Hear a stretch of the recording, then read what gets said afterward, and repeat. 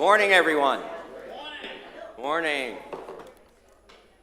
Welcome to Palm Coast City Hall. Today is Tuesday, November 14th. It's 9 a.m. Please stand and join me for the Pledge of Allegiance, followed by a brief moment of silence.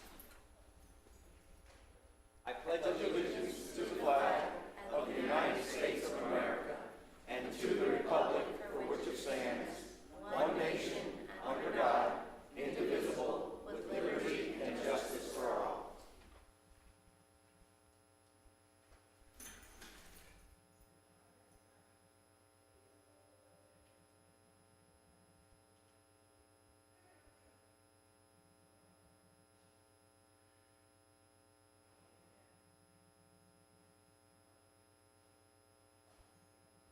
Thank you. Please be seated. Mayor Alphen is not here today. I'm Vice Mayor Danko. Can we please have a roll call? Vice Mayor Danko. Here. Councilmember Hyder.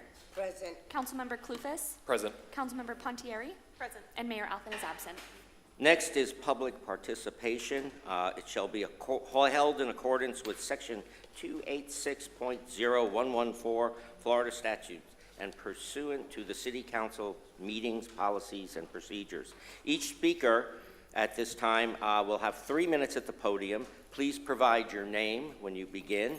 And again, you have up to 3 minutes. You can comment on anything you wish. This is a workshop, not a regular business meeting. So any item you wish to comment on, it's up to you. When addressing the council, speakers shall direct all comments to me, the Vice Mayor. Make your comments concise and to the point, please. Not speak more than once on any same issue. No irrelevant or slanderous comments. No disorderly conduct will be allowed, and you must follow the orders of myself or the council. Please fill out a comment card after speaking, and our staff has them in the back of the room, so we can follow up with you. Anyone wish to comment at this moment?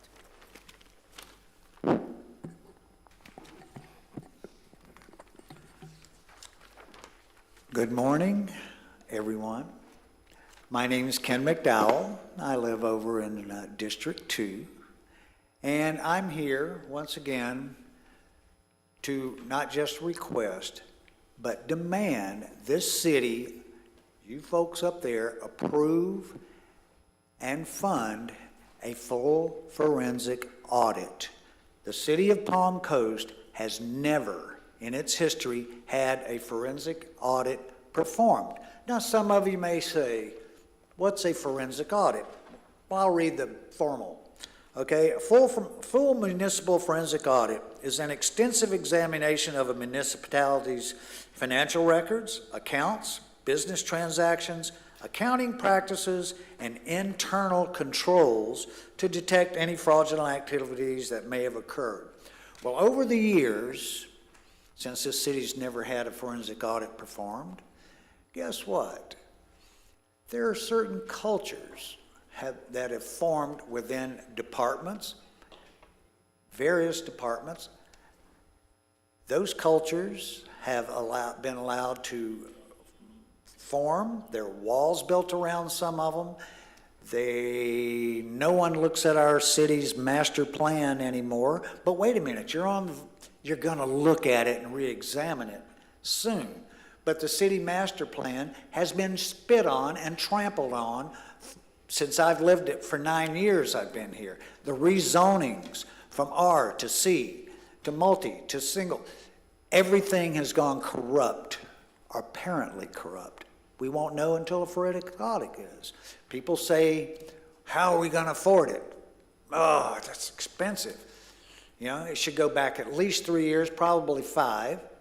But if this city on our taxpayer dollars can afford $1.8 million for a stupid kayak launch, $18 million for a splash pad, then we can darn well afford our taxpayer dollars going to benefit each of us, the people who are paying it. Because the people that are making the spending decisions, it's too easy to spend other people's money without any accountability. And that's where we have it. There are certain people within the city government, I will not name names, that have set up their own little fiefdoms, my word, fiefdoms, on how business is conducted, what decisions are made, how they're made, and what they're made on.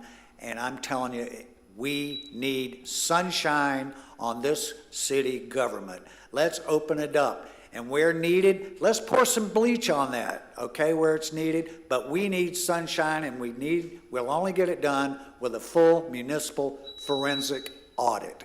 Thank you. Thank you for your comment. Before we go further, thank you, Ken, but before we go further, I know this council reached a consensus to look into the possibility of doing that audit, and the first thing that we had asked our city manager to do was to line up professionals that could come here and actually explain to us what it is, what will it cost, what do they look for. So I'd like to ask our city manager where are we in that process of getting those experts before us? Yes, thank you, Vice Mayor. So we're at the very end of the details on defining the scope to invite qualified professionals to the table to give a quote, and we're expecting at the beginning of the calendar year, next year, we'll be able to have that go out. Looking forward to it. Thank you. Anyone else wish to comment?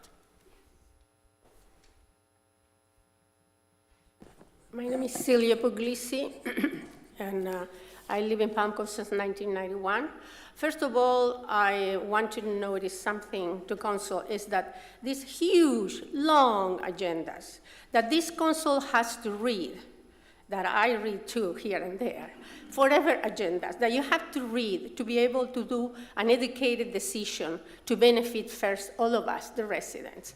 And if you do read, I really appreciate, but I think these agendas should be shortened, and developers like we do, whether it's to go to the courthouse or any other item, they have to wait in line a little bit longer to present these projects to you, other than crowding agendas the way that they are crowded. So our council has the time to read these long projects presented.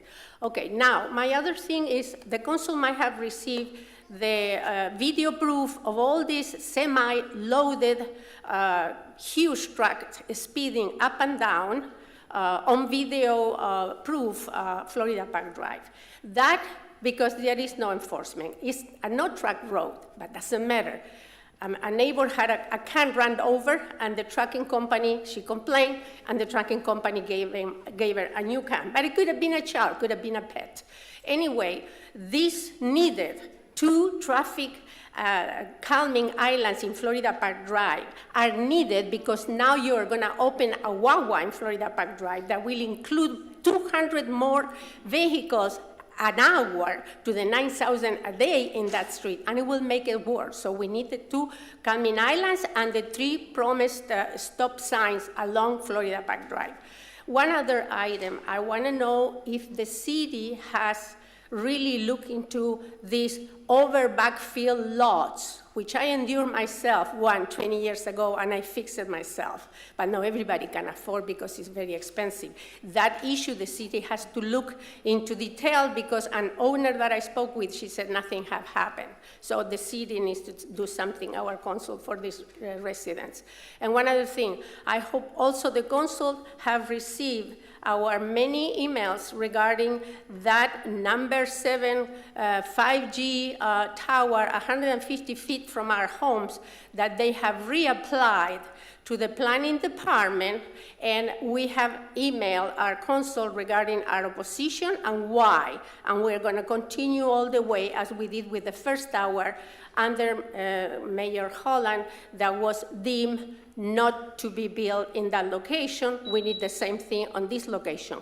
We don't hate the tower. We just want it to be placed somewhere else. That's all so far. Thank you. Thank you for your comment. Next, please.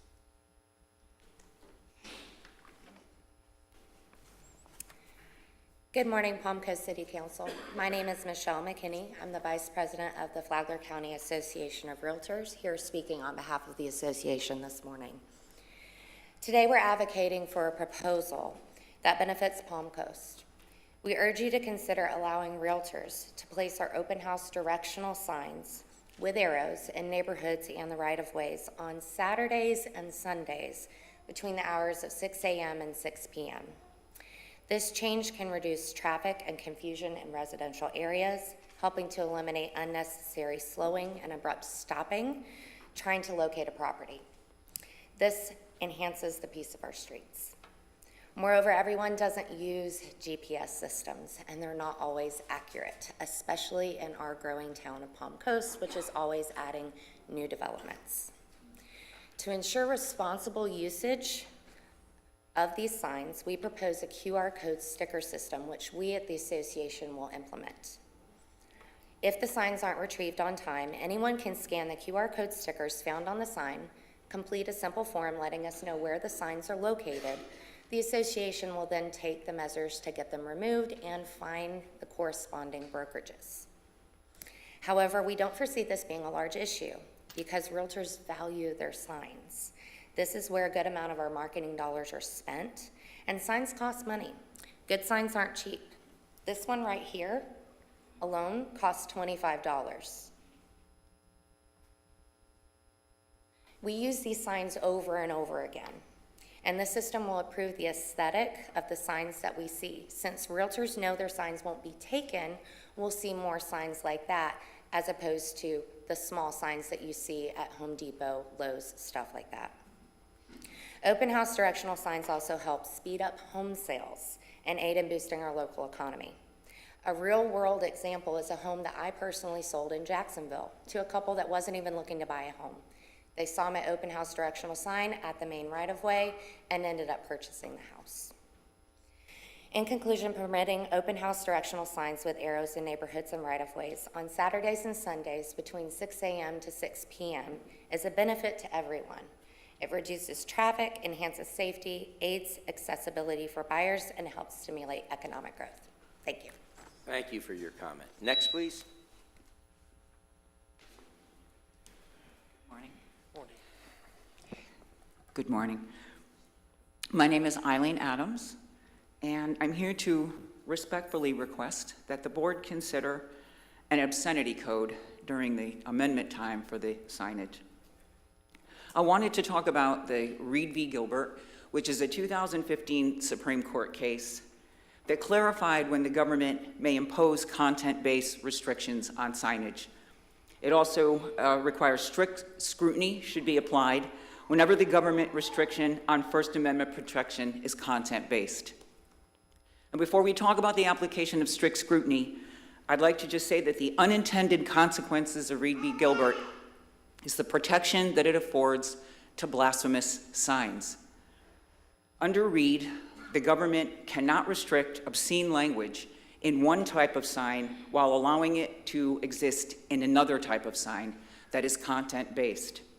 Now, this issue is solved with an obscenity ordinance that restricts obscenity from all types of signs, and this will comport with the holding in Reed. These ordinances are present in other Florida counties. Now, as far as the Justice Scalia's application of strict scrutiny, I believe it should be applied here for signs of religious or political matters. And as far as the political matters, there is nothing more important than the voice of a voter and his or her ability to put forth their beliefs or what their vote may be. But in weighing that, can that be done without the use of an obscenity? Are there other types of signs out there, parodies and other signs where the voter may get his voice through? I submit that there is, and I submit with the application of strict scrutiny, weighing the societal implications of potential widespread obscenity, both in political and in religious signs, as well as the conflict in upholding inherent property rights of quiet enjoyment for each surrounding home occupier. Thank you. Thank you for your comment. Next, please.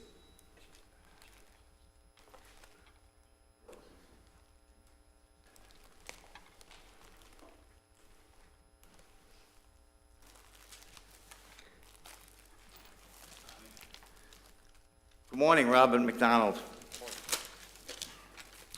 To the residents who at last week's city council meeting acted like children and probably were an embarrassment to their families, I brought you all a present, a box of crayons and a coloring book. So if anybody wants to act like a child again, I'll be glad to share my coloring book and crayons with them.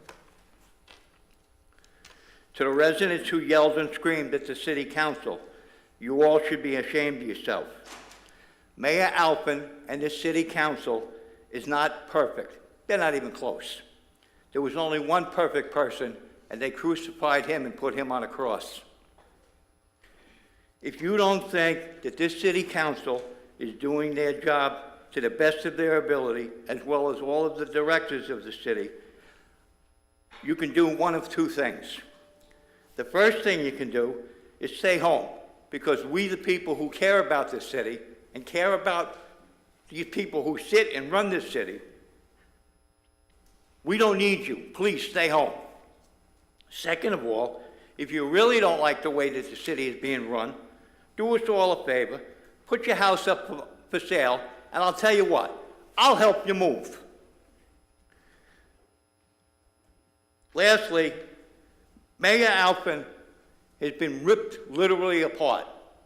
And that really bothers me, because not only is he my mayor, he's also my friend. And I don't care what you do, my Jersey City mentality is now going to come out. You don't rip into my friends. I don't care who you are, how much power you got, how much money you got, or how much money you make. You don't rip into my friends. I don't care how big you are, you don't rip into my friends.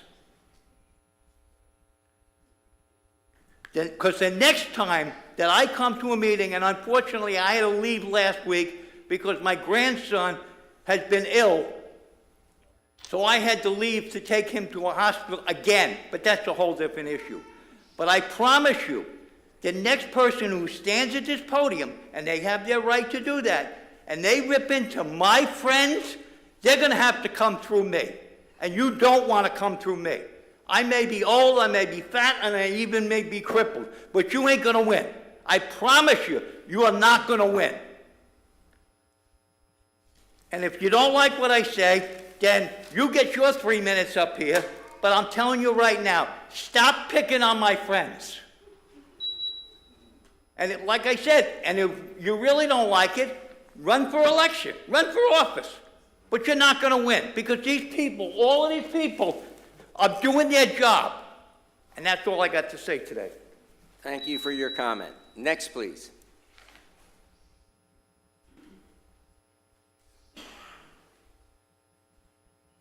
Rich Gellner from the W section. I happen to be a realtor, but I'm speaking today as a private citizen. I've considered the signage issue from both sides, and what I'd like to state today is I understand that there's maybe some negative ramifications in allowing signs up. I think that safeguards can be put into place, and I think a lot of safeguards have already been proposed that would mitigate a lot of these issues. There's some valid points to the signage in that, you know, people would be able to get to where they're going and find, you know, where the open houses are. And I think that that's really important, not only from a safety standpoint, but from a doing your job standpoint. And I'd like the City Council to please respectfully consider passing some type of an ordinance that would allow signage during limited hours with safeguards that would mitigate, as I said before, offensive signs or signs that may be offensive but have to be removed at a certain time. Thank you so much. Thank you for your comment. Next, please.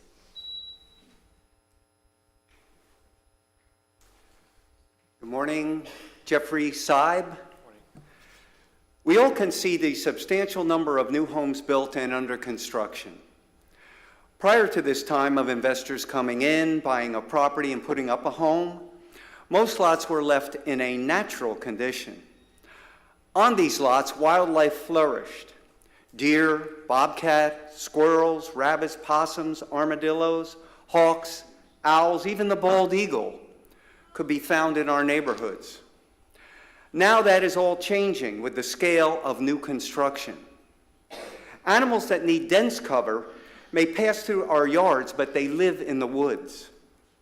The city's comprehensive plan vision statement calls for attention to and preservation of the natural environment.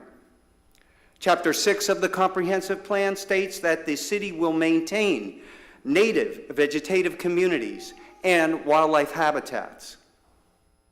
In Palm Coast, there are many undeveloped properties that are not buildable because of the initial street and home layouts and other easements. These properties were deeded to the city by ITT when Palm Coast Incorporated. The problem is that residents in some instances whose lots adjoin these city-owned properties have taken upon themselves to clear all the natural vegetation, plant sod, flower beds, and even place no trespassing signs. Sadly, there is one completely outrageous takeover of an approximately 150 feet by 200-foot parcel of city-owned property adjoining a lake. This parcel is part of a natural wildlife trail for white-tailed deer, and the clearing, planting, and sodding, and the no trespassing sign, while appropriate in the homeowner's backyard, make this entire parcel off-limits to the wildlife and us, the owners of this property.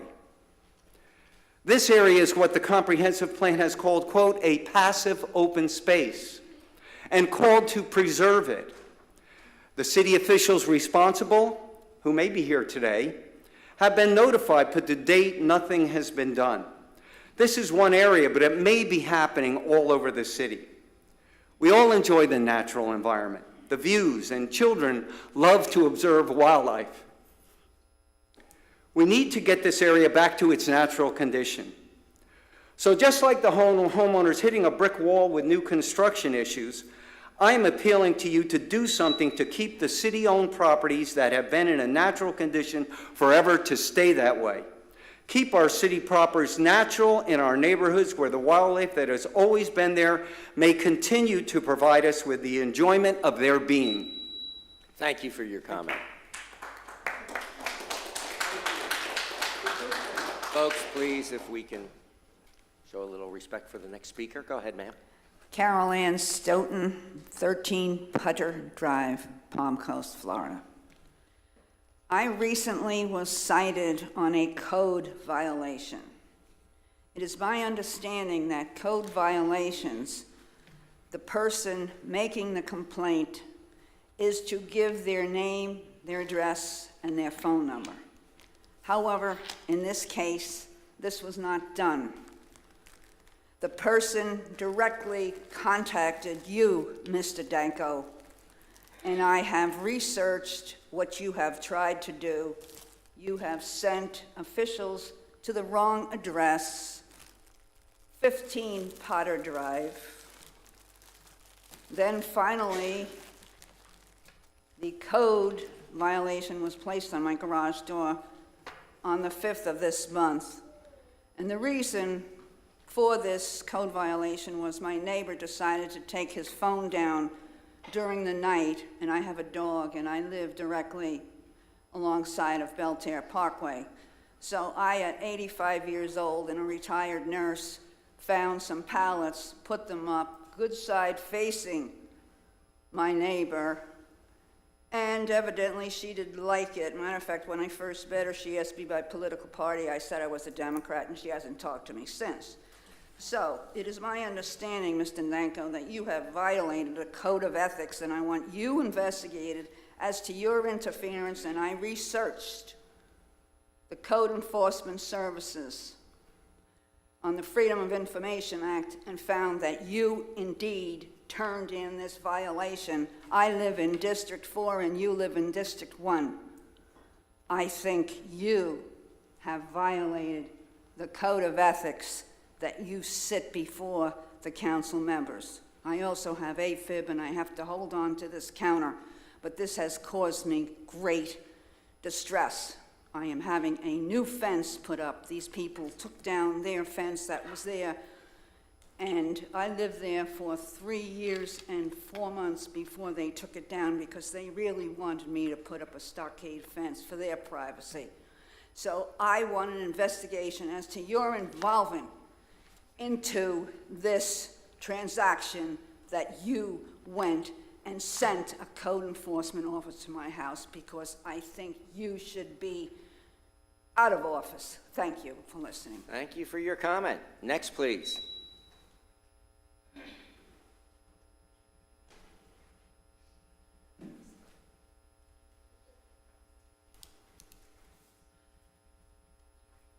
Good morning. My name is Jeremy Davis, and I live at 66 Parati Lane. I'm just here for the fill problem that's going on. They say that it has to be 12 inches above the crown of the road. I get that, common sense. That's all I'm asking is for common sense building. I mean, the 62 Parati Lane is right next to me, is 4 feet higher than my foundation. It's kind of ridiculous. They tell me when they drain, when they grade it all, the final grading, there's gonna be no water. There's no way. And then the swell department comes out and actually looks at it, and they shake their head, and then I'm right there, and they tell the builder they're gonna have to go 1.5 feet to 2 feet below my property line to contain their water. I mean, think about that. Just envision, you walk out to the edge of your property, and you have to drop down 1.5 feet just because they have to contain water because they built it up so high. Where is the common sense? Now I have to worry about putting up a retaining wall to control their problem or y'all's problem. It's kind of BS in my books. I shouldn't have to worry about that because I'm the existing homeowner. This is a brand new build, and y'all could have stopped that from the beginning because I raised a fuss as soon as they brought in a extra fill. And nobody did nothing. They signed off on it from the offices here. Nobody came out until way after the house was built. And I, like many other people, are very frustrated about this. I don't want any political gain from this. I just want the city to do the right thing and quit letting these builders ruin our city. That is all. Thank you. Sir, real quick, what was the street name? I got the 66, but what was the street name? Parati Lane. Parati Lane. Okay, thank you. Anyone else wish to comment this morning? Good morning. Name is Roger Raymond. I'd like to add to that exact same problem. But rather than talk about the problem, because I think everybody knows the issue, what can we do about it? Do we need to address the building code? Is anybody looking at the building code because it's very obscure. It doesn't address the issues that we're having, and it needs to be documented. So my suggestion or request would be to put a committee, or however you do it here, put a building code committee together for that code and look at whether we can update it or what needs to be done, get some people from different sectors of the problem. That's all I have to say. One other thing I would add to this gentleman. I think the audit's a great idea. The next steps on that, would that include, is it a warrant item on the town meeting, or you got to get budget for it, or what's the next step? What's the criteria in terms of budget? I'll address that since we spoke about this. All right. The city manager, we had given consensus for our city manager to put together experts on this field and get them in front of us and educate us so we could decide whether or not to move forward, what the cost would be, what's involved, so on and so forth. So as our city manager said, they are in the process of interviewing different folks who do these audits to get someone in front of us. They have to put that out to bid. These folks don't work for free. And so that will be coming down shortly in 2024, correct? So yes, we are moving forward, taking a look at this, and I appreciate your comments. So in terms of that, what I'm looking for is the next step once you get Well, the next say it's step $1.5 is, million. the next step you're talking about on the audit? How do you get budget for it? I'm sorry? How do you get budget for it? Yeah, well, we have the funds for it. It's just a matter of putting it out to bid, getting the right people in front of us so we can get educated and then make a decision to move forward. So So that there's- is the next step, sir. So there we is are- like $1 million sitting in the budget? I have no idea. I'm waiting for our city manager to bring it back. Okay. But we are moving forward. Thank you for your comments, sir. Yep. Next, please.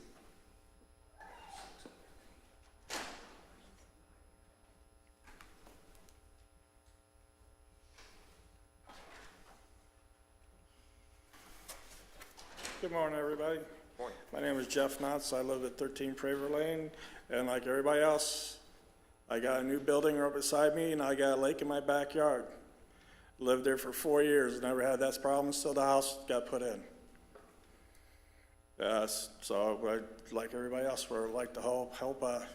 You can help us out, because not everybody can afford to put a pump the water out of the backyard to those little swells in the front. Thank you. Thank you for your comment, sir. I'm sorry, will you please restate your name? Jeff Knotts. Anyone else wish to comment? Anyone else wish to, okay, there we go.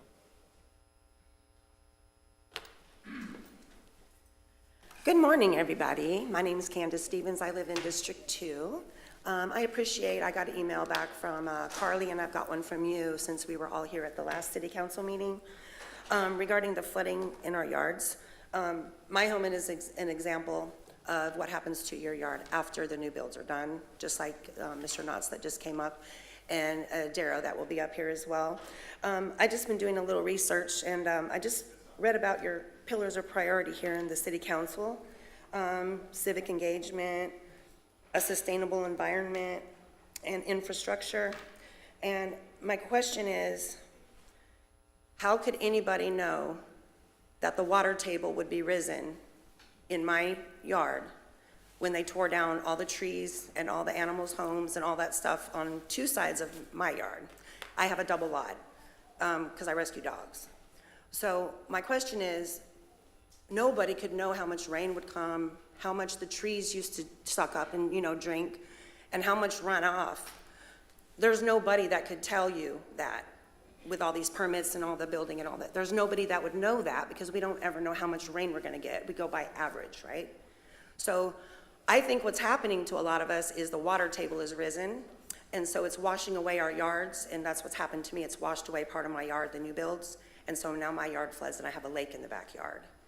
So I think a lot of it is the water table, and I think a lot of it is the elevation of the new builds. So you guys need to stop the new builds just temporarily until we can figure out what the height should be so we all benefit. Because we're paying the tax dollars right now, not the people that are gonna live in the new houses. So we need to get our stuff fixed that we're paying for so our houses and our yards don't flood anymore. So I just wanted to say, because you guys have these pillars, and we get to talk here and go back and forth and all that stuff, part of the job of that would be helping the existing homeowners like myself and other people in this room. I can tell you how my yard could be fixed. I could actually show you it's trying to fix itself. Like everybody else, I don't have thousands of dollars to go and put in a drainage ditch and a sump pump and all that kind of stuff. If my yard wasn't draining properly and if I was having this problem, like I said, I have an FHA loan. Y'all are realtors. Y'all know how hard an FHA loan is to get. I wouldn't have been able to get that if my house was doing what it's doing right now. So I would like to know what the plan is to get some of us relief that are having the problem before my house floods again. I would like to see the city come in and build drainage from the back of these properties that are having to come to the front or something of that nature, because that would alleviate a lot of the problem. Because our city is gonna flood. If we have a large storm, we're gonna have a large flood on our hands in our city. It's not just gonna be a few homes, it's gonna be whole neighborhoods. And I really wanna try to prevent that. That's part of the reason why I'm doing this, besides the fact of my own home. So I appreciate your time, and I haven't heard back from anybody, only you, and you have emailed me back. I haven't heard back from any of the little slips I put in. I tried Palm Coast Connect, and nobody ever answered me before for the last year and a half, 2 years. So I just want you guys to help us, because that's why we elected you. Thank you. Thank you for your time. Thank you. Next. Good morning. Name is Mark Bowden. I live over in the R sections on Robin Hood. I've actually had a house prior in the P section. I've lived here since '98, just before we became a city. I've dealt with the drainage issues since year one of living here on now multiple houses. It's not getting better, it's gotten worse. I actually recently had the city out after calling between 6 and 8 times in the last 6 months with water over the driveway almost the entire time. The gentleman from the city stated the builder should have built mine higher. I have 2 new builds on the back and left side. Video showing rainwater washing down the sides, the swales are flooded, but the elevation on the back is about 1.5 feet, 2 foot higher than mine. That water's not moving towards their front, it's moving towards my front, which makes no sense, as we've heard from others. That's a problem. But I was told that my builder should have raised my property, so there's nothing that can be done, even though I was built before them. This is one of the people that are working for the city. The same with the swales. We'll eventually get around to unclogging older homes. It's in the project or the 5-year plan. These type of things are just unacceptable. Tax-paying dollars, we understand there's a lot of residents, a lot of houses. Things need to be improved. The fact that there'll never be money to put in a true drainage system is a major problem. All we're doing is going into mud at this point. But you can't walk out into my backyard. My grandkids can't play in the backyard that I fenced in. The gentleman from the city couldn't walk into my backyard because it's flooded. You know, we're paying, when we're building homes, all these fees for the inspections from the city. How are these things getting past inspection to be told that that should have been elevated higher and pitched out different? If the city is supposed to be watching over these, what should be done? What can you do? How can this be fixed? Thank you. What's your address again, sir? 8 Robin Hood Lane. 8 Robin Hood, yes. Next, please.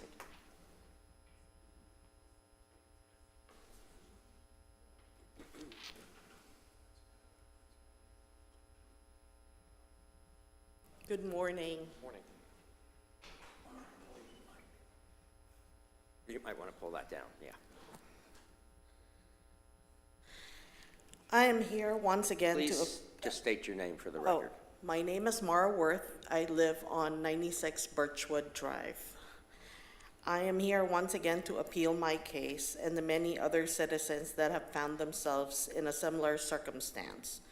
Our purpose is not to shame anyone, but it is to call attention to the very bad flooding situation that is in many parts of our city. The panel in front of me has a sworn duty to protect this city and its residents. And the city officials, well, it's their job.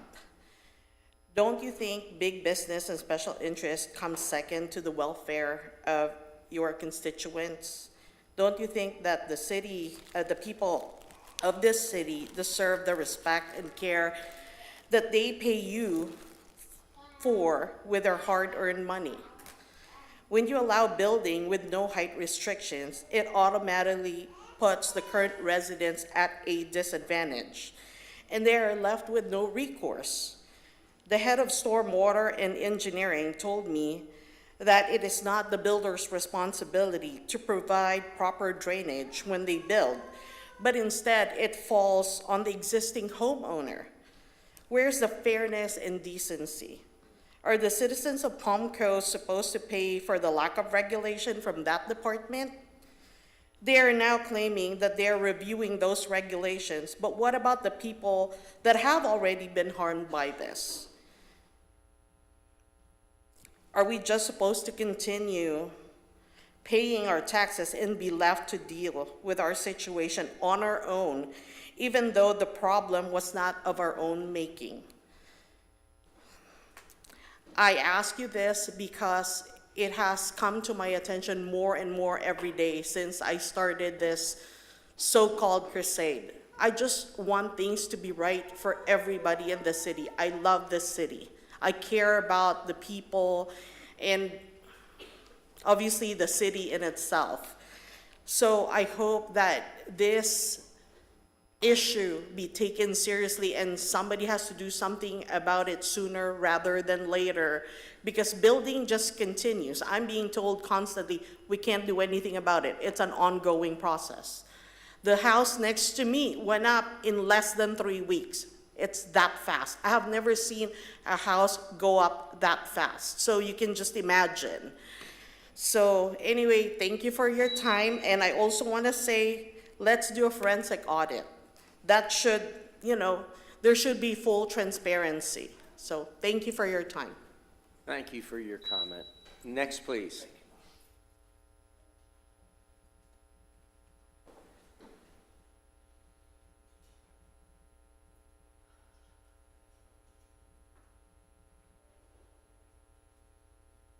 Good morning. My name's Marilyn Mack. I live in the F section, 59 Fenimore. I commented last time, but I got edited out on the YouTube video, so that's interesting. I just kind of want to sum everything up. I've been here almost 10 years. I have an extensive background for working with the government in just about every arena, A to Z. I've never seen anything like this. This city has codes that are supposed to be enforced upon residents for our grass is too high. You've got baby's breath growing in your swell that came over from the vacant lot that the city's not maintaining their swell.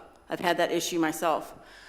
But I just find it really interesting that there's codes mandated upon us that are really ridiculous. They're actually, for everybody's information, not valid because of the article that was published about 2 or 3 years ago. They really can't enforce it upon us because they're not making people aware of them. My current issue is I have a lot to the right of me, 53 Fenimore.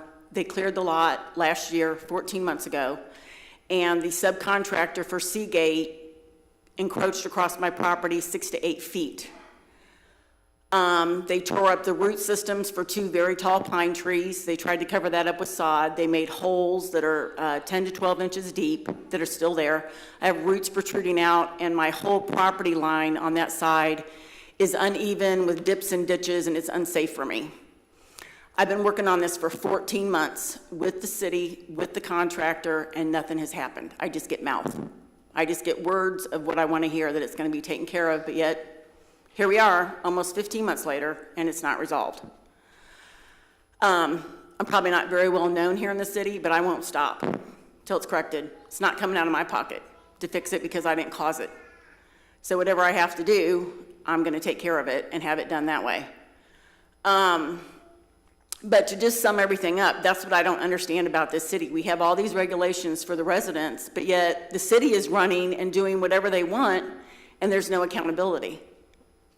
I don't see any accountability.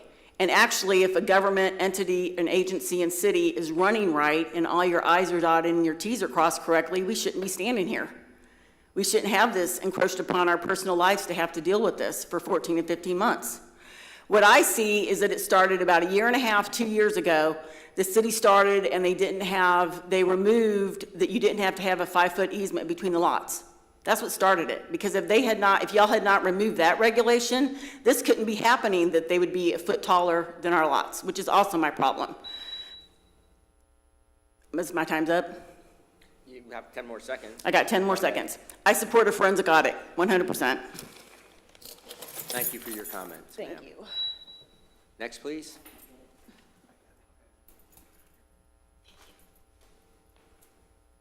Is there anyone else who wishes to comment? Okay, seeing none, I will close public comment. I'll come back to our council for any follow-up to what we just heard. Just briefly, I want to address all of the flooding issues. I gave a directive to residents last week to please email us your name and address if you are having these issues, because homes were built next to you. I think probably 8 to 10 residents did email me, so thank you for doing that. Your specific cases have been discussed with staff, and the directive from staff is that we are addressing these on a case-by-case basis. So it may not feel like things are being done out in the open right now immediately, but it's because, and correct me if I'm wrong, city manager, but we are not looking at these wholesale. We are actually looking at them one by one and trying to analyze and fix the problem one by one. So I hate to say this, but please bear with us because it is being addressed. For those of you who came today, or for those of you who may have neighbors or know people who are having these issues, I tried to write down names and addresses as quickly as possible. It sounds like some of my fellow councilmen at the end did as well. But email me, please, so that we can also have staff go out to your residents as well, and we can look at them as well. Thank you. Ms. Hyder? Yes, I'd like to just thank everyone that has come out today to continue to bring this issue of the flooding to our attention. I believe that it's very important. I do understand how it affects each and every one of you, and please make sure that you let the other residents of the city come out and also let us know what is going on in their community so that we can look into this matter and look at getting it straightened out for the citizens. Thank you. Thank you. Sure. I would also just, I appreciate the community being acceptable with my little bit of tardiness getting back to some of you guys regarding the flooding in certain portions of our city. I'd also just like to temper and manage expectations for a forensic audit. We do have our full budget listed on our website for complete transparency, and we have state-funded or state-mandated audits that we have. A forensic audit, just to temper expectations, may cost in the realm of millions of dollars unless there's specific things that are going to be honed in on. A complete total and forensic budget, forensic analysis of our budget going back 4 years would cost an unbelievable, exuberant amount of money. And just a couple of those numbers that were thrown around, the $1.8 million for Waterfront Park, a majority of that, the vast majority, came from state-funded grants from the Florida Inland Navigation District. So I applaud our staff for taking advantage of the opportunities to have state-level funding funneled into our community. And then there is no $18 million splash pad. I wish you could show me where that one was, but we don't have an $18 million splash pad. So just to temper expectations, if we're going to do a forensic audit, it's going to cost a lot of money, which is not saying that we're not going to do it, but just to understand that we have had a budget cut this year, our taxes were actually a full rollback rate, and we don't necessarily have the potentially millions of dollars rolling around to perform this analysis, so it's going to have to come out of another project or plan in the future. So just wanted to manage expectations. All right, thank you. I just have a few things. On the forensic audit, again, we're waiting for experts to come in front of us and actually tell us how much this will cost and what they do and what they look into. So I can't throw a number out there at this point, but I think having the public confidence in our ability is worth almost any price, but we'll see what they come back with. A couple of things. Someone had mentioned that there was city-owned property that was being cleared. Yes, you did. Our city manager, are you aware of this, or are we looking into this? This is the first I've heard of this. Same here. So the member of the public that spoke about that property, I did not get exactly the location, so that would be important to share with our staff so I could answer that question. Okay, if you could just give it to our staff back there, that would be great, and then we can look into it and hopefully have an answer for you, say, next week. I would like to do that, if that's possible. And then I want to get on to what we've been hearing. We've been hearing a lot about flood issues with new construction. 98 Birchwood sort of opened up our eyes to this, and to any of our council. I know Ms. Hyder's been out there. I've been out there. Have you been out there? Sure. So I know you've been on vacation. Yep. You might want to take a ride by. I don't know if that's going to drain or not. The engineer of the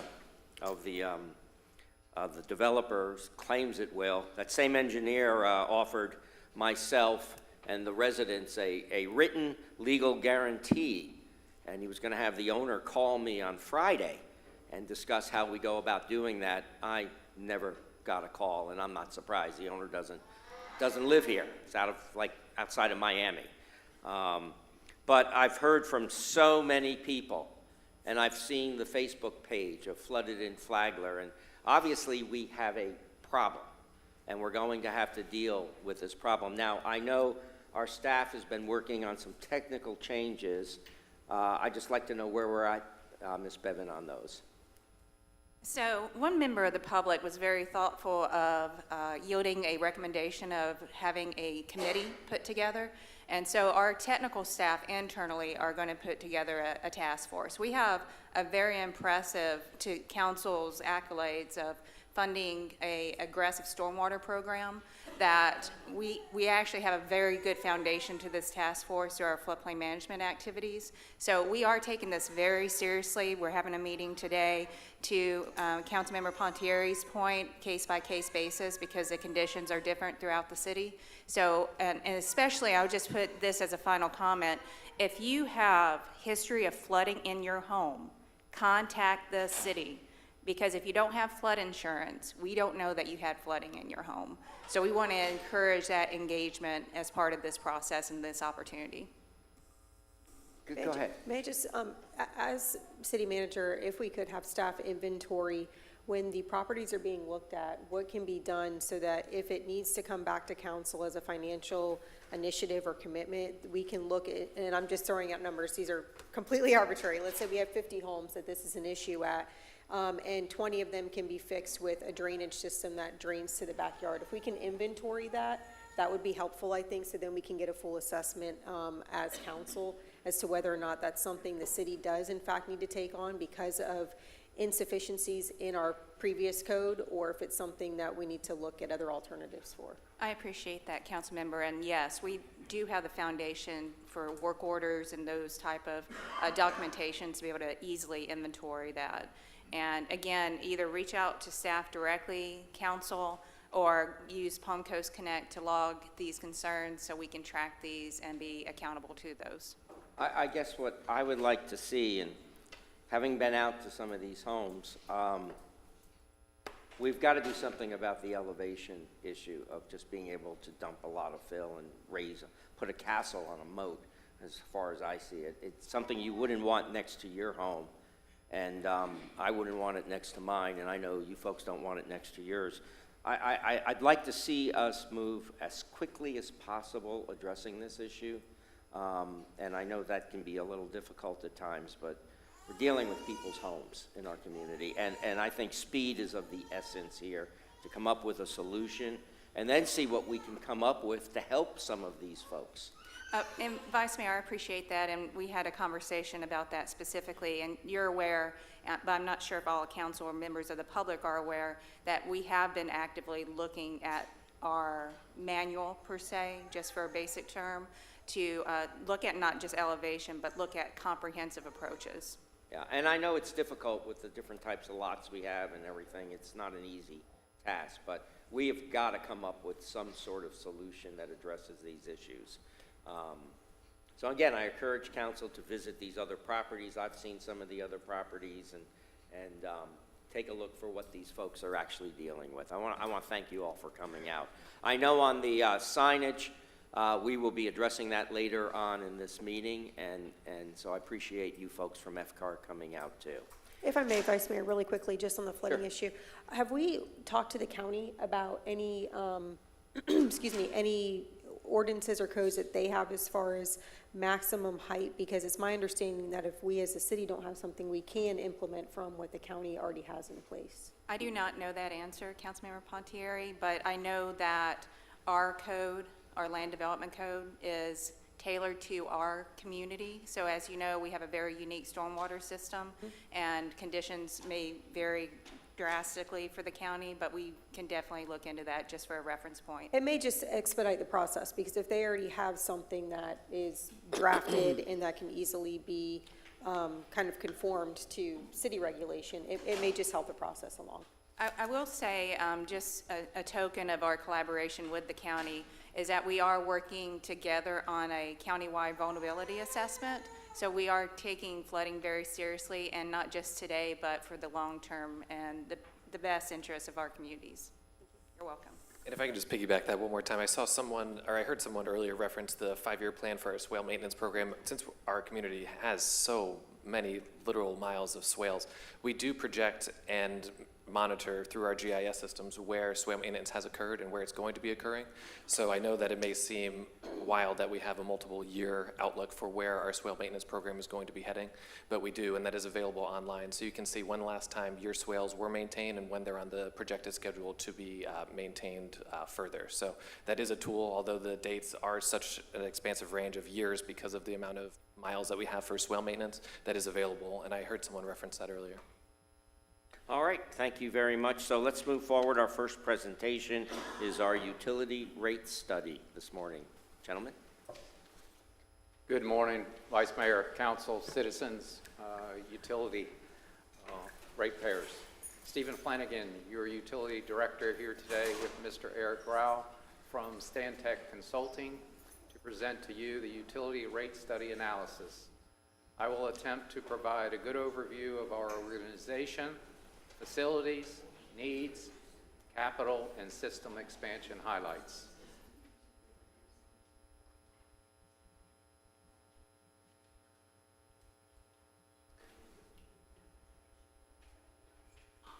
Our main agenda points today: review utility infrastructure and needs, present rate study analysis, discuss the options, and our next steps. Our organization and divisional functions.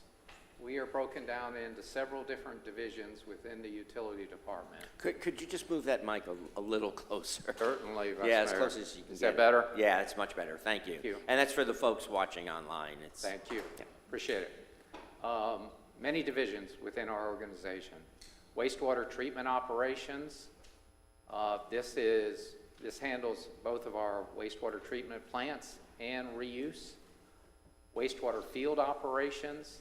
That consists of our wastewater pumping and wastewater collection, as well as construction is underneath this division.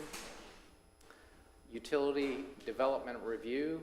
This is a function of basically the growth of our community when it comes down to projects that funnel through our community development department. Then we have customer service that we provide for basically all of the city customer service, not just utility. This is for engineering, stormwater.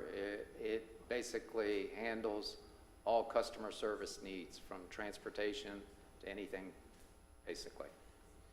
Our water distribution folks, these are folks that are responsible for installing new meters, repairing pipelines that fail or are hit, and installing appurtenances such as fire hydrants.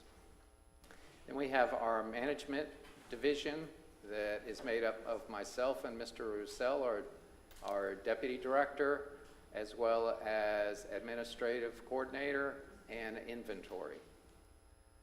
We have environmental compliance that handles basically coordination with our regulatory agencies and overviews all of our sampling and those kinds of components.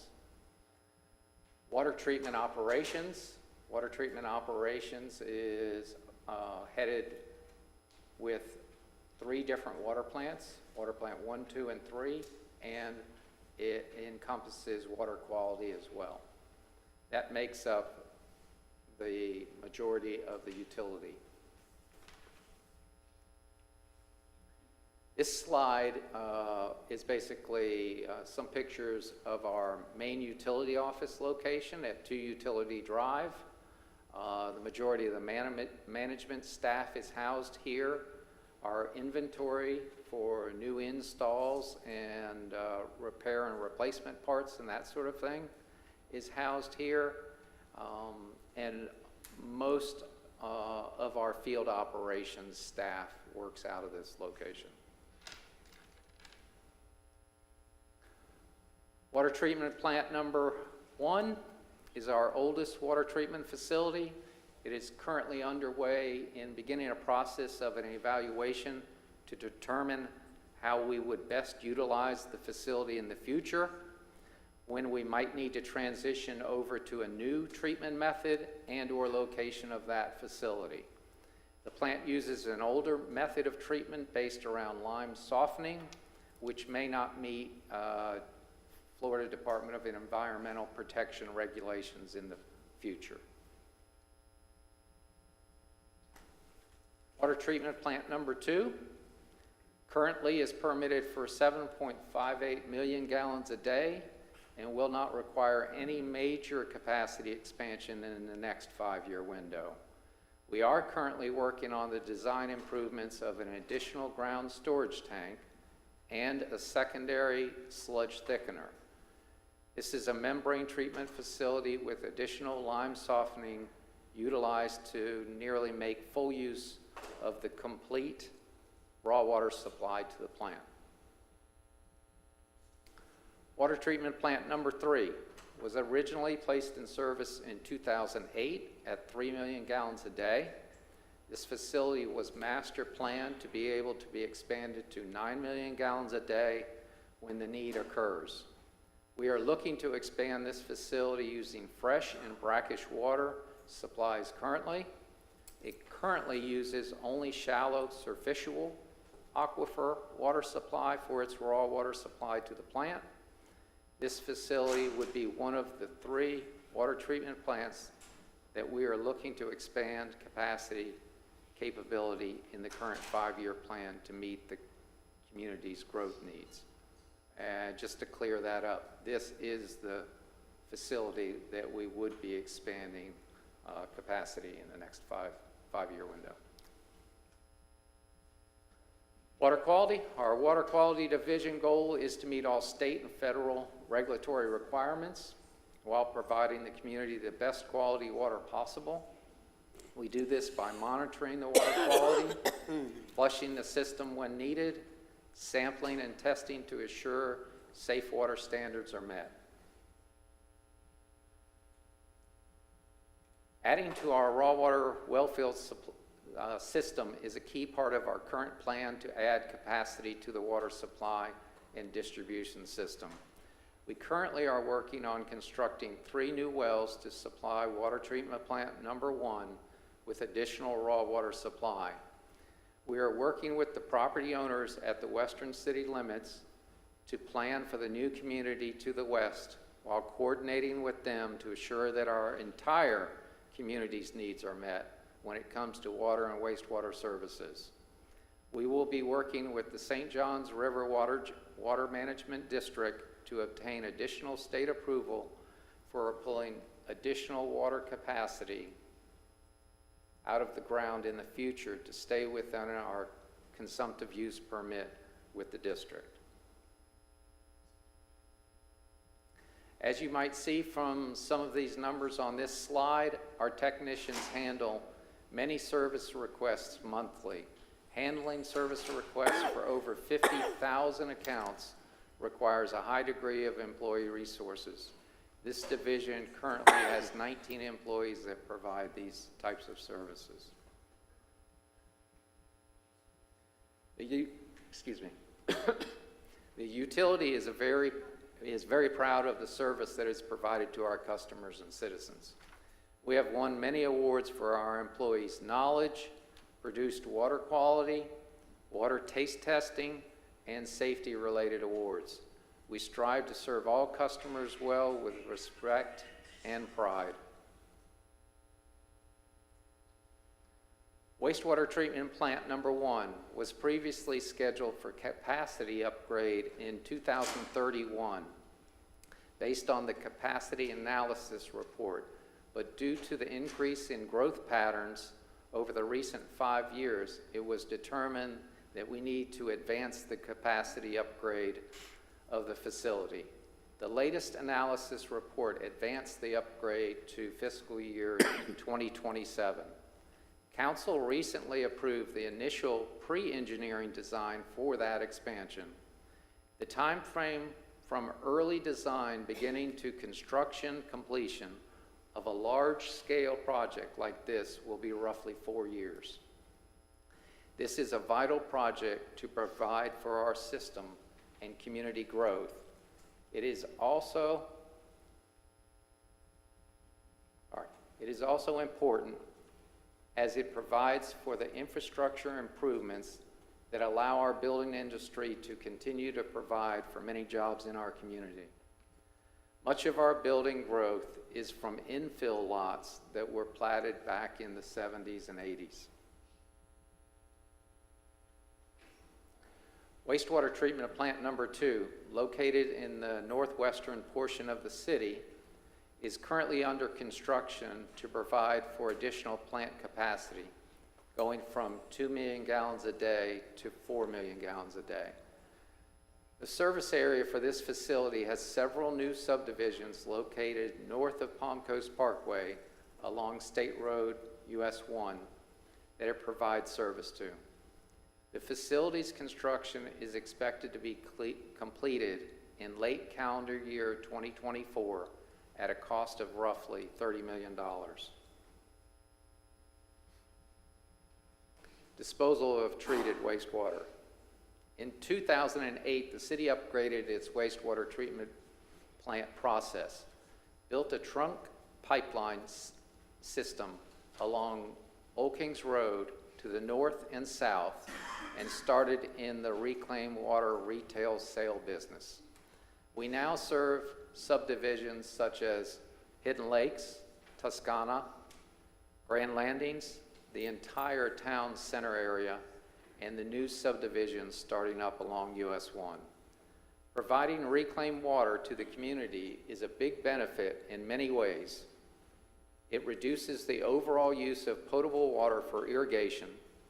It helps to replenish our raw water aquifer.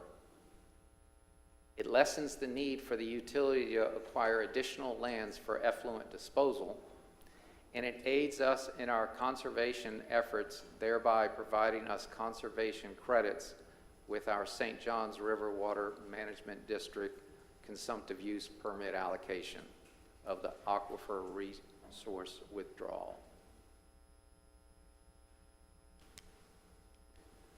The system is made up of several different components that ultimately provide for the service needs of the community.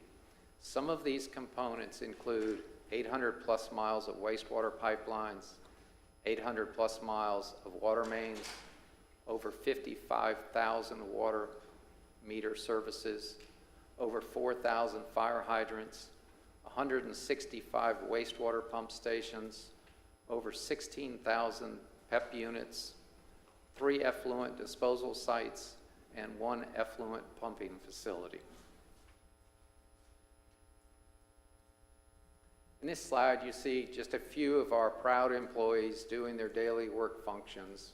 For example, a couple of them there are installing a new panel for a pump station, flushing out of a fire hydrant to keep water quality up, installing a new fire hydrant, repairing a section of gravity sewer main, and working on some filters at the wastewater treatment facility. This slide is intended to provide the highlights of the 5-year capital plan as it relates to the larger scale water-related projects. Some of these priority level projects would be water treatment plant number 3, capacity expansion design, permitting and construction, water plant number 3, well field expansion, well drilling and well activation, water treatment plant number 1, lime sludge handling, water plant number 2, sludge thickener design and construction, and water plant number 2, 2 million gallon ground storage tank addition. This slide is intended to provide the highlights of the 5-year capital plan as it relates to the larger scale wastewater related projects. Some of these priority level projects would be wastewater treatment plant number 1, centrifuge replacement with a screw press system for solids handling, wastewater treatment plant number 1, aeration and headworks upgrades, wastewater treatment plant number 1, capacity expansion design, permitting and construction from a facility rated at 6.83 million gallons a day to roughly 9.1 million gallons a day. Reclaimed water main expansions and wastewater treatment plant number 2, ground storage tank design and construction.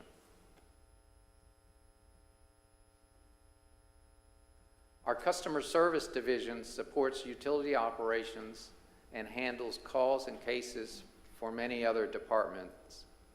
These folks really are the face of our team and provide excellent service and care of our community.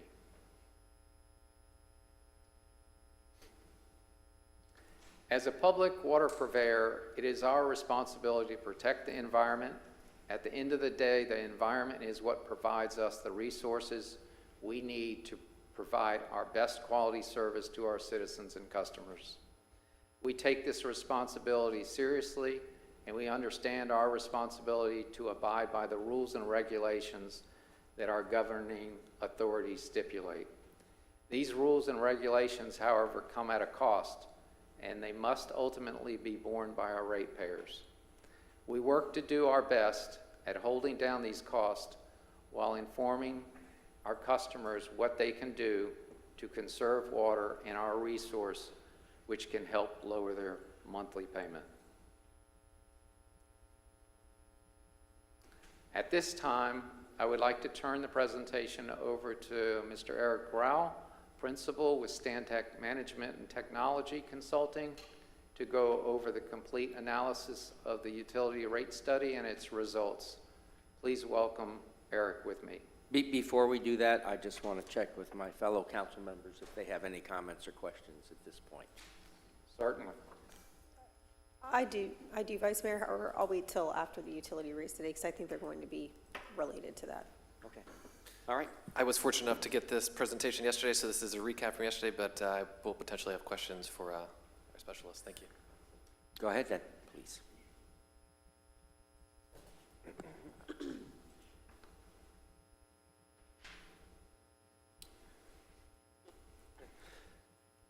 And pull that mic as close as you can. Yeah. Oh, we're good for you. Can we switch spots, maybe? Yeah. Okay, that's easier. We'll switch around.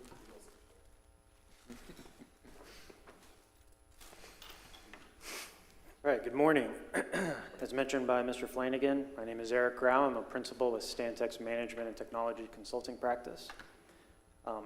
It's my pleasure this morning to present to you the results of our comprehensive utility rate study that we conducted on behalf of the City of Palm Coast and its Utilities Department.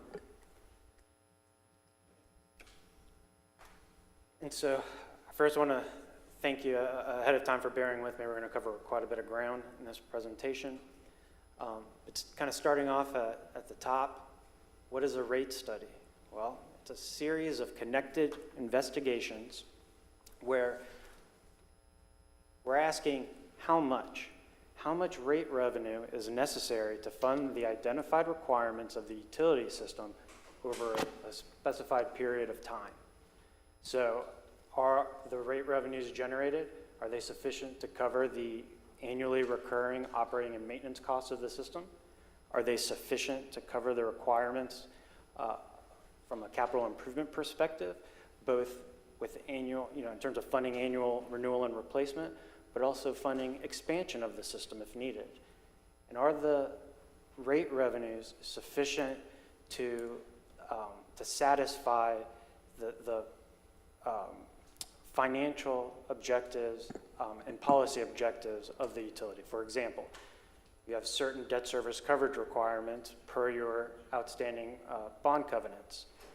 Are those coverage requirements maintained each year of the forecast?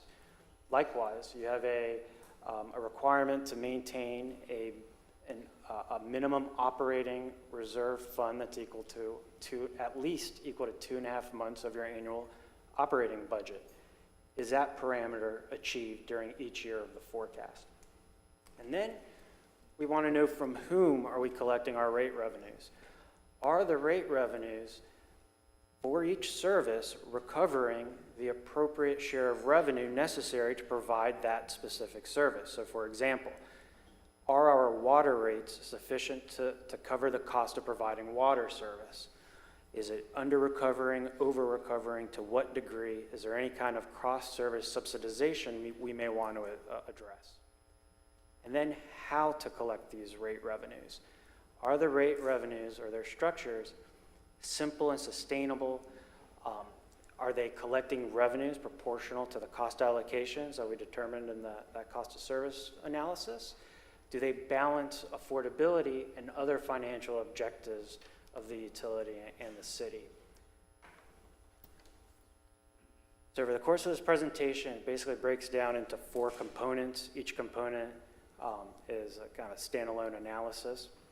We'll start with the revenue sufficiency analysis, then review our cost of service analysis, our rate design analysis, and then we'll wrap up with an evaluation and update of the city's water and wastewater capacity charges. So starting with the revenue sufficiency analysis, think of this analysis as what comes out of it is a multi-year financial management plan. And so in this case, what we developed was a 10-year financial management plan on behalf of the Water and Sewer Enterprise Fund. And we start with the most recent audited actual financial information. So that is the fund balances as of September 30, 2022. And we assume that what was in the bank on the last day of fiscal year 22 is what's in the bank on the first day of fiscal year 2023, and that's our starting point for our analysis. We then project fiscal year 2023 financial performance based upon near year-to-date actual information plus input from staff. And then we layer on top of that the recently adopted fiscal year 2024 operating and capital budgets. On the operating side, we're escalating each line item of the budget by specific cost escalation factors that we've developed in consultation with staff. We apply those escalation factors to the 2024 budget, and that's how we determine our projection of future operating costs throughout the course of the 10-year forecast.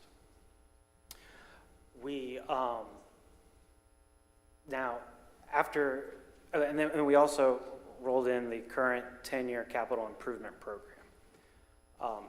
After loading in this information into our analysis, we recognize that the key issue affecting the utility, and it's a positive issue, frankly, is that the region continues, and I know this is nothing new, I've been hearing it all morning already, the region continues experiencing strong growth.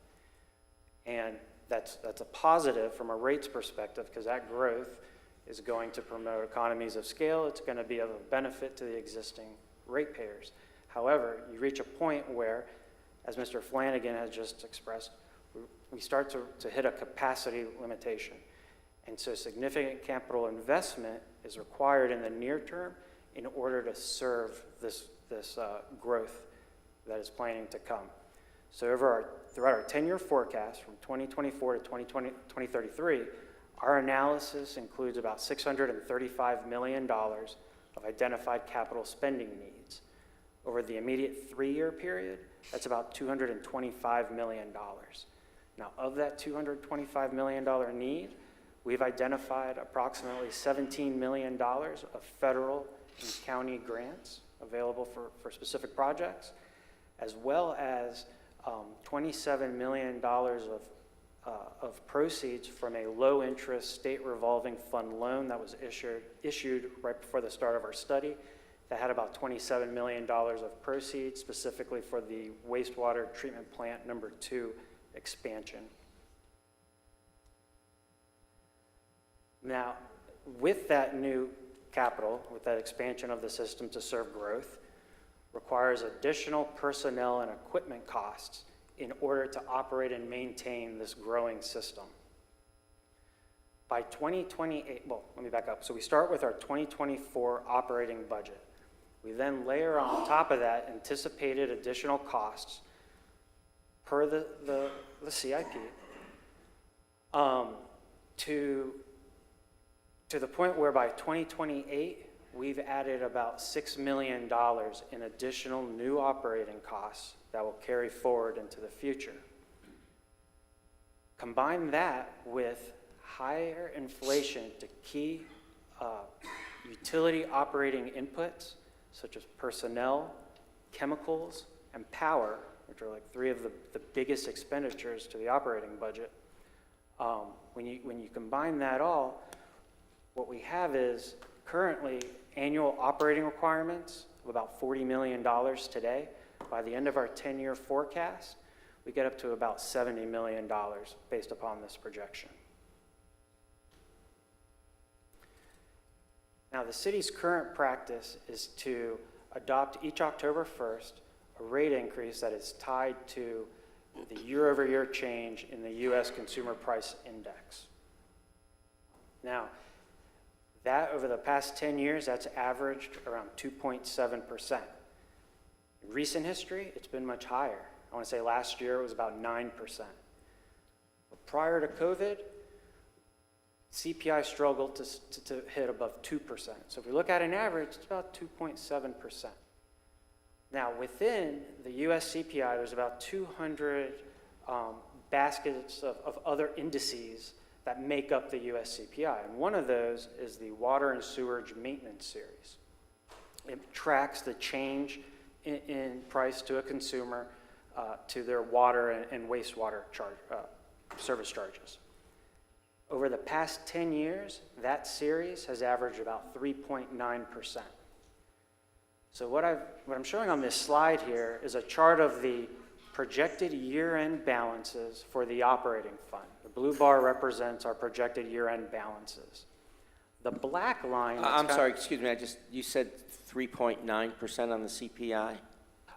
For the water and sewerage specific series. Just specifically, not the So overall. the water and sewer series was 3.9%. The overall was 2.7%. All right, thank you. Yes, sir. And so on this chart, the black line that's sloping upward and to the right, that represents the required minimum fund balance that must be maintained. And so it's, as I mentioned earlier, it's 2.5 months of annual operating expenses.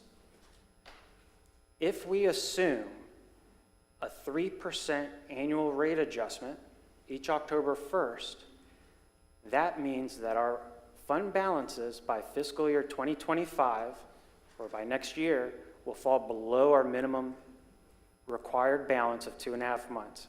And by 2027, we project that fund balances will be completely exhausted, finding the utility in technical default.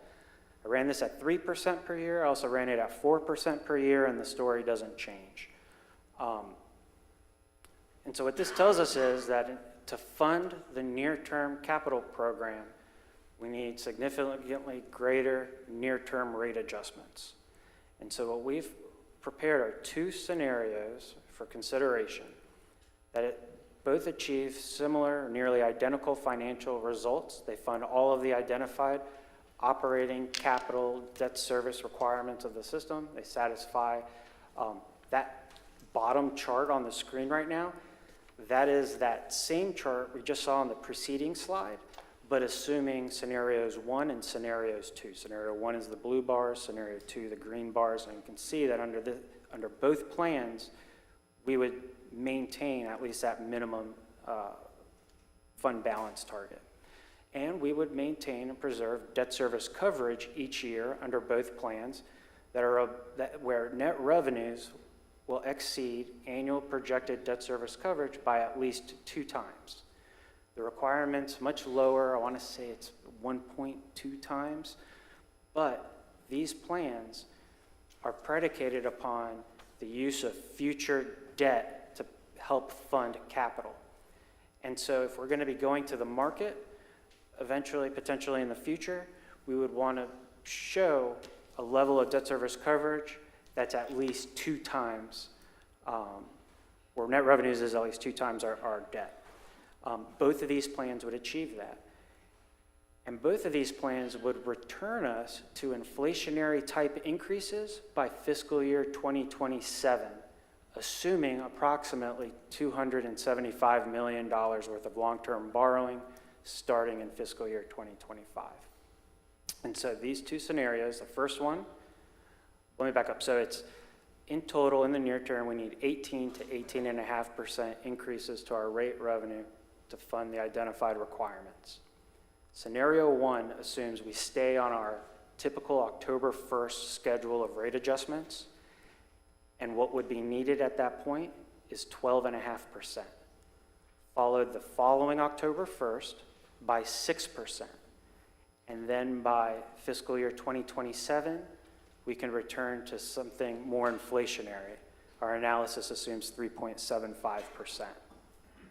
Scenario 2 generates, again, the same financial results, but assumes that we start the rate increases sooner.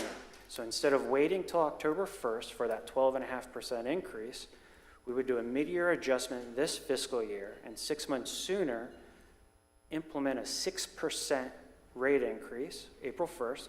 6 months later, on October 1st, we implement the other 6%, and then the final 6% on October 1st, 2025, to start fiscal year 26. Again, after that point, So 3.75. just so I understand, you're talking about a 24% increase in 4 years. Is that correct?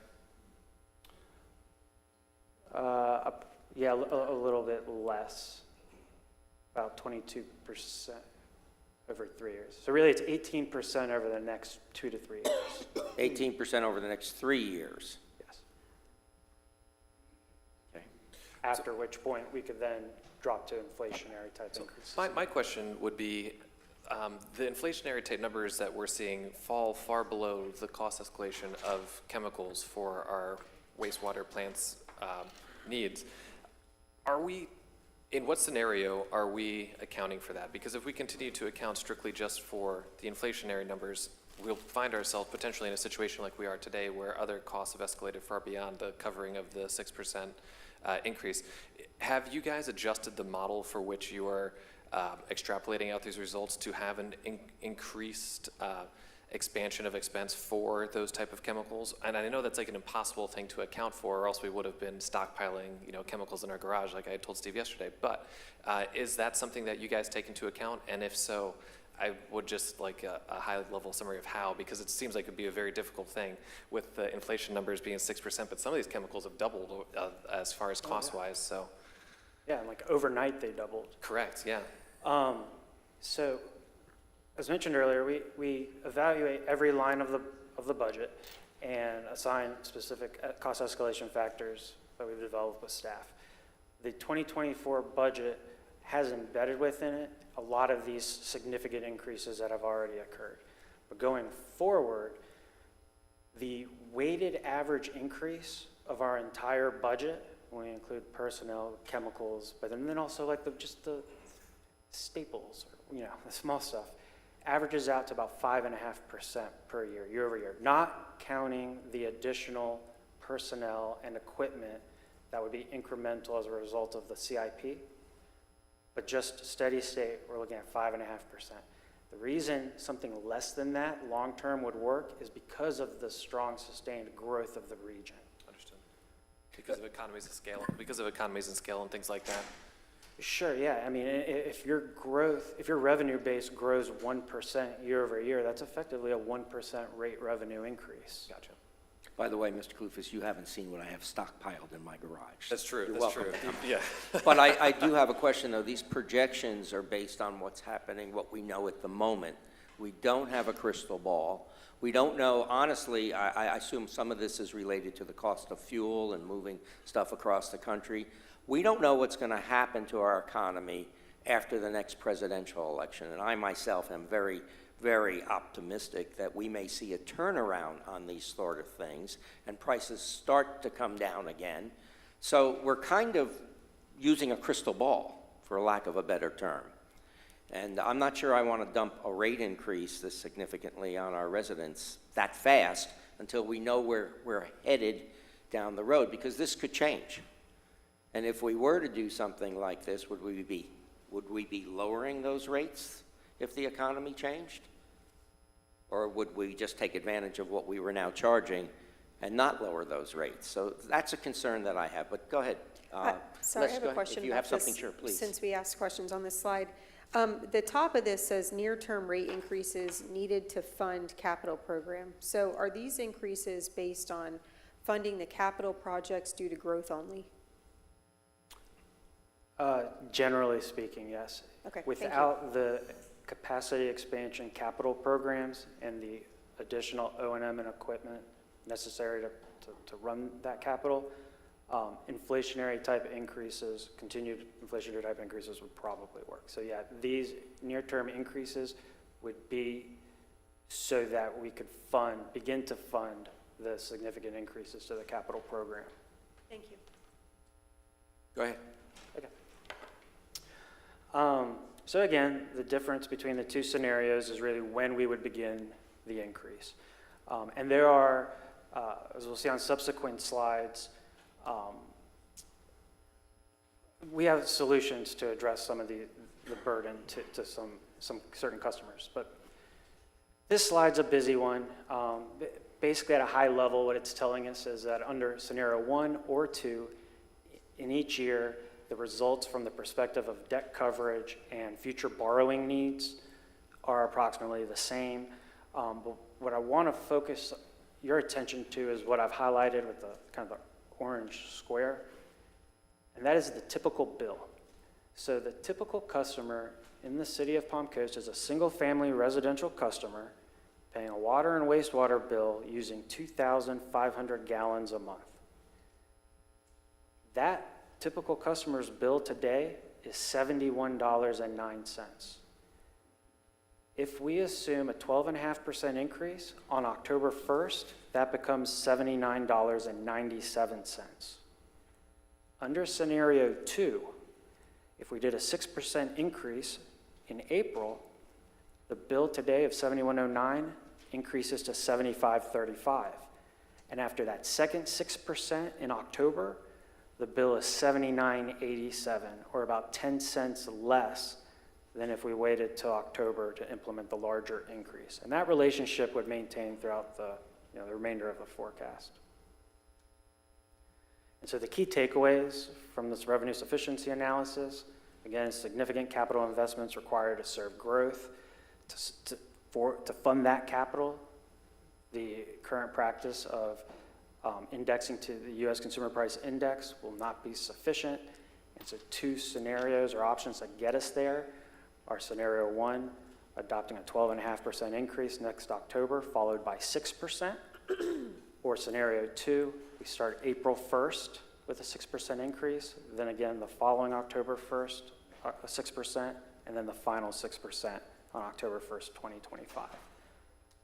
And for one last slide with respect to this specific analysis, to help kind of provide context for the discussion, we surveyed 20 local agencies, cities and counties, and calculated what their current water and sewer monthly bill would be to that typical Palm Coast customer. So a single-family resident using 2,500 gallons. Across the region, the average monthly bill would be $66.15 versus our current bill of $71.09. Holding everyone static and assuming that nobody's going to have rate adjustments next year, which is not the case, if only Palm Coast adopted one of those two scenarios, 6% or 12.5%, under both scenarios, Palm Coast would move one spot up the survey, hopping over Edgewater. So they would maintain a similar relative position to their peers. Again, most everyone else is probably raising rates next year. So moving on to the cost of service analysis. I'm sorry, may I just stop you a quick question? When is the last time we raised utility rates? Mr. Flanagan, do you know that? The last rate analysis was done in 2017-18. Okay, thank you. It's on 5-year incremental runs, right? Yep, 5 years. Which is fairly normal for rate studies, 4 or 5 years. And we actually did raise them at that time? We did raise them. Okay, thank you. And do you remember what we raised them, what the percentage was? I do not remember that off the top of my head. I remember the kickback. It wasn't great. I can tell you that much. It was significant, right? I recall it being significant. I don't want to guess. Fair enough. Okay, go ahead. All right, so our second analysis then, we're trying to answer the from whom question. So the primary objectives of this analysis were to determine the cost of providing services. And so we looked at the cost of providing water service, wastewater service, and reclaimed water service. We used the fiscal year 2024 budget. And then we looked at the projection for fiscal year 2024 revenues for each of those services to determine if there was a proper recovery via our rates to cover the costs of providing its respective service. And if there is any significant cross-service subsidizations, how might we address that? Well, We did our detailed cost allocation analysis, and a very high-level summary of the results are presented on the screen. But fundamentally, wastewater, we determined, is collecting approximately 5 to 6% under what is needed to pay for the costs. The difference is made up between the combination of the water and reclaimed water rate revenue. But it's only about 5%, and this is a relationship that's going to fluctuate over time. It's something to keep an eye on every couple years to see whether or not there are any course corrections that need to be made. At this point, we felt that the variance it didn't warrant any action to be recommended. So nothing to recommend there. But then taking that information and then going into our third analysis, which is our evaluation of the existing rate structure. In this analysis, our primary objective was to ensure that the existing rates are fairly recovering the revenue across service type. So is it satisfying the results of the cost allocation analysis? And doing so in a way that balances the city's objectives. Well, what are some of those objectives? Does the rate structure conform to industry practice? Is it meeting all legal requirements? Is it easy to understand and administer? Have all stakeholder inputs or concerns been addressed? But of significant importance to staff during our discussions were conservation and affordability. We want to try to conserve the capacity we have to try to help out with the serving of new growth.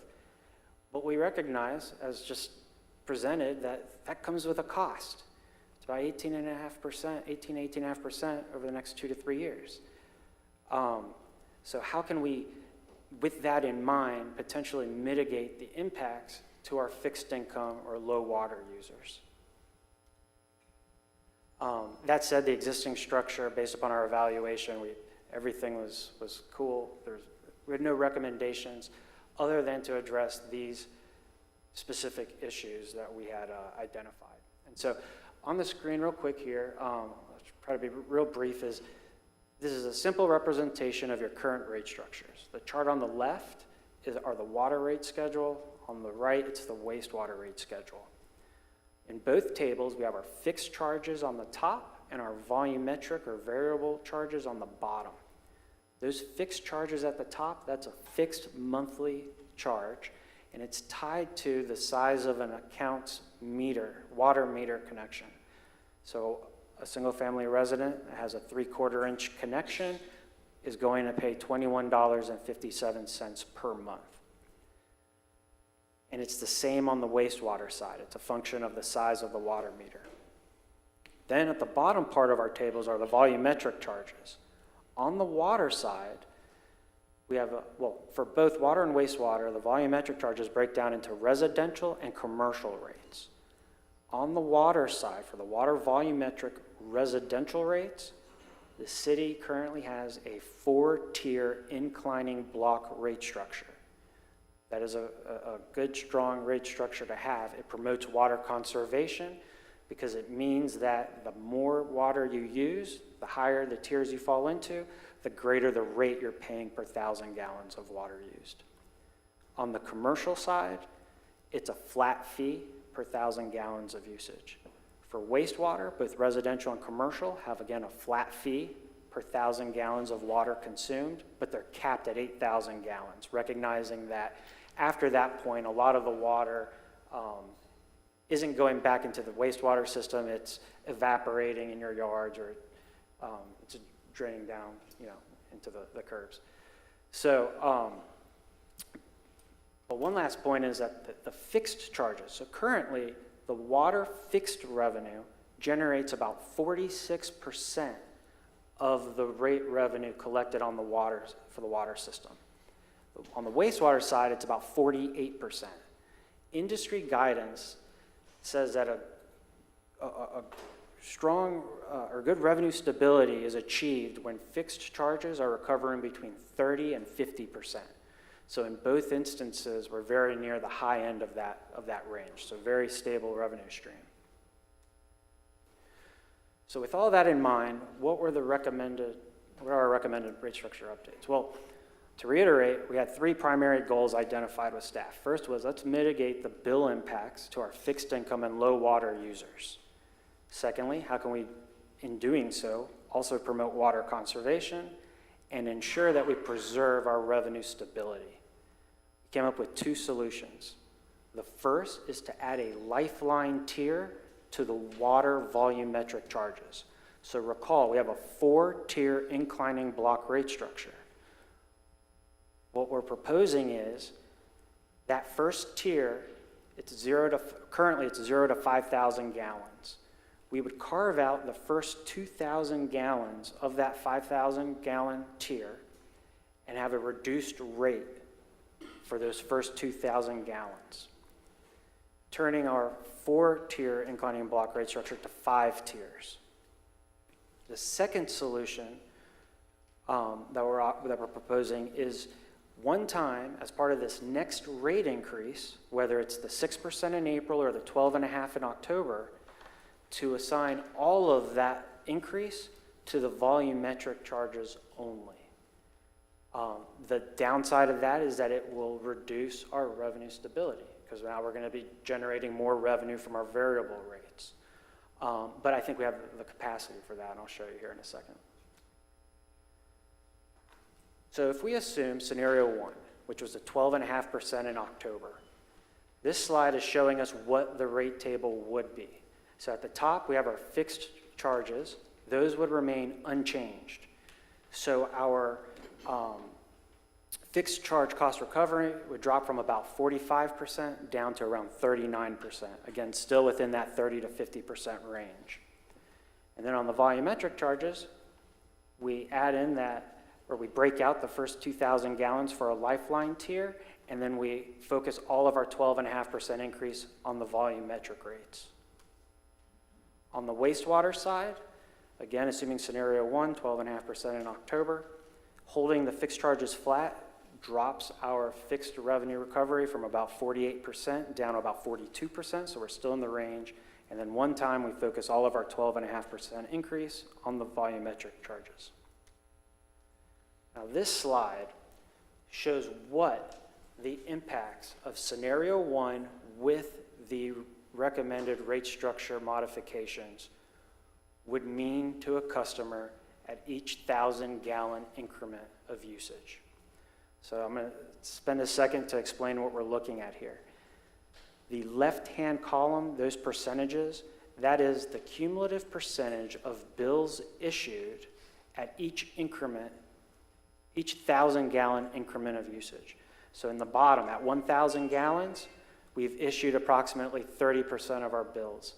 At 2,000 gallons, we've issued approximately half of our bills. By 3,000, approximately 2/3, so on and so forth. So you can see that the vast majority of our bills are issued at the lower usage amounts. So you're saying a vast majority would see about a 12.5% increase. Is that correct? This would say that approximately 2/3 of bills issued would see an increase less than 12.5%. Less than 12.5, so close to 12.5. That's correct. And that's over That's a just 4-year period? That's just from Or today's 1 year? bill to after our next increase. So from today's bill to that next bill. So a 12 plus something increase in just the next bill? Correct. Okay. I don't know anyone who's getting that type of increase in their paychecks or their Social Security checks, to be honest with you, and that's concerning to our population. And so if this chart, so the orange bars then represent the change in the bill from today to, after we would implement 12.5% and the rate adjustment. And just a quick question, when you say this is pretty much the typical usage, is that a family of 2, 3, 4? What are we basing that on? It's the most commonly billed, it's the most common usage that is billed in the city for a single-family residential customer. So it's probably 2 people, I would That would be my guess. I think they do Yeah, 2.4. there you go, Nick. Yeah, 2.4 is I think what we're Yeah, looking at. yeah. So it's mostly senior couples, I would guess, considering our population.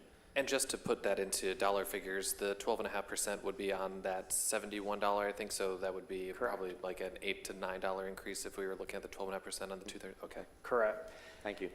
And so the way this chart would look, if we did just 12.5% without the recommended rate structure modifications, each one of those bars would be the same length. It would all be 12.5% up and down this chart. But because of the rate structure modifications, we're sending that price signal to the higher water users to promote water conservation while mitigating these impacts to the lower users. So for example, half of our accounts are using 2,000 gallons. Our typical bill of 2,500 gallons would see an increase of 9.1% instead of the 12.5%. For those that are using in that lifeline tier, so 1,000 or 2,000 gallons, at 1,000 gallons, at 12.5% would be a 4.2% increase to their total bill. At 2,000 gallons, it would be a 6.9%, so a little more than half of the total 12.5%. Naturally, as you move up the chart, that 12.5 quickly grows to double, but it's a much smaller percentage of the overall makeup of the city. But it would certainly affect families with 2, 3, 4 kids, though, more than it would affect those with 2.4% population or whatever it is. To the extent that they're in that top 10 to 15% Yeah, sure they are, of users. yeah. Are there other examples of probably the top users? Are those more usually commercial-based, or is this strictly for residential, single-family residential bill impacts? I see that, but like, does this take into account bigger consumers that we're trying to press the water conservation onto, or are these just the top-tier people who have 5, 6 people in a home and they're watering their lawn, maybe have a leak involved as well? Right. So, But yeah, the commercial aspect's a good question. Thanks. forgive me, because it's not included in the presentation, but I did test. So, of your commercial customers, you have the vast majority are 3/4 inch meters, like a single-family residential customer. But you also have significant cohorts at the 1 inch and 2 inch meter. So looking at the general or the commercial accounts, commercial bills issued at the 25%, 50%, and 75th percentile usage marks, what the change in bills would be at each of those measurements. Unfortunately, I don't have the chart. I can put this in a chart because I gathered the information this morning, but I can deliver this to you. But fundamentally speaking, if we look at like a 1 inch commercial connection, which is a fairly common connection. Which would be like a restaurant per se, right? Yeah, sure. And a restaurant, I assume, uses more water than a single-family home on average. I assume, Correct. a Walmart or a Publix even probably uses more water, I would think. Any commercial thing. So Definitely. their prices would certainly go up, and then those increases would obviously be passed along to the consumers. And it's just a terrible, vicious cycle at some point. But I will say that the magnitude of rate increase to each of these accounts follow a very similar pattern to this. Okay. And I could send you the charts that would show that after this meeting. Eric, if I can, I think one of the big highlights to this slide and our presentation here is we worked real hard at trying to look out for that low-income user, that user that really does only use 1 to 2 to 3,000 gallons a month, and to try to effectively hold their bill down better than those folks that are using much more water.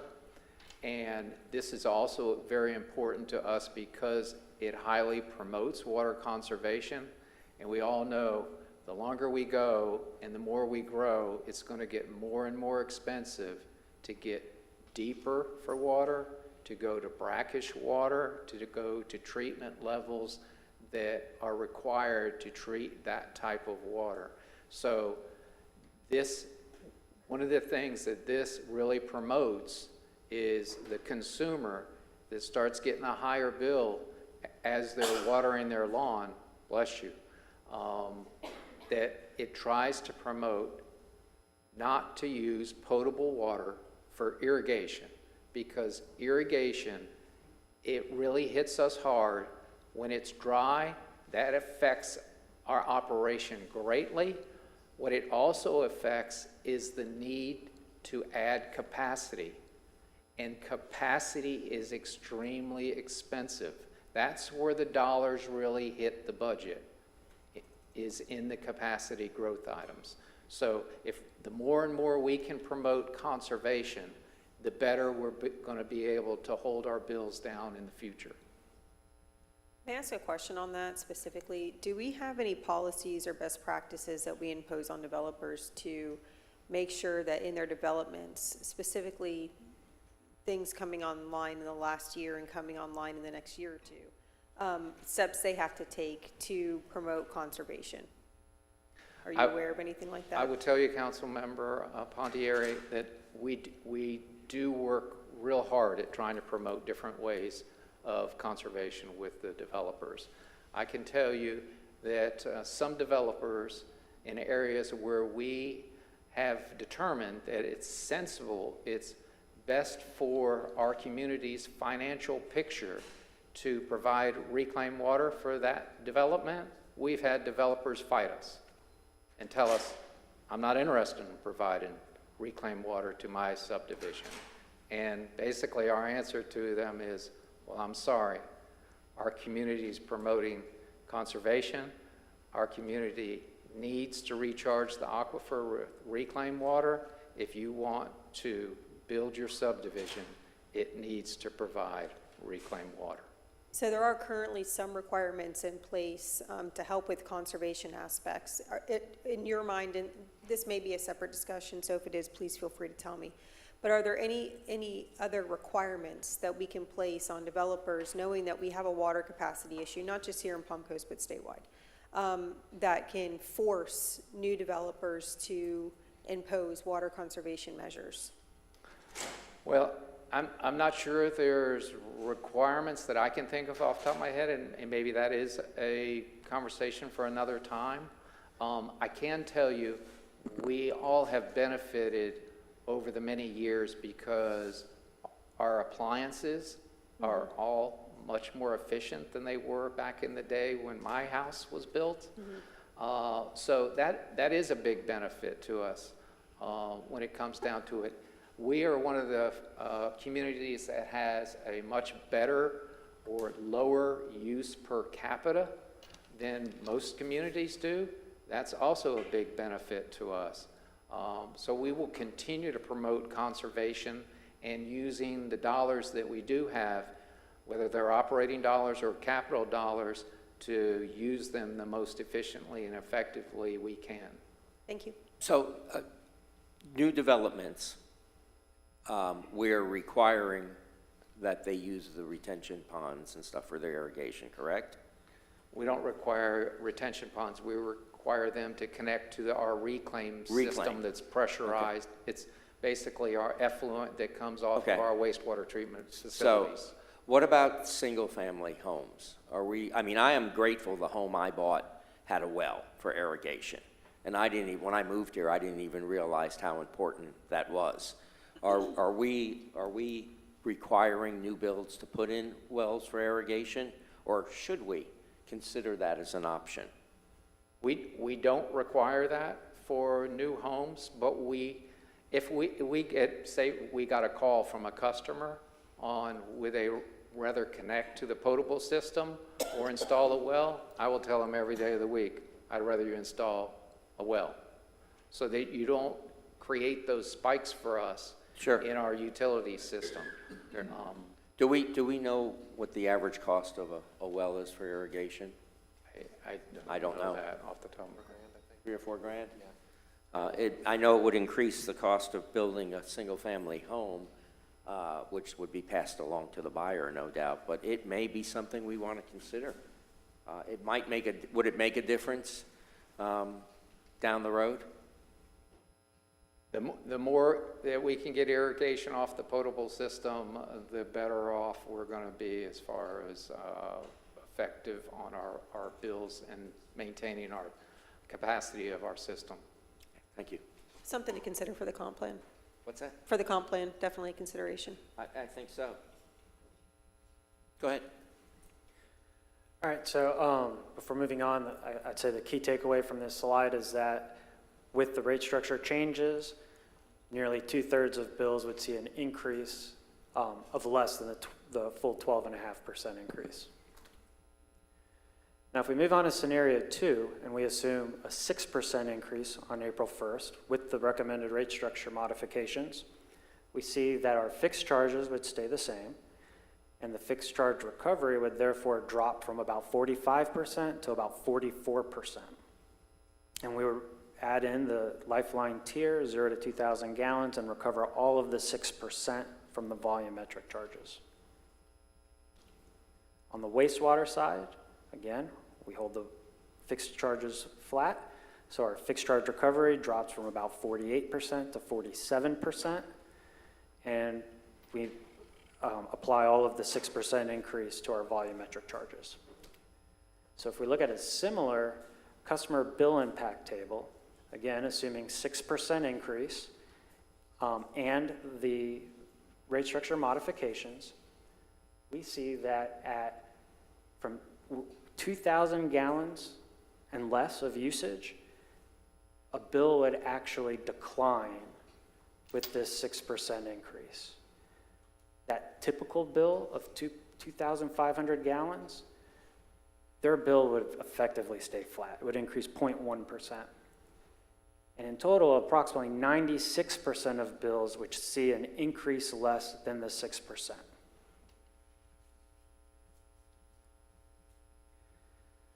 So the key takeaways from the rate design analysis were, our 3 goals was to first and foremost mitigate the bill impacts to our fixed income and low water users, promote water conservation, and also maintain our strong revenue stability. Recommended solutions, we're adding that lifeline tier to the water volumetric rates, and then applying all of our next increase to just the volumetric charges. And so in summary, under scenario 1, approximately 2/3 of bills would remain under that 12.5% increase, and under scenario 2, almost all the bills would, of the single-family residential bills, would see an increase less than 6%. And so I bring up this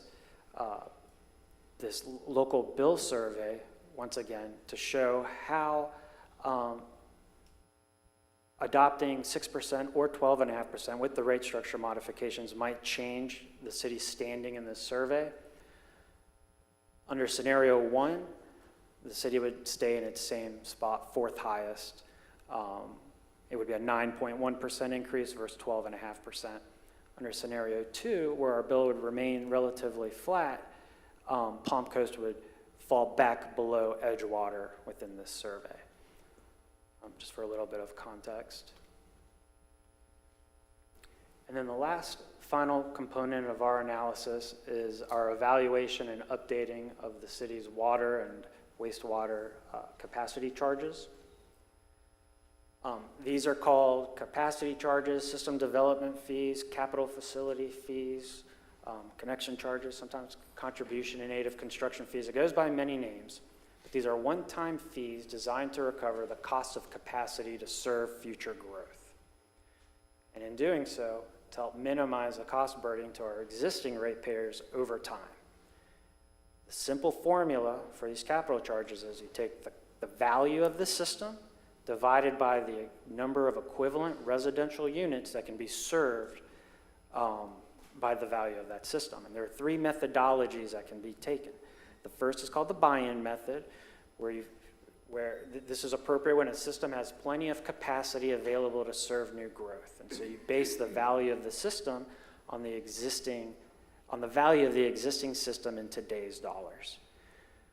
The second methodology is the incremental cost method, which is the complete opposite. It says you have no more capacity in your system and you have a capital program that is loaded with expansion-related projects.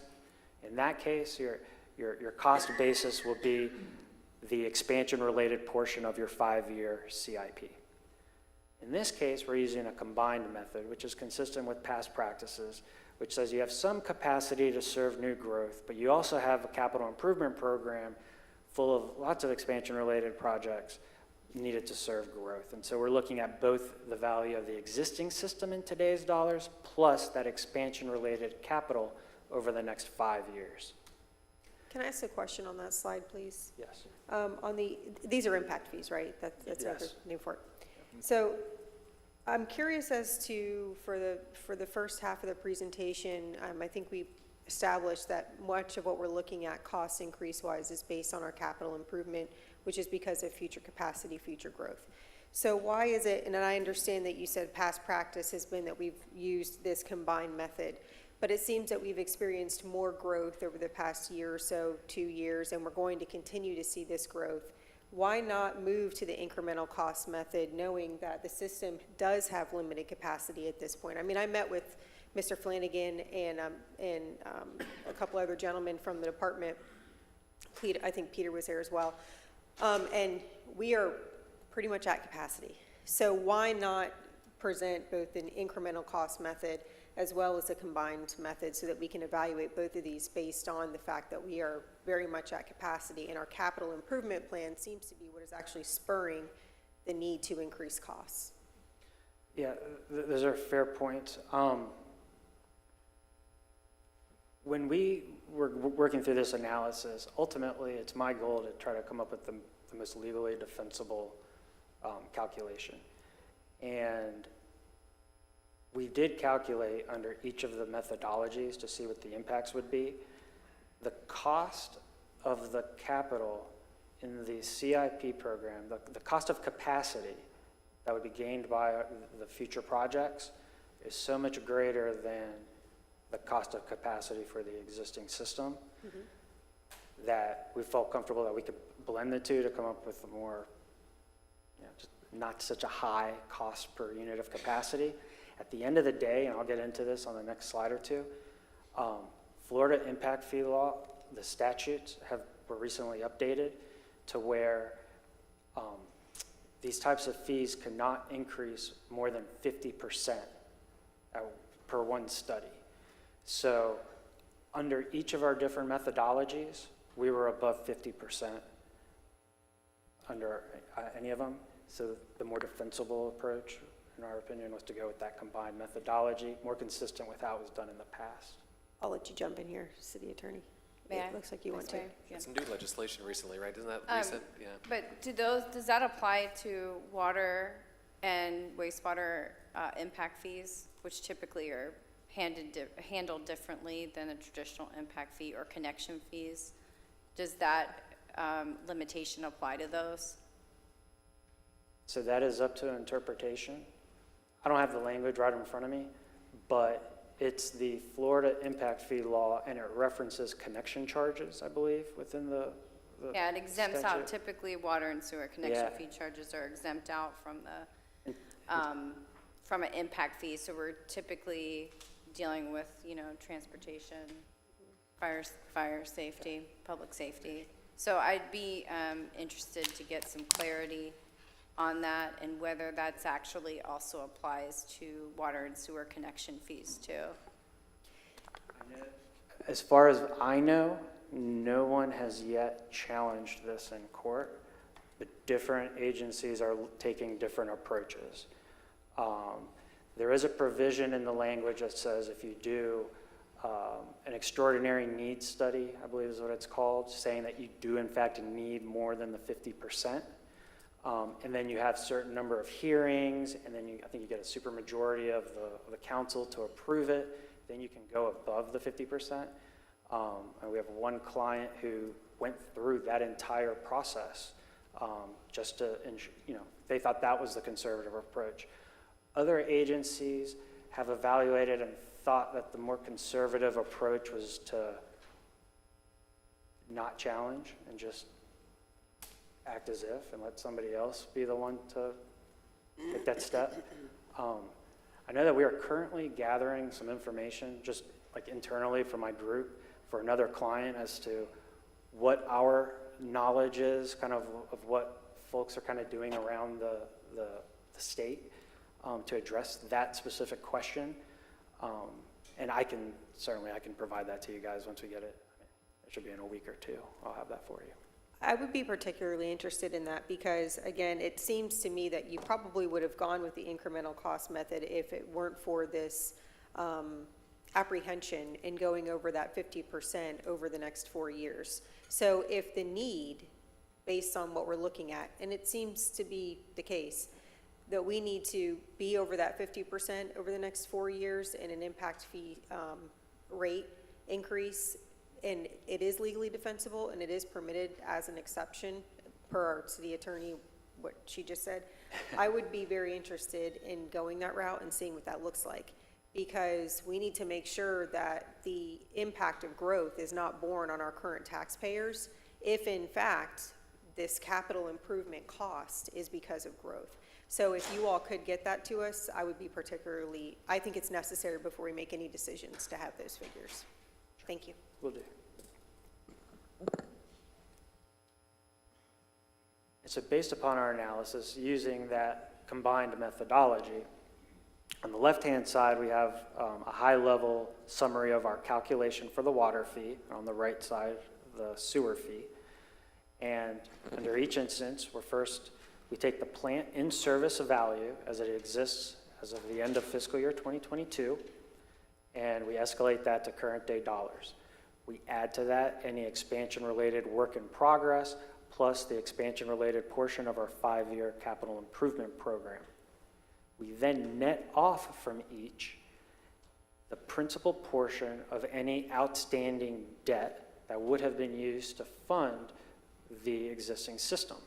We don't want to double recover these revenues because we're already collecting the debt service through the monthly user charges. So we want to avoid that double recovery. And then we also net off any anticipated grants or contributed capital that we've assumed within our CIP program. So on the water side, that takes us to about $309 million of system investment. And on the wastewater side, it's about $369 million. We then calculate the equivalent residential units that can be served by that system by taking the net system capacity, so our existing system plus what we expect to add to it from our 5-year CIP, divided by our level of service planning standards, and that generates on the water side about 58,000 equivalent residential units and about 56,000 on the wastewater side. Do the math, and what we come up with is an updated full cost recovery water fee that is $5,264 versus our current fee of $2,960. That's a 78% increase. On the wastewater side, we're calculating a fee of $6,605 versus our current fee of $3,185. And so in this case, we're calculating an increase of 107%. Now, to that point we were just speaking to earlier, the statute's recently updated so that the one-time increase is capped at 50% of the current fee. Now, if that increase is between 25 and 50%, the increase must be phased in over 4 equal increases. And so we've set up a schedule that would starting November 1st, because November 1st is when the city typically implements the increases to these fees, we would increase by 12.5% each year to get to that 50% threshold. And then in theory at that point, there would be another study completed, and we could start a new schedule from that point forward, if that's the path that was taken. And so the key takeaway here is that these are one-time fees meant to recover the cost of capacity to serve future growth while hopefully minimizing any burden to the existing customers over time. We're capped at 50% as stated, and we would need to phase that in over 4 equal increases. I'm sorry, I have a quick question.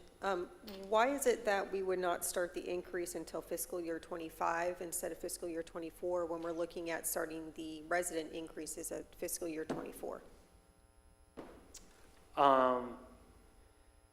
For the rate increases, it's October 1st, 2024, so that'd be fiscal year '25, unless we do the mid-year adjustment, which would be in fiscal year '24. Just for our planning purposes, we assumed that, so from when, I believe the way the statute works is from when the city adopts the increases to these fees, it's 90 days before implementation can actually occur. And so we were just allowing for time to, So, but Now, technically, I start of mean, fiscal year. again, if we're considering doing this in fiscal year '24 to our residents, we could, these impact fee increases could also take place in fiscal year '24 as well. sure. It's not illegal, right? No, Okay. yeah, of course. That's what I wanted to clarify. Thank you. So, Councilperson Pontier, are you suggesting maybe if we consider an April adjustment to the monthly rates, maybe an April adjustment to the capacity rates? I think that it would be necessary to be even in that way, Yeah, yes. I think that's fair. Yeah, yeah. Okay. One last slide with respect to this analysis is another similar type local survey that was taken of water and wastewater capacity charges.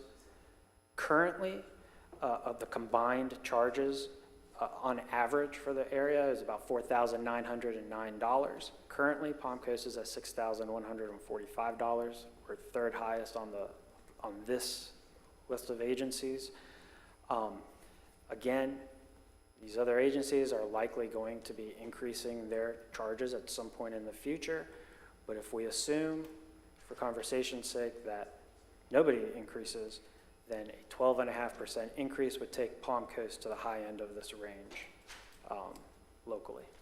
May I just ask one question, just for my own sake? Some of these cities that are on the lower end of the spectrum, is that just because they don't really actually have too much potential for future build-out and that they're land limited and that we have to take into account future growth in our situation, or are they not in the same kind of situation that we're in? Yeah, this survey is really an apples to oranges type survey. Oh, it kind of feels like, yeah. It is that, and it could be a multitude of other types of reasons. Got it. The distance of the distribution and transmission system, the technology utilized for treatment, the source of supply. A plethora of things. Yeah. Gotcha. Does that city even collect or charge at full cost recovery? Oh, fair. Yeah. And on that, because that's a really good question, I was wondering the same thing, and also from a water quality standpoint. So we saw earlier, Mr. Flanagan, in your presentation, how our city continues to get numerous awards for our water quality. Do we know what percentile we're in, not necessarily in relation to these cities that are listed, but just generally speaking, how much better our water quality is here in the city of Palm Coast compared to some of our sister cities? I'm not sure I'm going to answer that question for you, Councilperson Pontieri, but I will. Is that you're going to give us the list where we should not drink the water? And I don't mean to call out any specific city, obviously, but I mean, but I think it's important to tout the quality of our water and also express value, because good water isn't cheap. We see that. So I think it's important as a part of this discussion to, yes, we may be on the more expensive side of the spectrum, but are we also on the higher side of the spectrum as far as water quality? I think that's an important thing to note. I agree, and I believe we are on the higher spectrum for what we produce for water quality. And please watch my words, what we produce for water quality. And the reason I say that, and the reason I said I'm probably not going to answer your question the way you really wanted it, is we start with a lesser product in our area. For example, before the city acquired the utility in 2003, we were owned by Florida Water, okay?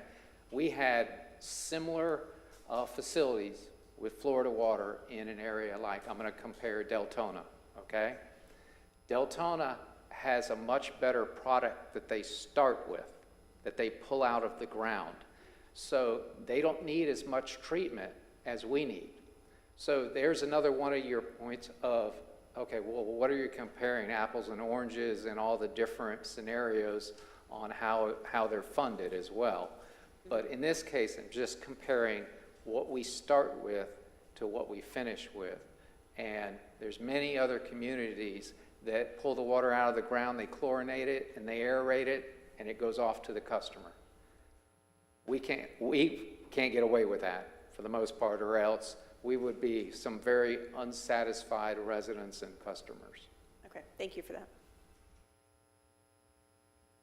The best water. The best. After we produce it, Exactly. the best. Frankly, other water, very sad. Our water, the best. Thank you. Wrap up. Well, I will say, just on that comment, though, I do drink our city water. I don't buy bottled water or anything of that nature, and I've never had a bad experience drinking our water. It's you guys do a great job, and I've been out to the water treatment plant, so I understand that aspect. Again, my only concern is our residents and what's coming out of their pocket, but we'll have to deal with that. But yes, your Totally product is understand. incredible. Appreciate that too, Vice Mayor. And so just to wrap up, got maybe 3 more slides to just conclude what I've already discussed with you this morning. But with respect to the revenue sufficiency analysis, I think really what staff is seeking from council is direction as to whether or not scenarios 1 or scenario 2 are viable options, and if we can proceed with moving forward with either one.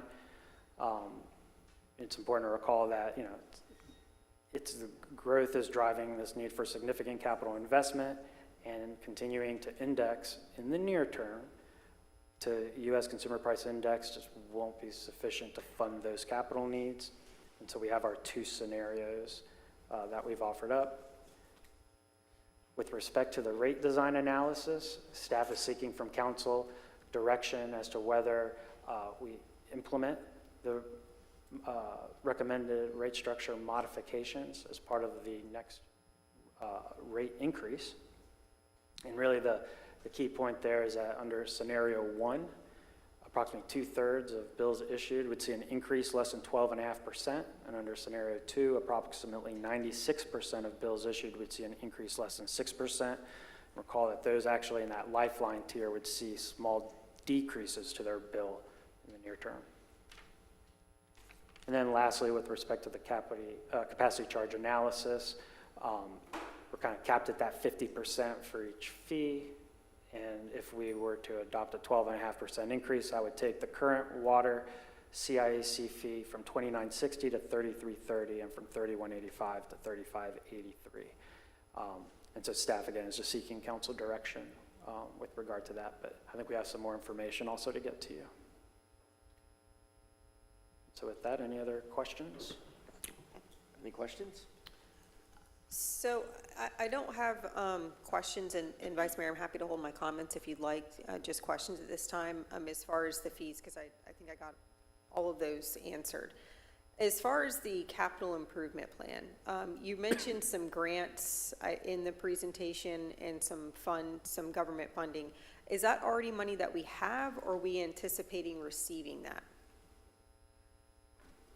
And if I can find this slide here, I can point you to what I'm referring to. That is the ARPA and the county.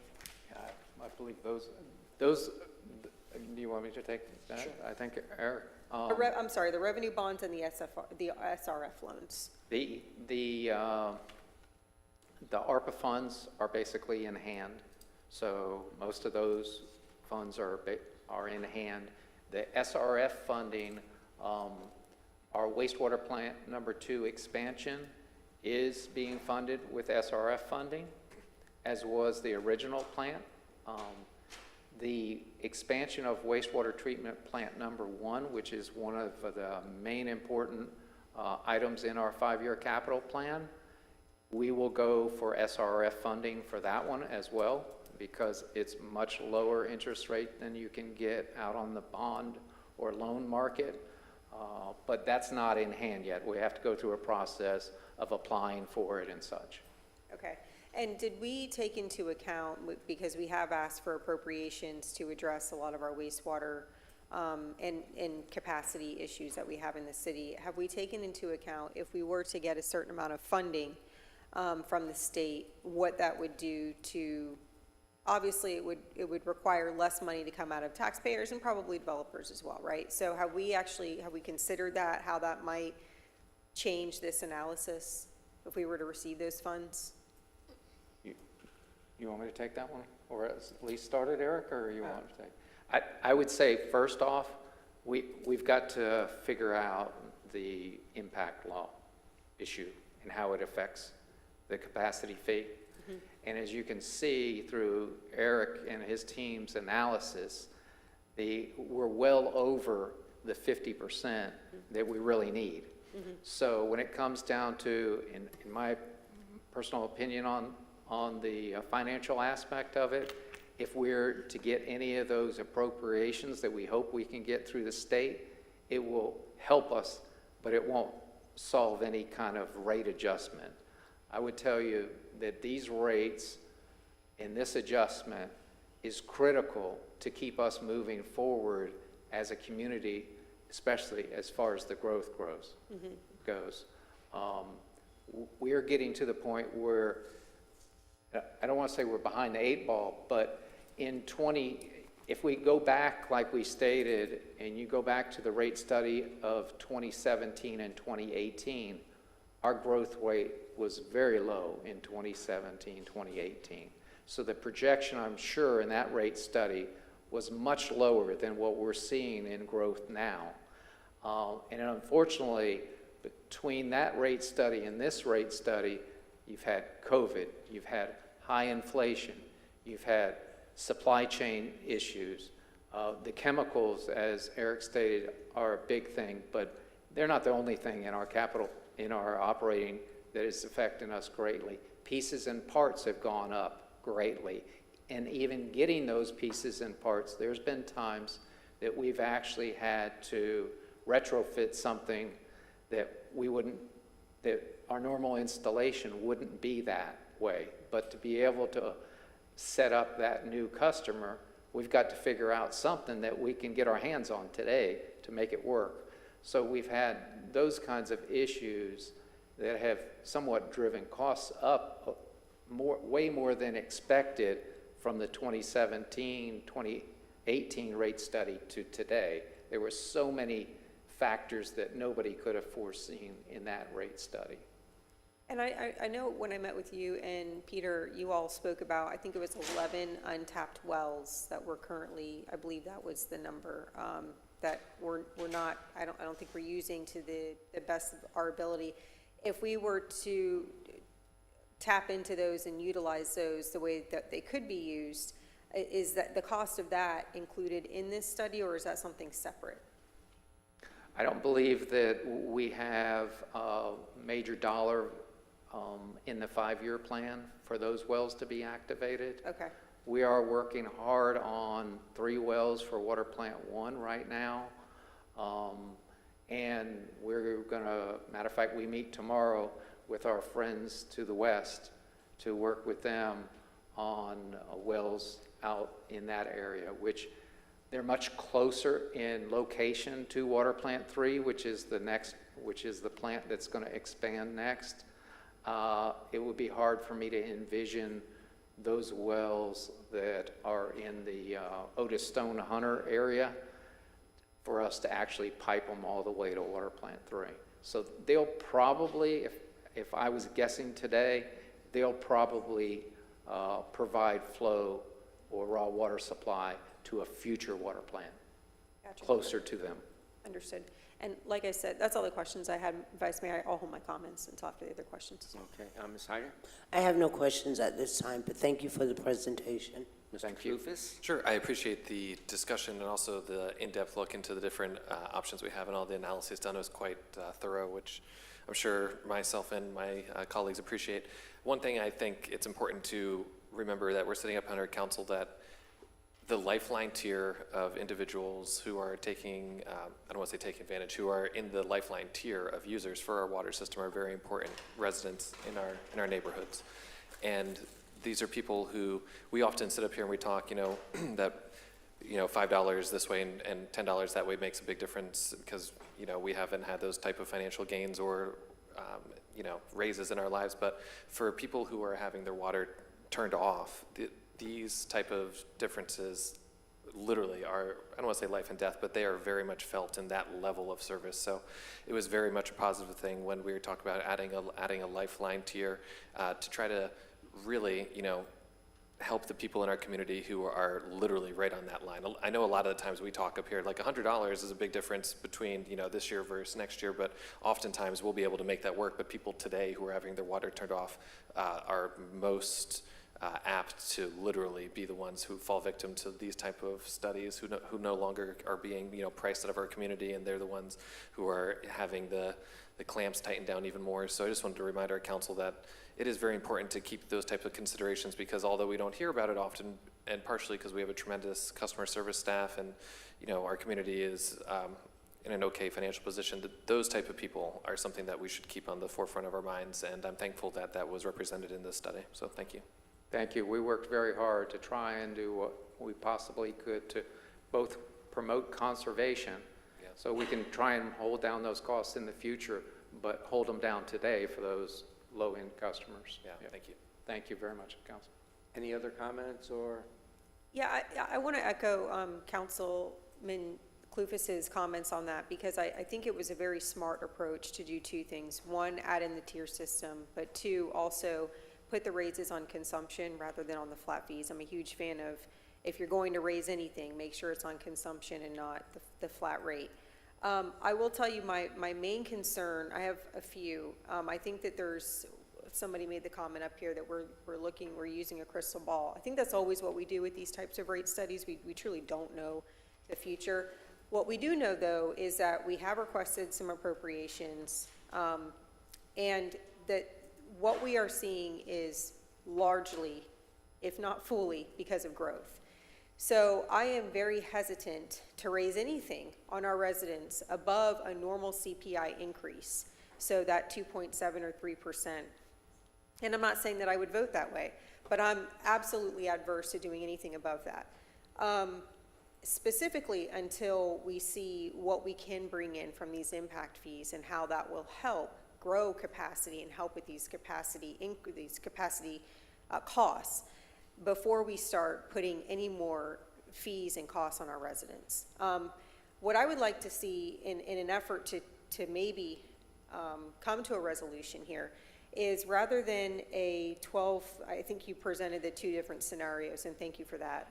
Rather than the 12.5% versus the 6%, I think it was 12.5% in October, correct? Yep, that's correct. Can we run a model at 6% in October? Just see what it looks like. And put that in line in conjunction with a raise in impact fees at least a 50% rate. If we can go more and it calls for more, I think we should. Starting also in October of 2024, because to Councilman Clufus's point, I think it's fair to do that. If we're going to raise it on a certain month and a certain year on the residents, that should also happen for our developers. I would like to see that model and what those figures look like and what we can do with that prior to making any decisions as to what we are actually going to increase. And then I would like to see the 3% come in, if we can, a little bit sooner, so that we are just on a CPI, because inflation is inflation. It's not, I hope you're right, Councilman Danko, that we do see costs go down, but I think what we oftentimes see, other than in fuel, is once things go up, it's very, very, very hard for them to go back down, and if they do, it is at a slow snail's pace, and it's not as much as they went up. So I'm not very confident that costs are going to go down significantly anytime soon. So I would just be more comfortable, yes, if we need to do a consistent CPI increase that is only at that 2.7 or 3%, let's see what that looks like. But other than that, I'm just not comfortable going anything higher. I tend to agree with you on not going any higher. I am confident that hopefully we will see some change after 2024. We don't have a crystal ball, though, but I don't want to just, we've got to worry about what our residents pay. We have a lot of people on fixed income. So any way we can, do this to make it a little bit easier. And so I think we're kind of on the same page here on this. But anyway, gentlemen, if there's no further comments, I want to thank you for your presentation, excellent presentation, and appreciate all that you do. Very thorough, thank you. Very. Thank you. Thank you. All right, coming up next, our economic development overview.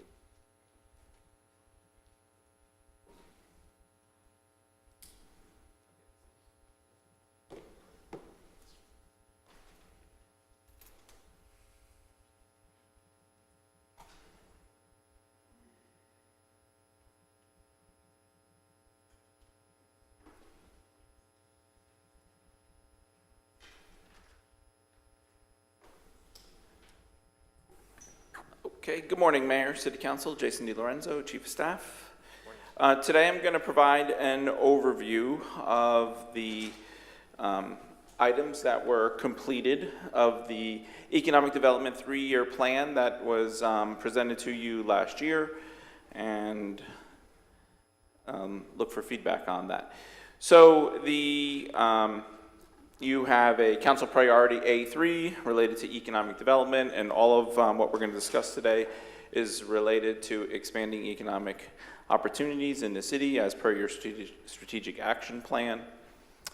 Economic development can be defined in many ways, and I would say many people define it differently, but this is some of the ways that we define economic development: an increase in wealth in the local economy, workforce development, creating and retaining jobs, recruiting new businesses and capital investment to the city, helping existing businesses expand, diversifying our industry sectors so we're less reliant on our traditional sectors of construction and real estate, and improving the quality of life for our citizens.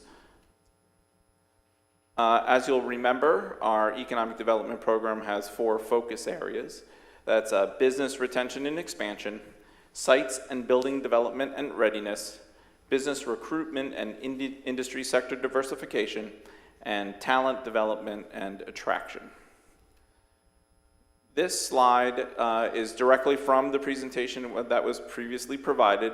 The check marks are all the items we were able to complete in fiscal year 23. And the yellow arrows are 2 projects that are currently underway. Last week, you approved the targeted industry feasibility study, so we're getting started on that. And as you know, as part of the Imagine 2050, we'll be evaluating future zoning and use categories.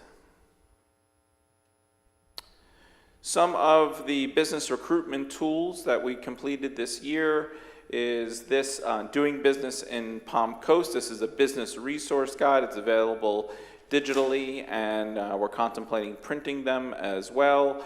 And basically, it's a step-by-step process on how to start a business in Palm Coast and all of the resources we offer through the Business Assistance Center. We also created a joint project with Flagler County, which is a presentation for when we are entertaining potential companies that want to relocate to Palm Coast, Flagler County. So this is a comprehensive presentation that goes over all of the city's assets and the county's assets and economics and so on. We had our new economic development website designed, and we are building out the back end of that in-house through our IT department, and we're looking forward to a December 1st launch of this new website. It's quite comprehensive. It was designed by economic development professionals for economic development. It has all the common elements you would find in the economic development website that will help drive businesses to our community. These are some of the staff interactions that occurred during the year. We met with 32 existing businesses, 19 new businesses. We conducted 2 relocation site visits. Those are generally organized through JAX USA. So JAX USA contacts the county. The county has us submit for a request for information.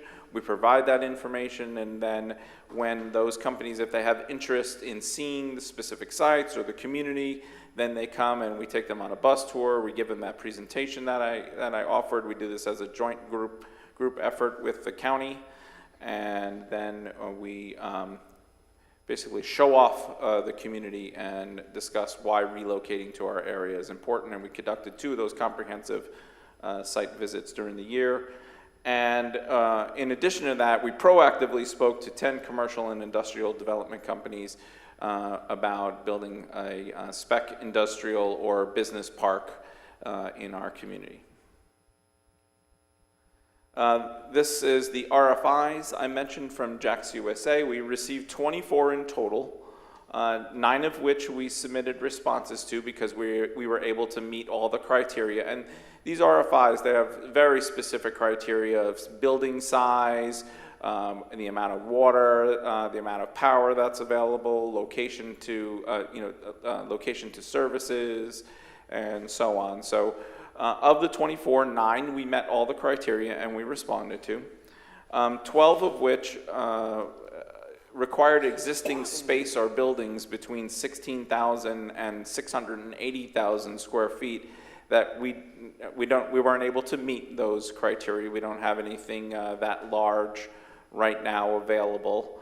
And little pie in the sky, quite frankly, the potential investment. So if we had all of the buildings to support the requests that we had, and we were selected for all of those, the potential economic impact of investment is $57 million as calculated by the RFI. So the RFI provides that information. And estimated potential lost annual income or annual wages of almost $13 million. So, and you're aware that we continue to struggle with available buildings. We're getting a lot of requests for space. These relocations, they want to get to market as quickly as possible, and that limitation is slowing down our opportunities right now. You can see there we also passed on 3 companies that we didn't feel were a good fit for the community. I'll give you one example. One was it was non-human primate growth. It was to develop non-human primates for medical testing. We didn't think that fit our community very well, so we said no thank you. No thank you. To that one. Sounds like monkey business. Monkey business, yeah. I don't know where they ended up, I didn't ask. Just like a local sort of thing, or is that out of country, or? No, well, I don't remember the particulars if it was from out of the country or not, but it was something that came through Jax USA, right? Jax USA is our regional economic development partner, and they work directly with Enterprise Florida, so probably came through Enterprise Florida, Jax USA, to the county, to us. We reviewed it and said, no thanks, that's not a good fit for our community. I think you have a consensus here that something like that will never be a good fit. Right. Was that all 3? Were all 3 of them like that? No, well, no, some were heavy industry, smokestack style industry. That's not something else we're not recruiting, right? We're recruiting for innovative manufacturing, smart manufacturing, not for smokestacks. So again, something like that we also turned down. I don't remember the particulars, but so there was 3 of those that we collectively, we discussed it, administration discussed it and said, no, that's not right for the community. We just said, no, thank you, and didn't respond to those at all. So we did process 21 RFIs during the year, which is a pretty good amount, and we're, like I mentioned, not having buildings of significant size continue to slow us down. We do have some new private buildings that are coming on Hargrove Grade. I think there's a couple of 8,000 square foot buildings that are coming on, and I think down on Rail side, which is towards the end of Hargrove Grade, there's maybe something a little bit bigger than that in the 12 or 15,000 square foot, but nothing significant.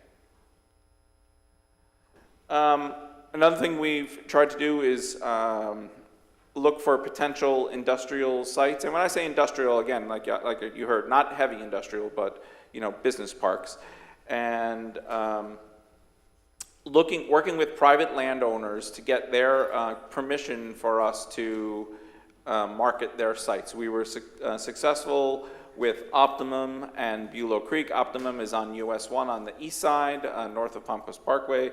The Bulow Creek property is on State Road 100, south of, it's on Old Kings Road, south of State Road 100, that borders I-95. And so both of those landowners are now allowing us to market their sites for potential industrial, which is really good.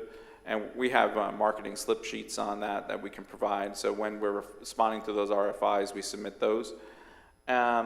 You'll remember our Palm Coast Park Track 17. That's a city-owned parcel, about 103 acres on the west side of US 1. It was selected for inclusion in FP&L's First Sites program. If you're not familiar, FPL has an entire economic development arm, and this is part of that. And that site was one of only 10 sites in the state that was selected to participate in this program. And FBL is doing all of the marketing for this site, including some drone work they're going to do, some mapping, and they'll have a dedicated website to Florida First Sites, and also site visits for that, and some geotechnical work as well. And there's a description there of what the Florida First Sites project is all about. In preparing Track 17, our community development department did a couple potential layouts so we can show relocation services and site selectors what the project might look like. These are just conceptual plans for Track 17, a very large layout or several smaller layouts, but all in the 100 to 500,000 square foot of space. We've also completed the phase 1 environmental assessment and some geotechnical work for that. Again, we're just trying to prepare the tract so that we can go to market quicker. Those things that will help us be more competitive when site selectors come to town and are looking for an appropriate space for their companies. We also did some focus on healthcare and higher education. We met with Daytona State, Jacksonville University, University of North Florida, and received updates about their enrollment and their future plans. We hosted a healthcare real estate development company out of Orlando that came over, and we took them on a tour around and showed them potential healthcare sites related to doctor's offices and even larger clinics and so on. And then, of course, last week you approved the targeted feasibility study, and that has a healthcare component to it as well. Imagine 2050, our comp plan review. This is directly from the future land use element of the 2035 comp plan, economic and business development to provide a proper balance of jobs, shopping opportunities, and tax base. I think that really focuses on what economic development goals are. And as we move forward with the comprehensive plan, we'll continue to look at that and engage our partners in economic development, like the Small Business Development Center, the Palm Coast Flagler Regional Chamber of Commerce, Jack's USA Partnership, and the Northeast Florida Regional Council. And I failed to put Flagler County on this slide, and I really feel I should, because they've been very good in helping work together on economic development over the last year. That concludes, I'm sorry, I have one more slide.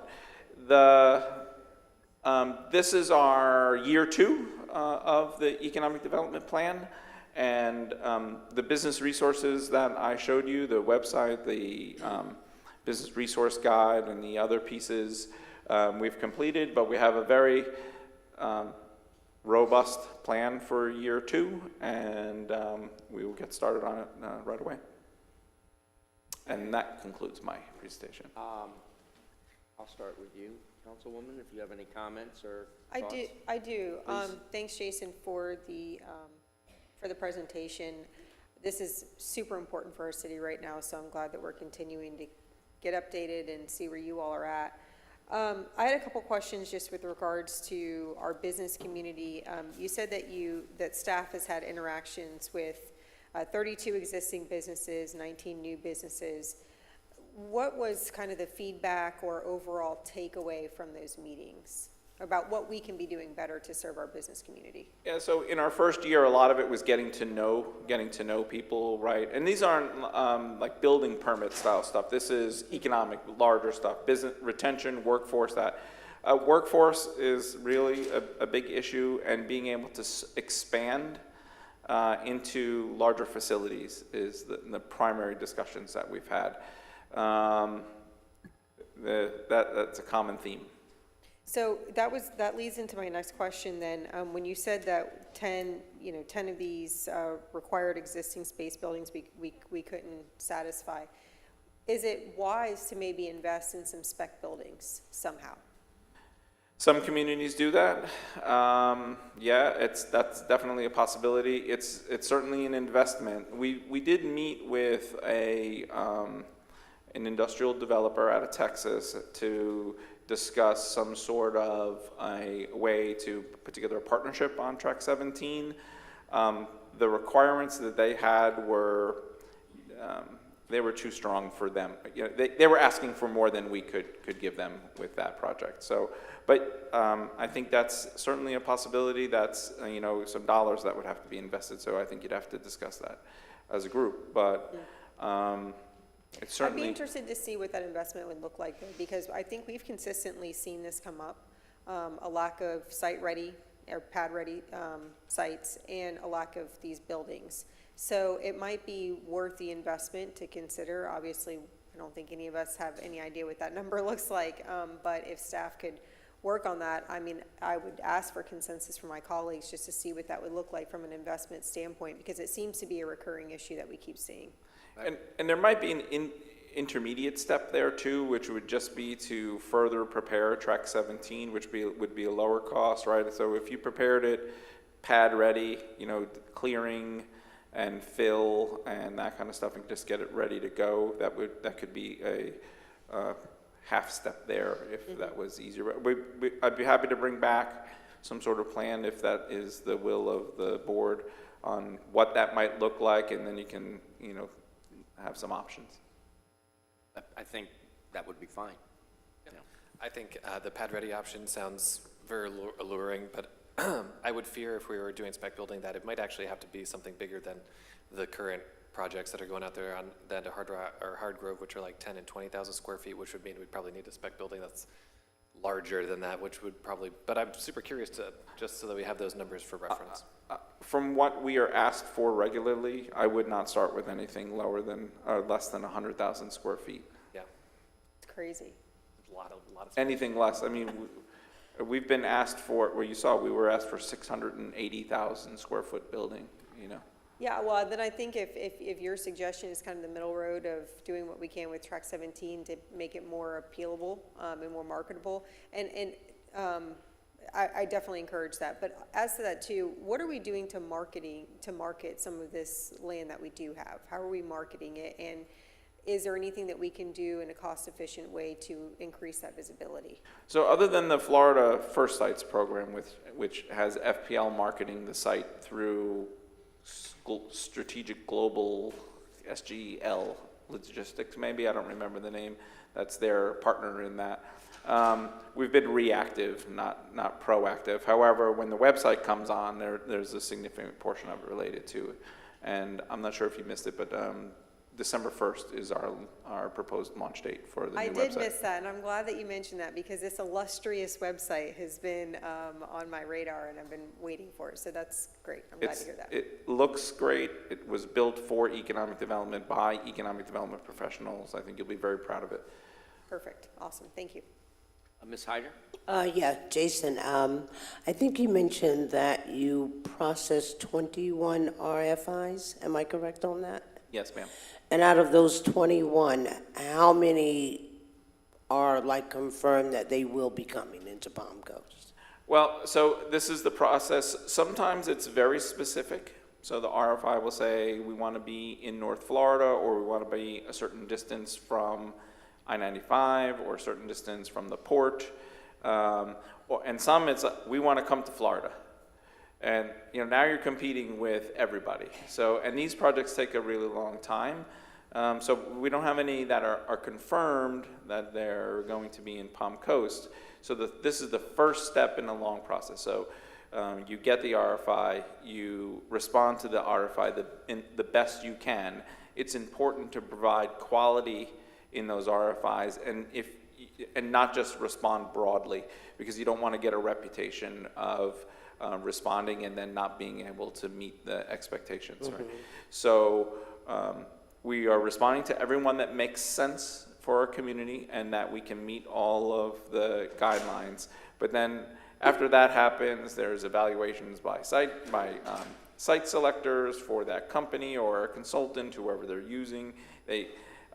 One came to our community before they even told us. So we responded to the RFI, then they came to the community, they looked around, then they asked for a meeting, then we met with them, took them around on a bus tour, and had some conversations with them upstairs, and that we gave them a presentation. They gave us a presentation about their company. That was from an overseas company. And now that next step for them is they got to put that into their however multi-year plan it is to, relocate, and then there's potential financing or however they're going to pay for the relocation. So this is So it sounds the RFI like is at the beginning. Lengthy process. Yes, ma'am. Okay, thank you. Welcome. Mr. Clufus. All good, thank you very much. I would just like, first a question, because I noticed it on your list. What's a talent ambassador program? Where, That's on your list of things that we're going to do. let me read it. One of the things that wasn't checked on that Oh, last one of the slide. ones that wasn't checked? Was on that last slide you presented. Oh, okay, I'm sorry, yeah.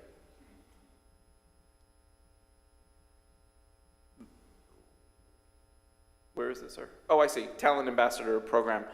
I didn't develop this slide, as you know, but I'll take a shot at it, right? So in work, Because I've not seen that before, I'm not quite sure. right, in workforce development, right, you are engaging the technical schools or the higher education, right, depending on what that company is looking for.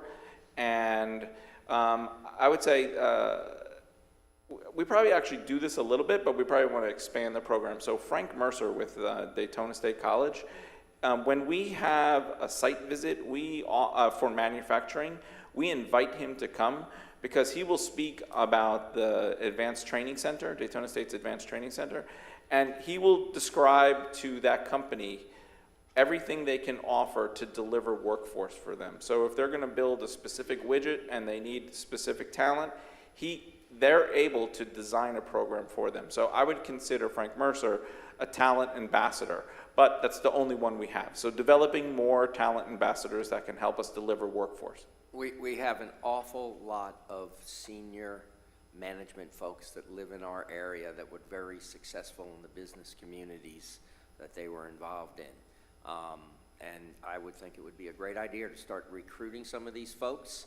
And I've spoken to some of them, and I can give you some names later, but there are those out there that would look forward to an opportunity to contribute to our effort, and they would do it, no cost involved. And I would think that would fit some of those people, this talent ambassador program sort of overview. I'd also say I really want to see us develop a much closer relationship with our Chamber of Commerce.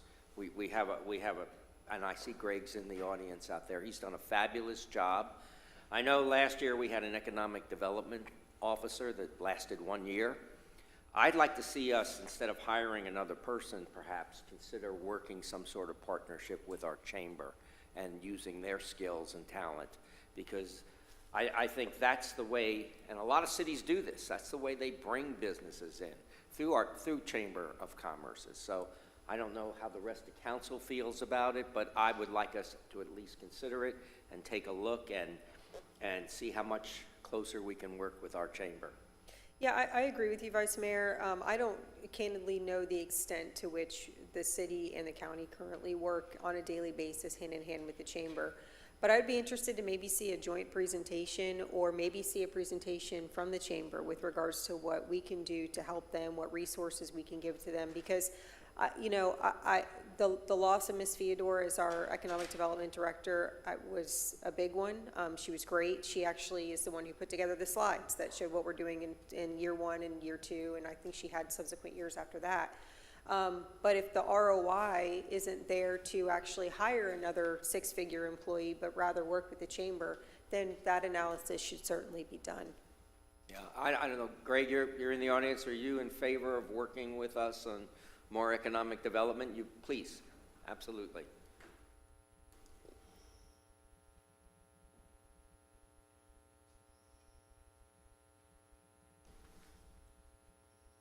Hi, Greg Blasset, President and CEO of the Palm Coast Flagler Regional Chamber. We have a partnership with Flagler County where we work with them on economic development. We're part of the Jax USA partnership because of that. We have a great working relationship. We don't talk about it too much, but we communicate often with the city about economic development and a whole host of other issues.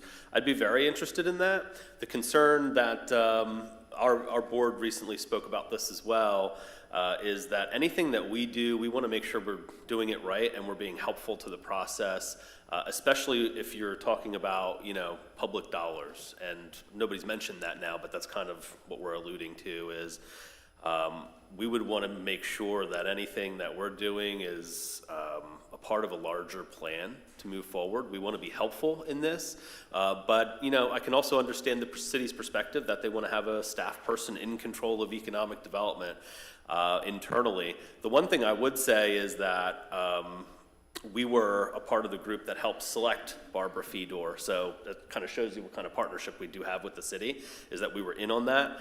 Barbara was a certified economic development professional, which the chamber is not. So I think the chamber can be helpful with retention of businesses, communicating with local businesses, helping with the site tours, which we've done. We've been a part of that. And being an advocate for the business community. The actual nuts and bolts of getting a company here, I believe, does require a certified professional. I don't know what the opinion is of Jason or of the manager, but that was a part of the job description for when we were looking for Barbara. We don't have that, and so I just think we need to be honest and open about what a partnership might be like moving forward. But right now, we're doing as much as we possibly can without any formal language or anything. So the answer is yes, but yes. I just think it's a matter of what it looks like, Okay. It sounds like it's yes, but we should still look into getting somebody to fill Barbara's role and I think that's a conversation that y'all have to have. And obviously, that's just your opinion, Yeah. but I guess my question is more based on what you saw as far as deliverables and how it helped the chamber. If it did benefit you all as a Chamber of Commerce, I think that's really good, helpful feedback for us. Yeah. So. Thank you. Good. All right. Thanks. Sorry. Any further questions? No, I just think it's also paramount that at one level or another, we start talking about city and a county collaboration, since essentially the county had done away with their economic development program back when Ms. Eckert was leading up that effort. I mean, Barbara did a tremendous job when she was here, and I'm thankful that we were able to source someone like that, but I think it's high time that the city and the county, because what's good for Palm Coast is good for the county. It's honest to goodness, we're the elephant in the room, and it's time that we look at it as more of a collaborative process, I think, and potentially, look at the county for what's good for us is good for them as well. So I'll leave it at that, but I would love to engage with our chamber in a more, tighter alliance, but I know that currently we work pretty well hand in hand and that it's friendly communications back and forth. So embracing that relationship and continuing to try to flourish between the city and the county in an economic development is how I first see the potential future being most prosperous for everybody. Yes. Greg, I'd like to say thank you for your remarks and thank you for all the hard work that you've been done with the regional chamber over the last year or so. However, I do feel that having an economic development person in place is very important for the city, and have the Chamber of Commerce work along with them. I think that would help to get us to where we need to be. Okay. Thank you, Jason. Vice Mayor, if you'd like, I can tell you that we have 13 applicants for the position as of yesterday, and several of them are IEDC professionals, International Economic Development professionals with prior experience. It's going to be a very competitive pool, just like last time, and we plan to engage the chamber and other stakeholders in the process of hiring again. And I think a track record of success is one of those important elements. For Yeah, they can't be New York Jets fans. Huh? They can't be New York Jets fans, that's for sure. Definitely not. Okay. Leave it at that. Leave it at that. Thank you, Jason. Thank you. All right, next presentation will be community cats.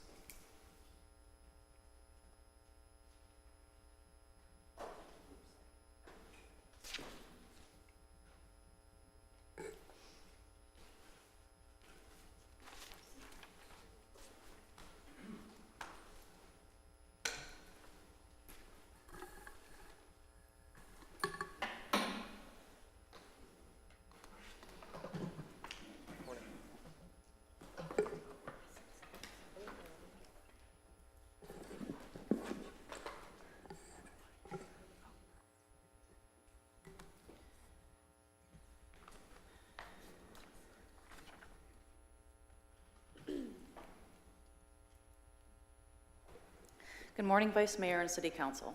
We are here today to present to you on Community Cats of Palm Coast. I'm Eva Rodriguez, Code Enforcement Technician, and this is Heather Priestap, Animal Control Officer. At the July 11th, 2023 City Council Workshop, Council requested a presentation on community cats. Community cats have been in Palm Coast for many years.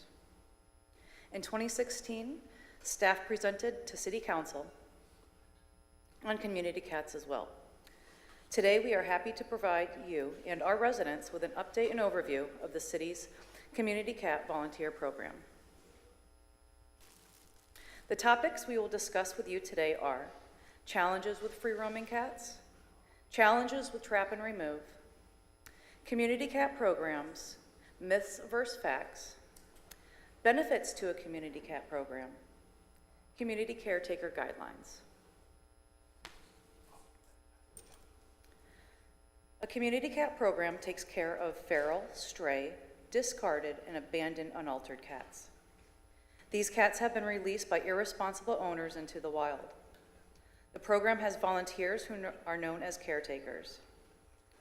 Caretakers and volunteers trap the cats, transport them to be spayed and neutered, and vaccinated. Getting the cats fixed and vaccinated reduces the cat population and spread of diseases. The cats are ear-notched for identification and returned to their home area, and the caretaker continues to care for the cats. The cats are fed, and the areas are cleaned daily. The caretaker also makes sure if new cats are introduced to the colony, which is rare, they are treated in the same humane manner. Trapped, spayed, neutered, vaccinated, and returned. Caretakers keep the area clean by removing leftover food and trash. TNR prevents overpopulation, and caregivers are making sure the community cats are well taken care of and the colony does not become a nuisance. To prevent these challenges, through attrition, TNR will reduce the number of cats in colonies. TNR has several benefits. Not only does it reduce the number of cats humanely, it keeps new cats from moving into the neighborhood. Neutered males make better neighbors because there's less yowling. Wait a second. I'm not letting that one go. Now, only teasing, folks. Because there's less yowling, fighting, and spraying. TNR prevents more litters of kittens. And this is the best way to eliminate the smell of male spraying. If any of our residents experience cat spray odor, spray the area thoroughly with white vinegar to decrease the smell. According to Alley Cats, community cats are not a public health threat, since they typically aren't friendly to people and avoid contact. The chance for them to transmit diseases is minimal. You are much more likely to catch an infectious disease from someone standing in line with you at the grocery store than from a cat. Most community cats are wary of people, so they're less likely to approach strangers or attack anyone unless cornered. For this reason, parents and caregivers should teach children not to approach or touch any unknown animal.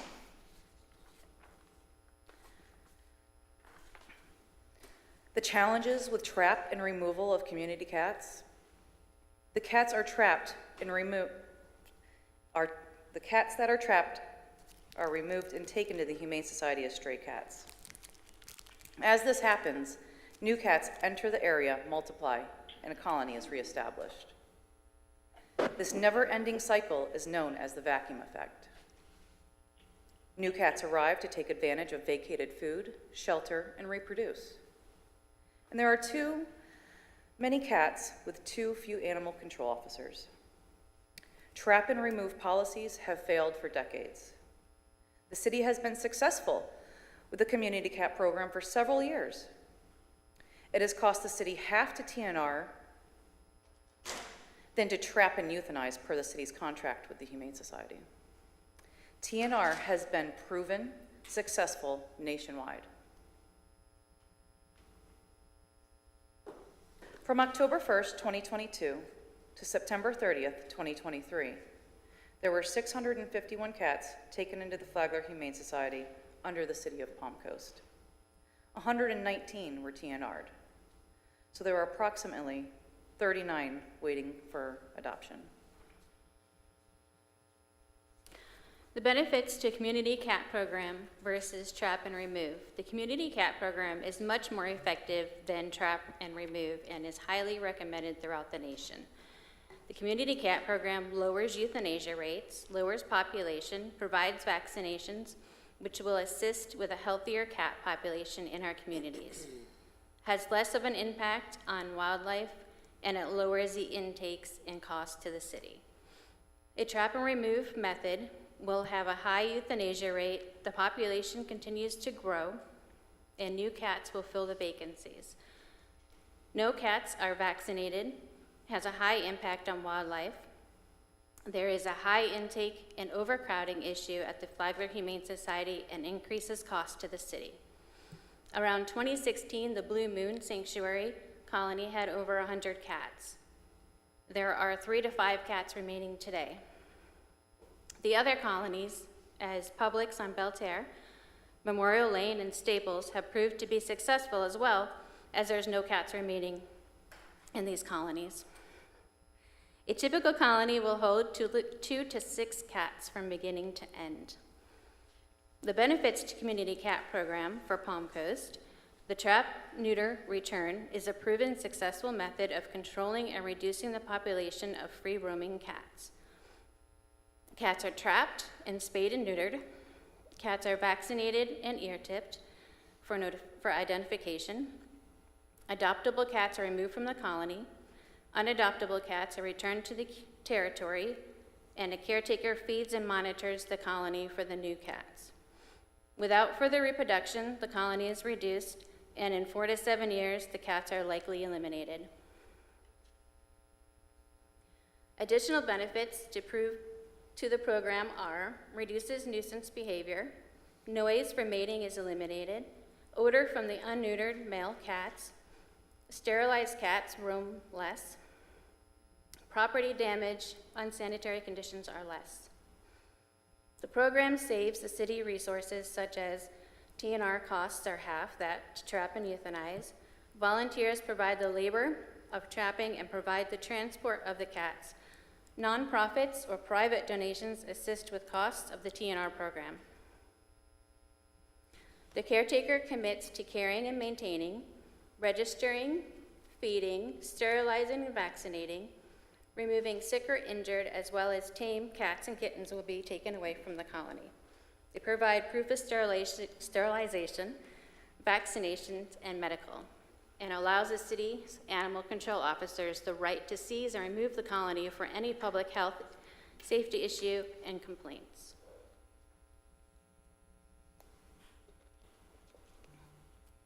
These are the guidelines to be followed by the caretakers and volunteers for feeding use in the program throughout Palm Coast and other nearby communities. Myth versus facts. Myth: feral cats have a harsh life. The humane solution is to trap and kill them to prevent them from possible future suffering. Fact: millions of feral cats are fed by kind people. Others find food for themselves. The average lifespan of a feral cat is estimated to be around 10 years. Incidence of feline leukemia and FIV is no higher in feral cats than in owned cats. We see many outdoor cats. While a few of them lead hard lives, most of them are pleasantly plump and healthy. Most feral cats we see are full of life and eager to return to their homes when released. Myth: feral cats are cause of wildlife decline. Fact: humans are the #1 threat to wildlife. Myth: feral cats carry disease such as rabies. Fact: cats can occasionally be the victim of rabies, but they are not the cause. There has not been a single confirmed case of rabies transmitted from a cat in over 40 years. Myth: TNR leads to nuisance complaints. A well-run TNR program reduces nuisance complaints the majority of the time dramatically. Myth: TNR doesn't work.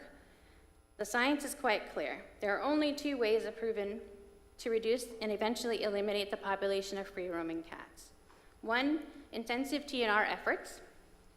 2, intensive eradication efforts, such as those done using poison, disease, lethal trapping, and hunting on oceanic islands. Myth: most people are opposed to TNR for managing the unowned, free-roaming cats in their neighborhood. Facts: results of a 2014 national survey commissioned by Best Friends revealed a 68% for TNR over impoundment, followed by lethal injection of unadoptable cats. Most recently, a 2017 survey, also commissioned by Best Friends, found nearly identical results. 72% of respondents supported TNR, compared to just 18% favoring impoundment and lethal injection. Our resources used are listed here.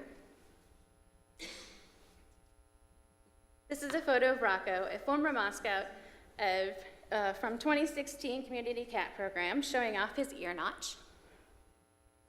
Rocco was rescued years ago from the St. Joe Walkway and is living his best life out at the Blue Moon Sanctuary at the Flagler Humane Society. Trap, neuter, and return is the proven solution nationwide. Thank you, Vice Mayor and City Council. Do you have any questions? I have no questions at this time. I have a couple questions. How many nuisance complaints have we received in the last year from any of these cat colonies, or because of them? Do we know what that number is? I can tell you that from working from 2016 to now, they have reduced quite a bit. Okay. Are you talking residential or commercial, or both? Both, whatever figures you have. There are a few, in this year alone, we've had 3. Okay, and that's both? And that's residential. Residential. Commercial, we had one incident near Linear Park, which was on Memorial, but that one cat was being trapped, and there are no longer any cats at that location. That's one of the success stories, and that started out in the same time probably as the Whitaker cats over on St. Joe Walkway. So again, it worked. Okay. There weren't as many. There were 100 at St. Joe. At this one, we probably had no more than 20. Okay, and you're talking about Linear Park? It was close to Linear Park. It was right off of it, yes. But there was an incident with the feeding station and a feeder. But that since is done, and there are no feral cats there at this time. Okay. And then my only other question was, you said that feral cats are the cause of wildlife decline, and the facts is that humans are the #1. I agree with you on that. But do we know if there is any contribution to wildlife decline, and if there's any data on that in Palm Coast specifically, because obviously we care very much about wildlife here, whether or not the feral cats do contribute to any type of decline in our wildlife here? The caregivers are very much aware of our bird city, and that's why they take very well their responsibility in making sure that their colonies are fed, and there's not a reason to go and eat. I mean, I'm sorry, I've got a dog at home that goes out in the pool enclosure, and you can hear me screaming out in the backyard that, don't eat that lizard, do not. But because the colonies, the caregivers take pride in what they're doing, there isn't that much of an issue with the wildlife because they're happy and they're fed and they're not having to go out and eat other wildlife. And thank you for that. And was this presentation kind of spurred by the incident at Linear Park, or, I mean, is this, I guess I'm curious as to kind of what. You had asked for a presentation. Based on that incident, right? Yes, and Okay, so we and you went said ahead. that's been resolved. Right. Okay. And that has been resolved, and I said this program has been in effect since 2016, and it's worked.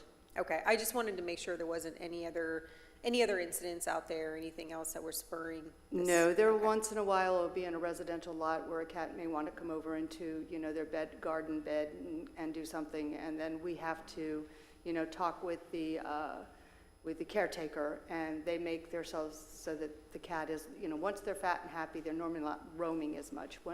The idea is to be able to have them TNR'd, put them back in the location, they're not roaming. The males are the ones that normally will make most of the problem for us. No, I'm sorry. There you Now, go male again. cats. Allegedly. It's all your fault, Nick. Barbara, I will not disagree with you on that. Yes, I know. Sorry. But it's been a successful program, and we would like to keep it a successful program. Okay, thank you for the presentation. Thank Just you. one question. Does this group have any affiliation with Flagler Cats, or do they still exist, Flagler Cats?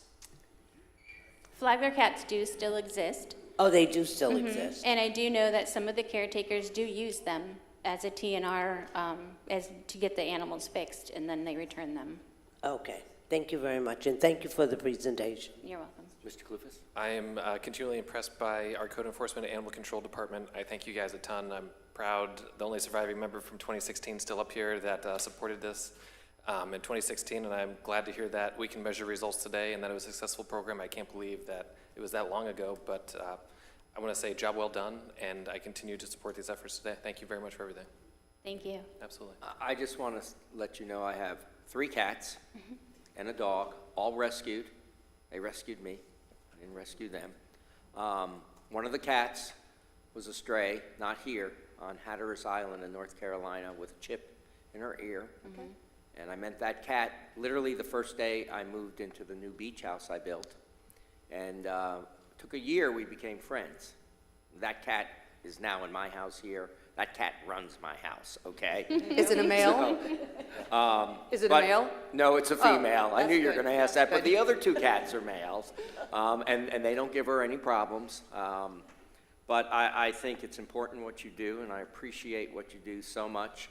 And for, all those animals, those cats and dogs that are in our shelters, I would just tell everyone, your best friend is waiting for you in a shelter. Amen. Please, there's such an overcrowding and such a need.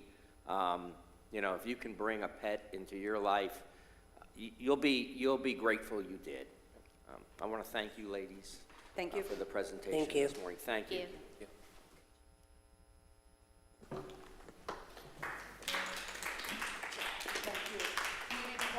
Yay, community cats. There we go. Thank you. Thank you, guys. All right, coming up next, sign code amendment.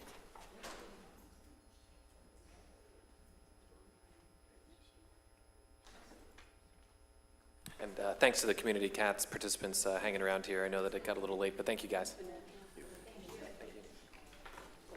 They are a great support Absolutely. mechanism. Thank you, ladies. Thank you.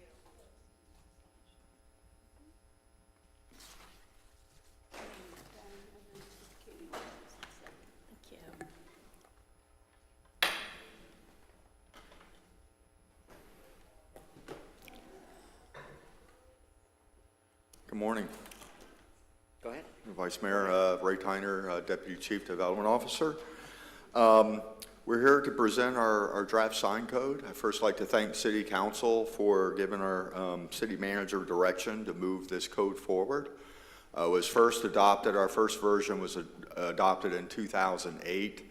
We did some modifications in 2012 with a significant amount of stakeholders because complaining of some issues that we had with the 2008 code. It was a little strict on that aspect.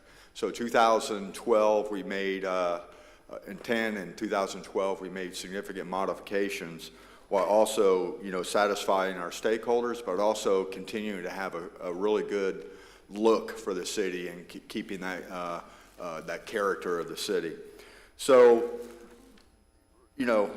sometime back you heard one of our citizens talk about the Reed versus Gilbert case. It was our Supreme Court made a decision that impacted sign codes all across the nation. So a big part of this revision is getting in compliance with that case, because our existing code is out of compliance, and now bringing it back into compliance with that case. So we have Mrs. Reichman that will be covering that part of the code and how, the sign codes are a little bit unique than other codes. You're dealing with First Amendment rights. So Katie will get into that aspects of the code. And we also, by bringing this forward and prior to bringing it forward, it gave us an opportunity to get with our stakeholders. We really appreciate them a whole lot. We had meetings with the Chamber, the Flagler County Association of Realtors, the Volusia and Flagler County Association of Responsible Development, and some of our local attorneys to go through this to say, hey, we have to make this change, but while we're making this change, what are we doing good? What are we doing bad? We want to hear your feedback and bring it forward. So Estelle Lenz is also one of our planners. We'll have the second part of the presentation kind of covering what some of those changes are in the code, and then we'll be here for questions. So. Just a really quick question before you all get started, because I think that this is kind of general in nature. Was BAC also involved in this analysis? BEAC? Our beautification committee. Oh, I don't recall yet, but Okay. we can definitely bring that to them as well. And I just wanted to know, just for my own knowledge as we're Yep. going through this. Okay, thank you.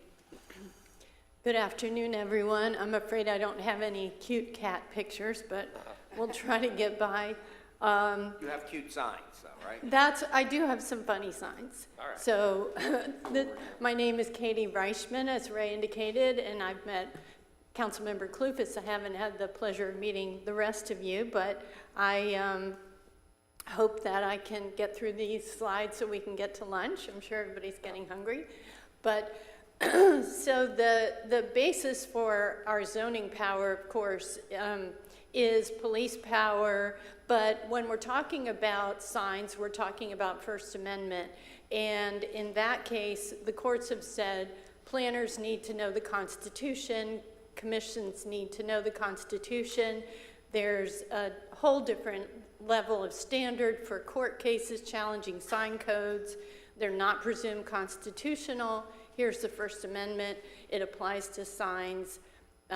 But signs aren't just like regular speech, right? They take up space, they obstruct views, they cause safety issues, and they don't always look very nice. So we have to ensure that we give lots of reasons why we're regulating signs. We are required to regulate signs under Florida law, but we have to give additional reference to studies and data. And of course, we know sign codes are very important. You gave us now just several things that, problems with signs or things that they cause, but there are positives with signs too, correct? Absolutely, absolutely. But our regulation, a lot of times we have to try to deal with some of the aesthetics and safety concerns. Here is the city of Clearwater. This is just kind of a humorous thing. This is a view before they had a strict sign code and the view after they had a strict sign code. And here, what year was that?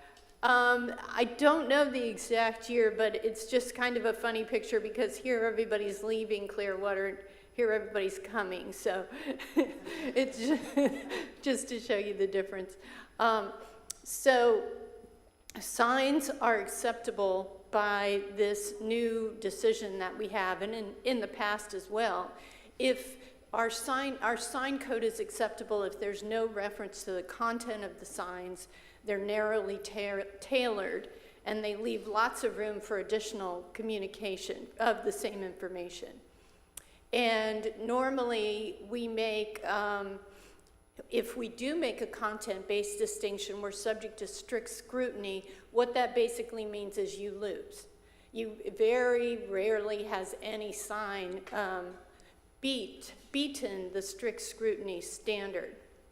So in the Reed court established a new standard of how we determine if signs are content-based, and that was the need to read rule, which means if you have to read it to know if it's allowed, then you are now content-based distinction, and you're subject to strict scrutiny, meaning that you probably will have your sign code overturned. And here's all the justices at that time that found against the town of Gilbert, which is a small town in Arizona that had to pay boatloads of money in attorney's fees to this minister, Mr. Reed, who challenged their sign code. And the Supreme Court decided that the sign code in Reed just had too many different distinctions: political, ideological signs, directional signs. Everything was treated differently. And here are the kinds of things that were treated differently. Just different numbers, different sizes, these types of signs, political signs, different things. So they basically, excuse me, it was the first decision on sign law in a long, long time. And the town offered justifications for all of these sign code distinctions, and the court said, basically, your distinctions don't even pass the laugh test. That's what it said in the official opinion. So, as I said, if a sign code is content-based, its purpose and justification don't matter. And by content-based, we're making a distinction because it's a real estate open house sign or that sort of thing. So this decision made sign code regulation very, very challenging. And for example, if you look regarding warning signs, the court said an ordinance narrowly tailored to the challenges of protecting the safety of pedestrians, e.g. allowing warning signs, might survive strict scrutiny. So it really put us all in a tailspin when it came out. Since then, we've calmed down a little bit, but we can still make some distinctions between commercial, like the IHOP, non-commercial, like the pancake fundraiser for the church, temporary versus permanent. But essentially what one of the justices said about the decision, because all of them joined in the result, but there were all kinds of opinions on different kinds of opinions on how to get to the result. So our communities will find themselves in a bind. They will have to repeal the exemptions that allow for helpful signs or lift their sign restrictions altogether and resign themselves to clutter. So the important point to know is anyone can challenge your sign code, anyone. They can make a facial challenge, they can recover their attorney's fees. So we have to amend our code. The key is don't have any sign have a specific purpose, and you can only use it for that purpose. So you can do like, you can have a small sign next to your door, you can put anything you want on it, but the idea is it would be an address. Excuse me. So we have to always, with our sign code, we have to determine our appetite for enforcement. Are we really going to want to go out? Ms. Grossman, is she going to want to go out and start telling people, well, you've got to limit your election signs and all this? And so it's very important to look at what you can live with as a community. You can't be stricter on one type of sign than another. You can't say, well, a grand opening sign's very, very, very important to us, so we're going to allow that, but not other types of signs like real estate signs. So you make sure you have different sections of your code for temporary and permanent signs, because often our temporary sign code section is the one that gets challenged. The ideal is one standard for all commercial temporary signs and one standard for non-commercial temporary signs, which is what we basically have arrived at here. And these are the three categories. So just looking at the risk continuum, you can, and I'm using banners as an example, you can ban them. That's fairly easy, right?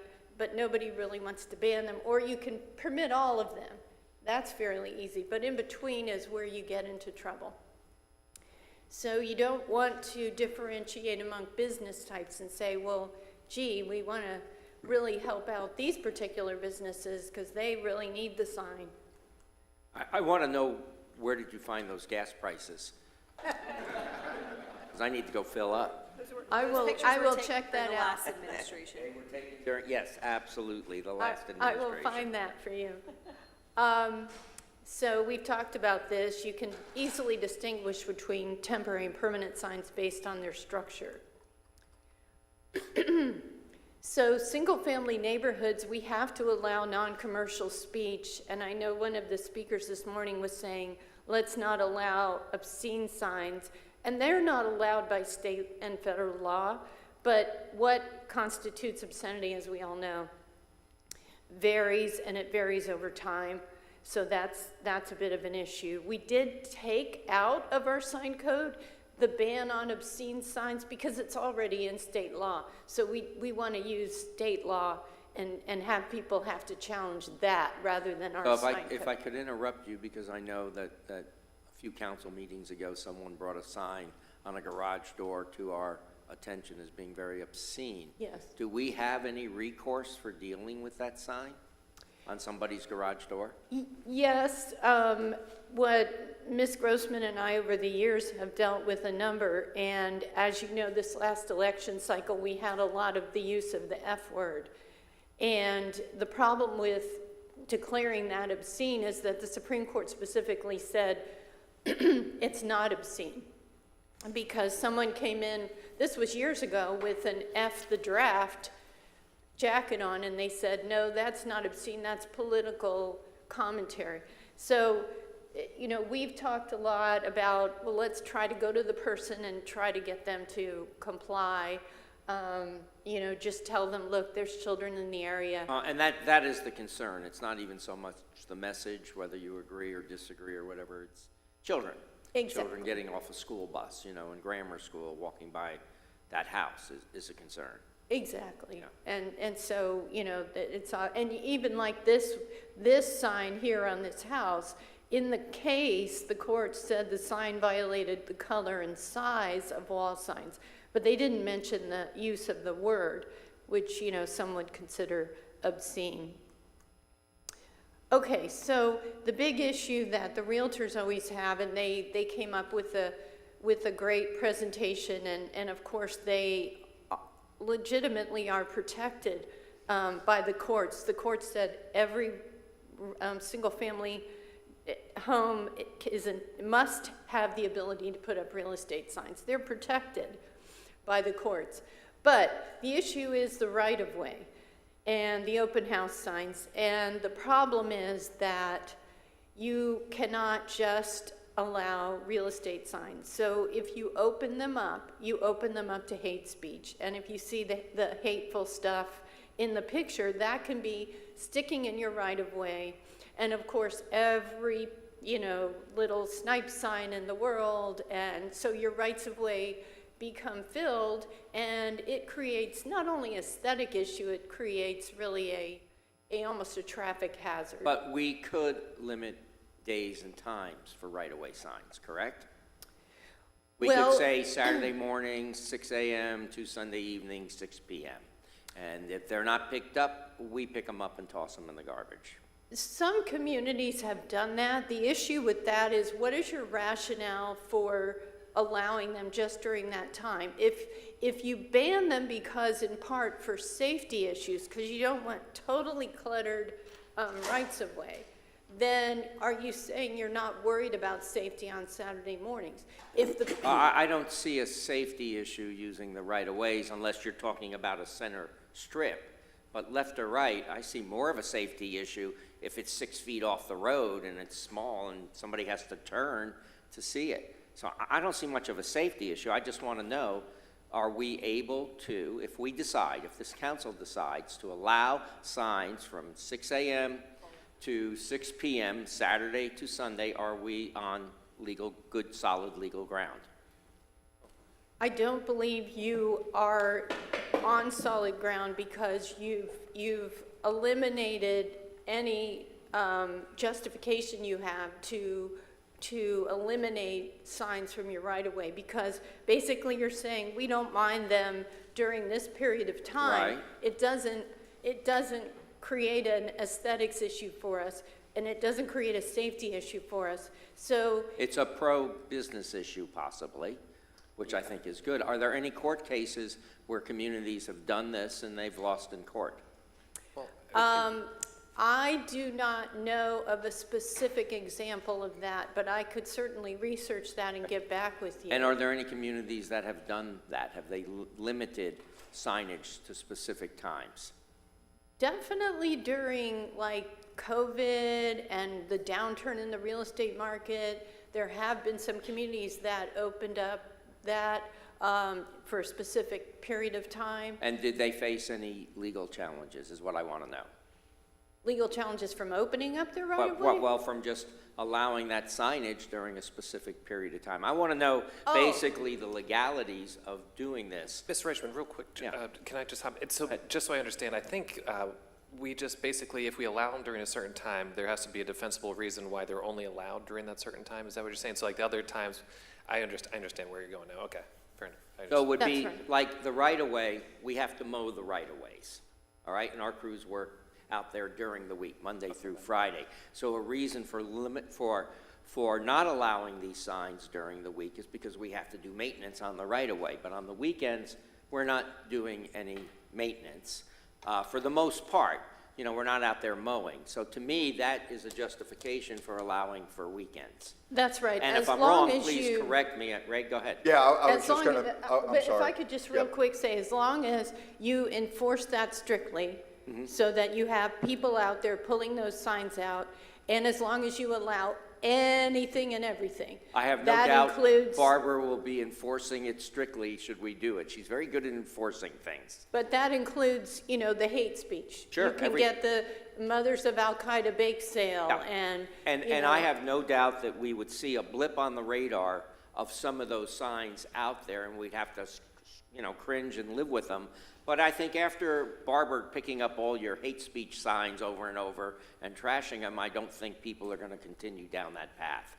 But go ahead, Ray. Yeah, I just, something to consider that I had thought about this was that, you know, the city doesn't maintain these lots, right? So we have, let's think about the ITD section. We have 42,000 platted single-family lots. Out of those 42,000, 80% are built on. So we require our citizens to maintain that right-of-way, even though technically it's not their property. So, you know, I would think they cut their grass on Saturday and Sundays, and having a sign out there could be problematic. I was trying to lead up to that. Yeah. I would think that, and I want to know, on property that our citizens maintain, not our main arteries, you know, like Palm Coast Parkway and Belterre and all that, but on citizen-maintained property where most of us consider that to be our property, we've just granted an easement to the city for right-of-way, for utilities and such. Could we exempt those properties that were part of single-family homes or you know, citizen-owned property while allowing for the main arteries? And also, I mean, I know there isn't a real estate agent that's going to stick a sign on somebody's yard without going inside and offering them a $10 Starbucks card or something. That's pretty standard practices. But could we actually just require something like that? I mean, just every exemption that you make, every kind of, you know, this limitation, every limitation you impose, it starts to gut your justifications for what you're doing. Well, but So- could we do it, though, is the question. I mean, there are exemptions and reasons for everything. This is why we have lawyers, to Right, get but- us through this process. So, unless there's some kind of, case law history or rulings, there's nothing preventing us from doing something like this. Well, I will do the research, Mr. Okay, Vice appreciate Mayor, it. but I can tell you that there's just a boatload of cities and counties that have had their sign codes overturned in part because of exceptions to the rule. But I just want to know exception to a rule and with the Specifically. nature that we're talking of, not some other exception Understood. that's irrelevant. I want to keep us to where we're focused on here. Rights of way specifically. Is what I'm talking about, rights of way specifically. There's been a lot of case law on rights of way. Mr. Vice Mayor, can I ask a question? May I ask a question? Oh, yes, sure, go ahead. So I just was thinking, and this also goes out to FCAR as well. Is there an expectation for the increase in sales of homes that you'll be able to actually realize by having these signs in the right-of-ways? I know we gave some examples. I was very impressed that you were able to sell a house to someone who wasn't actually looking to buy a house because of one of these signs. And I would imagine that, and the council, 25 years ago, these signs were probably the only way to know that there were open houses. But in today's world, is there a number or an expectation that would be meaningful enough to have measured against for a change before and after? I don't know if FCAR or the Vice Mayor has something. Just so like if we're actually trying to make a change, do we have an expectation of what this change would bring, and then do we have a way to measure against it? You'd like to address that, please. Absolutely, thank you so much. We don't have exact numbers on that quite Excuse yet. me, I'm sorry, can you introduce yourself for I the record, apologize. please? Yes, ma'am. Michelle McKinney with Flagler County Association of Realtors. So we don't have any statistics or exact numbers for that yet.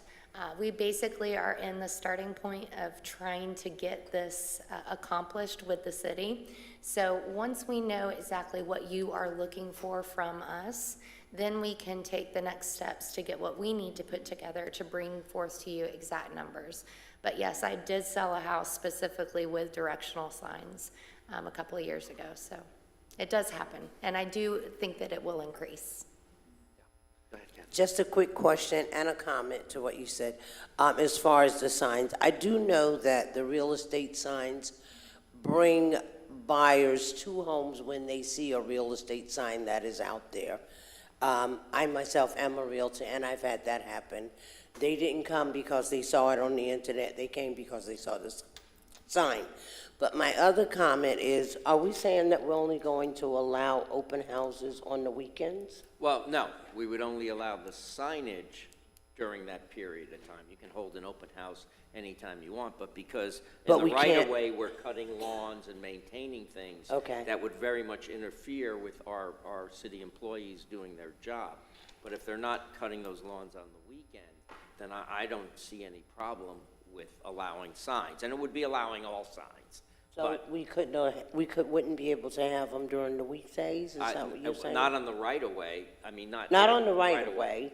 If you're on private property, Because I I would know a think lot you're of fine, realtors right, do Barbara? open houses during the week also. You're fine on private property, no doubt. Okay. Right. If I may jump in, sorry, really quickly, because this has exactly to do with what your comment just was. Opening it up, so if let's say we use the justification of, well, our staff does mow on the weekday, so therefore we should have it on the weekends because it won't interfere with that. Well, to Councilwoman Hyder's point, what if we have a realtor that wants to do an open house from 6 to 9 on a Tuesday? Well, staff isn't mowing at 6 to 9 on a Tuesday. My point is that we are opening up a floodgate, so to speak, in what we're doing, and if we can't sufficiently justify it, then we are setting ourselves up for litigation. My question to Ms. Reichman is, if we open up our right-of-ways for signage, are we creating a public forum of some sort? Creating a public forum. Oh, yes, absolutely you are. And that's also a danger. Wow. So, that's a huge concern of mine, because then you have the potential of, especially during the elections, picketers and there's other concerns. So I think that, you know, we just have to not look at this in a vacuum. And I think that's your point as well in giving this presentation. And Barbara, I'm sorry, I didn't mean to cut you off. I just was piggybacking off of that question that Ms. I Hyder think had. the other thing that we have to take into consideration also is that you have people that put garage sale signs out there all during the week too. And hence, I'm saying that if you allow the real estate signs in the right-of-way, right now, nothing in the right-of-way. Once you start allowing a real estate sign in the right-of-way, you are allowing a garage sale sign. You're also allowing 4,000 to 5,000 businesses that have business tax receipts here, and all of those will be in the right-of-way. But I would also point out, though, that you will have businesses that only are open Monday through Friday. Correct. And they don't have the ability to then put their signs in the right-of-way during their business hours. Right, but that's because we would be limiting the day and the time. And again, if Understood. we can legally do that, to me, is the question we need answered And first. I think that is one of the big issues, though, is why are you doing it? Are you doing to benefit your Saturday to Sunday businesses?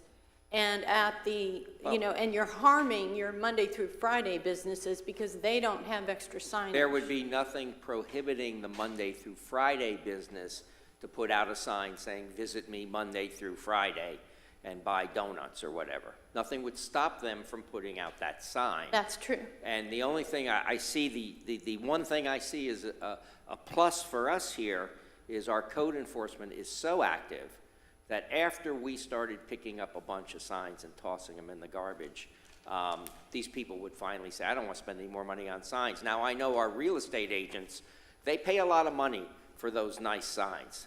And they're going to come pick them up. I also wanted to address that other question. You had mentioned that you picked up a client. My better half, Renee, picked up a client who was driving around, had been here on vacation, driving around, found the neighborhood, and they saw some open houses. They went in, and we actually met these people down at European Village when they were sitting next to us when we were having dinner. And they discovered she was a real estate agent. And they said, oh, we just drove by this house. We need someone to help us. And she picked up a client there. So I know firsthand that these signs, while we do have the internet, and you can go to Zillow or whatever website you want to go to, there are still people that actually just get in their cars and drive around and look through neighborhoods, especially people from out of town. And they say, wow, what a beautiful city Palm Coast is. I really want to get out of New Jersey and move here. And they do. So again, my feeling towards this is I'm very pro-business, any business, and I think if we can help our business community, we should help our business community, because right now, you will still see signs out there on our right-of-ways, and they're all different types and stuff. So we do have this signage thing still going on illegally, and I would think doing this a legal way and restricting the times would really help send the message that you just can't throw those out there anytime you want, and our code enforcement is stepping up the game and taking care of it. And again, I have confidence in our code enforcement to handle that type of task. I really do. And again, I think we also, though, the right-of-way question in front of somebody's home, because they maintain it, they cut the grass, they do cut the grass. I cut mine on weekends, I get it. I don't think we have to find a way not to allow that. And again, no real estate agent or business person would just stick a sign in front of your house. But some clown might with a message, whether you like the message or not. So I think that is something we need to look into. We need to see if we can legally separate from city right-of-way to private home right-of-way, for a lack of a better term, and see if that's something we can make work. Rather than just say yes or no, I want to know the legal ramifications of something like this. And we certainly aren't saying no to open house signs in our existing code and in our new code. We are permitting open house signs, just not in the right-of-way. Right, which to me seems dangerous. Because if I see a small sign, if you could hold, you have a sign there, right, Merritt? If you could hold that up, yeah. So I see a sign like that and it's way off to the right or left, I've got to turn my head and I'm distracted from my driving. That could be an issue, and that could be a safety issue by not putting it in the right-of-way. That's just my thoughts on it. Yeah, and there have been studies we can reference for that. That would be good. And then I have one more question as well. As far as actually even being allowed to make these measures, we have 3 council members who are directly involved in the real estate industry. Can they vote on this? Well, I'm not a real estate agent. So, Yeah. as far as whether, and I think you're asking if there's a voting conflict. Yes. In a voting conflict, there's a couple types of voting conflict. One is first let's start off by saying you're required to vote. It's your duty to vote. Yep. Unless there's 2 conflicts. One is voting on something that will inure to your pecuniary gain or loss. So, but that means that a direct monetary benefit to you will be coming. There's a lot of Commission on Ethics opinions on what that means. Personally, this, voting on an ordinance as to whether or not signs could be in the right-of-way, and then going through multiple steps to finally get a potential monetary benefit, I think it's too tenuous. There's not a conflict there. Now, the other conflict is with regard to zoning decisions and whether or not you feel like you can't make a fair decision based on some factor that may be occurring. But in this case, since number one, we're not talking about real estate open house signs specifically. That's one of the types of signs that can be here. And then you would have to get from there all the way down to the person actually selling a house, getting commission from, and showing that that monetary gain came from the fact that they were able to have an arrow sign in the right-of-way. I think it's too much of a... Fair enough. I've heard a couple of cases today that they've been able to do that, but... Yeah. But, like, Nick, for instance, you'll vote on issues concerning the internet. Instead of GPS, yeah. Sure. Is in that, and yet, it's not just, benefiting you, it's benefiting our business community, and I think that's a bigger sort of picture. And, I also think, too, it's important to realize that sooner or later, you're all going to sell your house, and if you don't, your kids will sell it, one way or another. And when your house is up for sale, you're going to want that traffic coming into your homes. You're going to want people to find your open house. And you got to get them in the front door before you can get them to sign a contract. Also, if your friends or family move here, they're going to want to buy a house. And this helps in that aspect, too. I think it's a pro-business conversation, not a signage conversation. And I think we want to find, at least I want to find, a reasonable way to not interfere with our city workers, to not inconvenience people that already live in their homes, but to find a way to allow this to help our real estate community and other businesses too. Right now, the market's kind of slumping. It's not great, there's no one's doing, what were those acceleration clauses anymore, right? So our agents are facing hard economic times. And, anything we can do to help our business community, to me, is just absolutely essential. And other communities do this. I've moved, when I lived in Georgia, they had signs, right-of-way signs. Dallas, Texas had right-of-way signs. I think Dallas doesn't now. It doesn't have it now? No. All the way from Dallas, Fort Worth to Granbury, no signs in the right-of-way. No signs in any of the surrounding communities. Fort Worth, Dallas, all the way to Granbury. Family members live there. Plano? I can't West Plano? Because I remember signs there. I'll check for you. Thank you, Barbara. I appreciate it. But regardless, if we can find a way to do this, I'm all in favor of it. And again, right now, you do see signs. Little tiny Home Depot signs, and you also see some creative signs where they put a person on the corner with a sign and spends all day dancing out there. I don't know how they do that. Dedication. Dedication, yeah. Again, I think what we're trying to do here is find some reasonable solution to help our business community. But anyway, go on. Vice Mayor, if I may. Yeah. So what I'm hearing is, and I know we're running long on the meeting, so I'm just trying to move this along, but what I'm hearing the directive is you would like Ms. Reichman to come back with some case law, because, you know, in any event, we are not going to recommend that the city enact some type of ordinance that would put the city at risk to be sued. We will tell you that. Whether or not the city council decides if they want to move forward after that legal advice will be up to the city council. But what I'm hearing you say is, we're going to do that research and bring that, the contents of that research back to you. I think At we the next need that meeting. research, and I think we need real examples of where a city has been sued in the specific sort of setup that we're looking at. I mean, not that, oh, well, Okay, you might be understood. sued, because any of us might be sued anytime, day or night, over anything in today's world. I And- want to see real sort of, you know, like, this city was sued because they did the same thing that you're talking about doing, and they lost $15 million, or whatever the fine is. So, And Vice Mayor, I can tell you, there have been so many, as Barbara indicated, so many cities and counties that have changed their sign code. So we might find, you know, that that's the case, that there's generally a ban on signs in the right-of-way. yeah. Now, if they changed it for aesthetic reasons, that's one thing. If there was another legal issue there that doesn't It's- apply to us, yeah. that would be another thing. But it's It's hard the to make a Reed case. decision when you don't have the actual facts.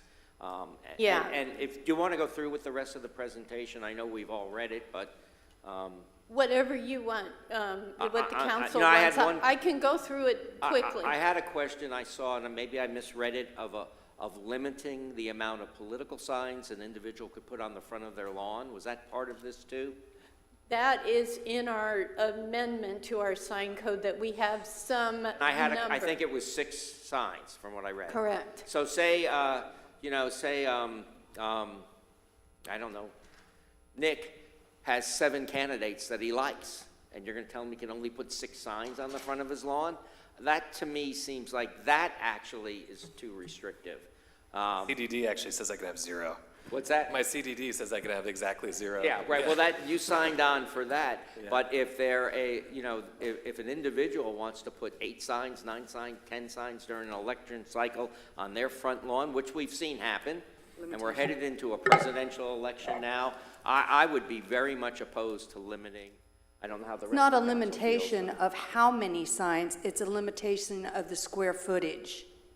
So- Okay, so it's kind of like when you put your trash out. I'll use an example of trash, when you can have only 3 cubic square feet of trash to put out.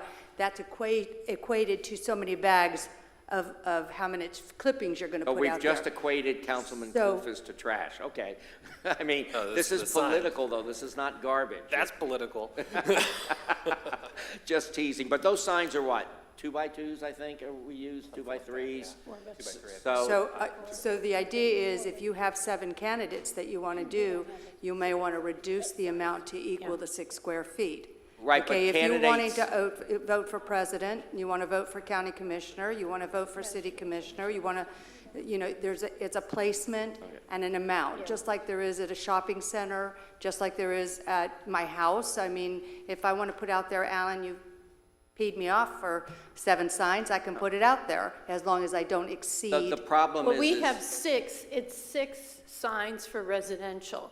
And to your point, I think if somebody wants to have 7 signs, it's, you know, it's, 6 is pretty liberal as it goes, but any kind of a number you place on there puts you at some risk. I You know, agree. the best of all worlds is you have no limits, but your neighbors all respect each other, and the Yeah. problem is that we have people that, the 6 signs is for any signs at any time. Yeah. So you can put, I hate this person, I hate that person, I hate everything. And so that could be your 6 signs 24/7 for the rest of the Yeah. time. That's why we came up with a number. The problem is the size issue, number one. Those signs are all, everyone uses pretty much the same size signs, and you don't tailor them to different people's homes. And on the political aspect of it, it seems to me to be a freedom of speech issue that I don't think we want to get into. But we're not content restricted. We're just saying Right. square footage. Right. So it's not a free No, speech issue. it's number on residential. Number. We're not It's telling you 6. what you can put on the sign, how you can do it. There's not a free speech issue with that. I'm just, I have just got to tell you, I'm opposed to limiting that amount of signs. Okay, Just okay. from my perspective. How everyone else feels is up to them. But If I may, yeah, I disagree, Vice Mayor. I think that we have a very, we have a duty to keep Palm Coast beautiful. And that is one of the things that people take pride in our city for. You know, I think it's the same thing. There's a lot of people who complain about code enforcement getting onto them about how tall their grass gets. But your neighbor wants you to keep your grass trimmed and clean. So I understand what you're saying as far as political speech specifically, I think is pretty sacred. But again, it is content neutral, and 6 signs is a lot of signs. I think that if we strike a reasonable balance, and to me, that's exactly what Ms. Reichman and staff have done. They've endeavored to strike a very reasonable balance here. So it is our job, and I don't, I can foresee what's going to happen if we allow signs in the right-of-way during elections. It's going to be a hot mess.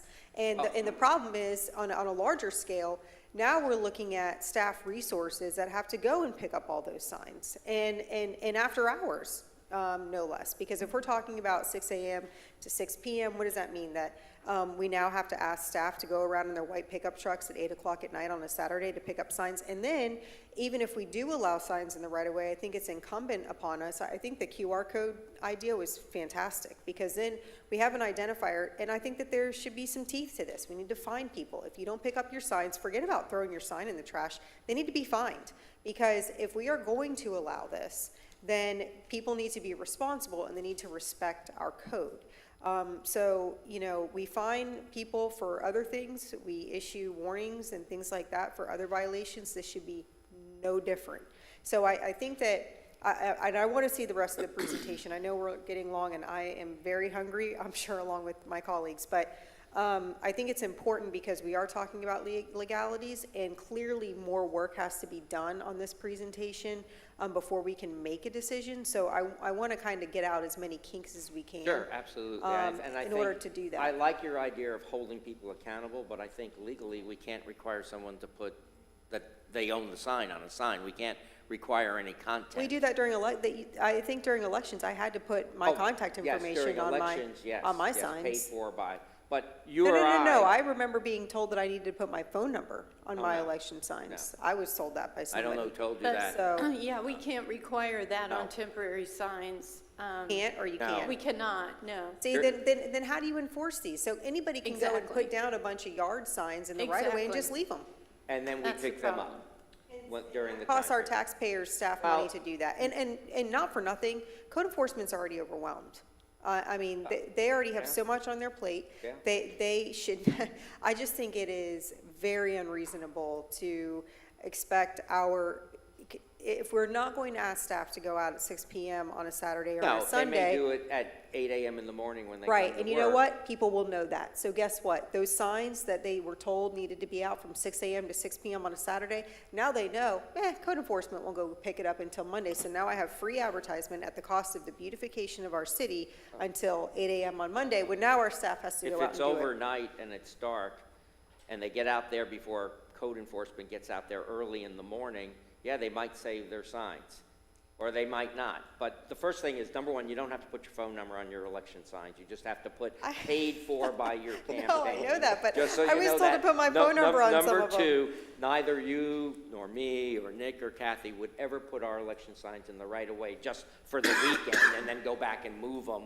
to another. I mean, we're not going to do that. You're too busy doing other things. So I'm not worried about the You may not, Vice I Mayor, wouldn't but do I'm it. If telling you wanna- right now, You want to mark get out my there words. 6 a.m. and move your signs to the right Well, of way and then go back at myself 6? included, we're at the library at 4 a.m. just to get a tent spot. My point well, is that's broader. it. During My point voting, is, I get it. It's broader than the election thing. The point is that I agree that for the real estate community, this would be something that would benefit them. And I hate to take away from you, but it's not just about them.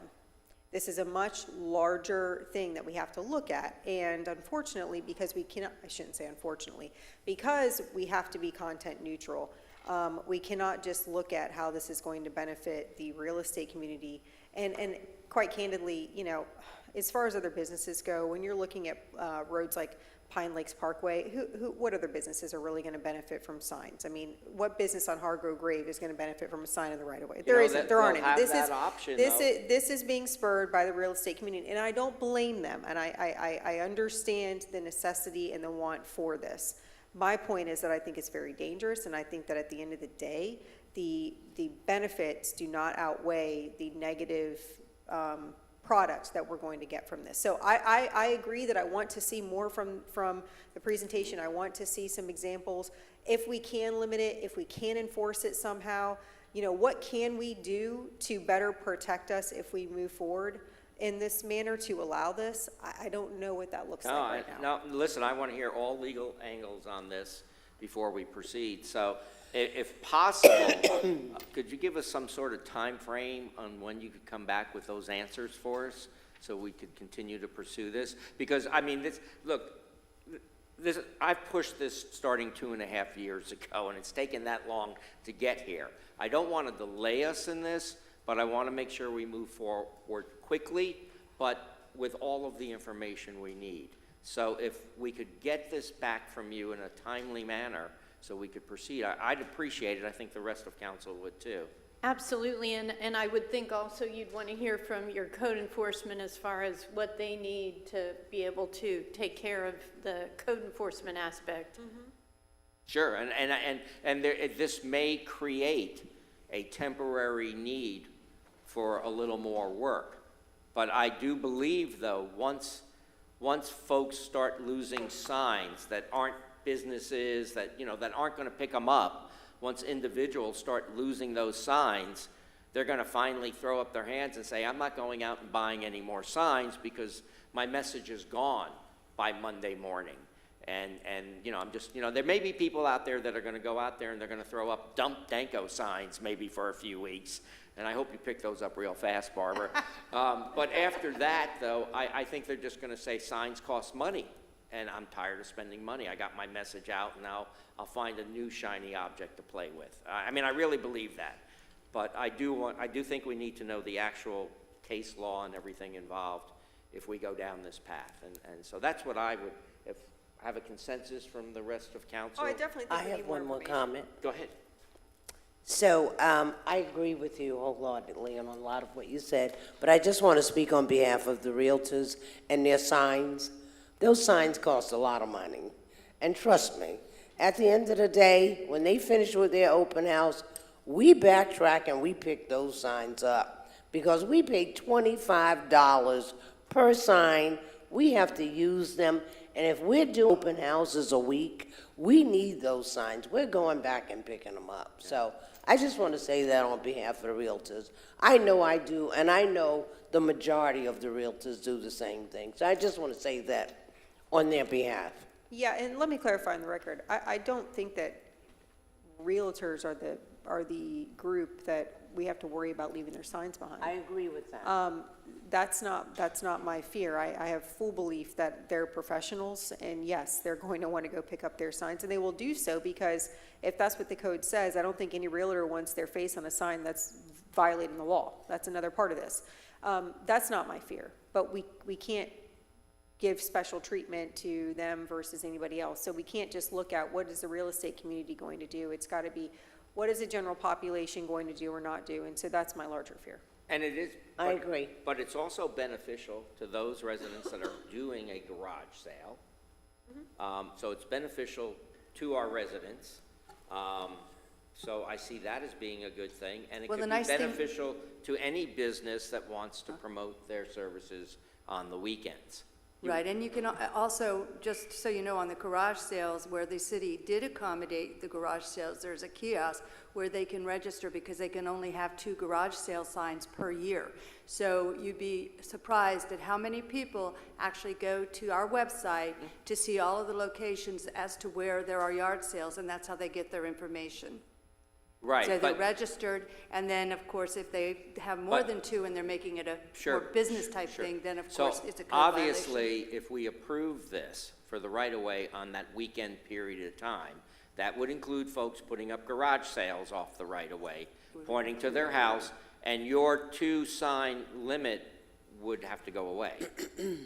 No, Unless it's it's 2 just garage 2 sales, signs. 2 garage sales per year. Oh, I thought you said signs, I'm 2 sorry. garage sales per year. Okay, so, but it would allow residents to put those directional signs for garage sale out there too.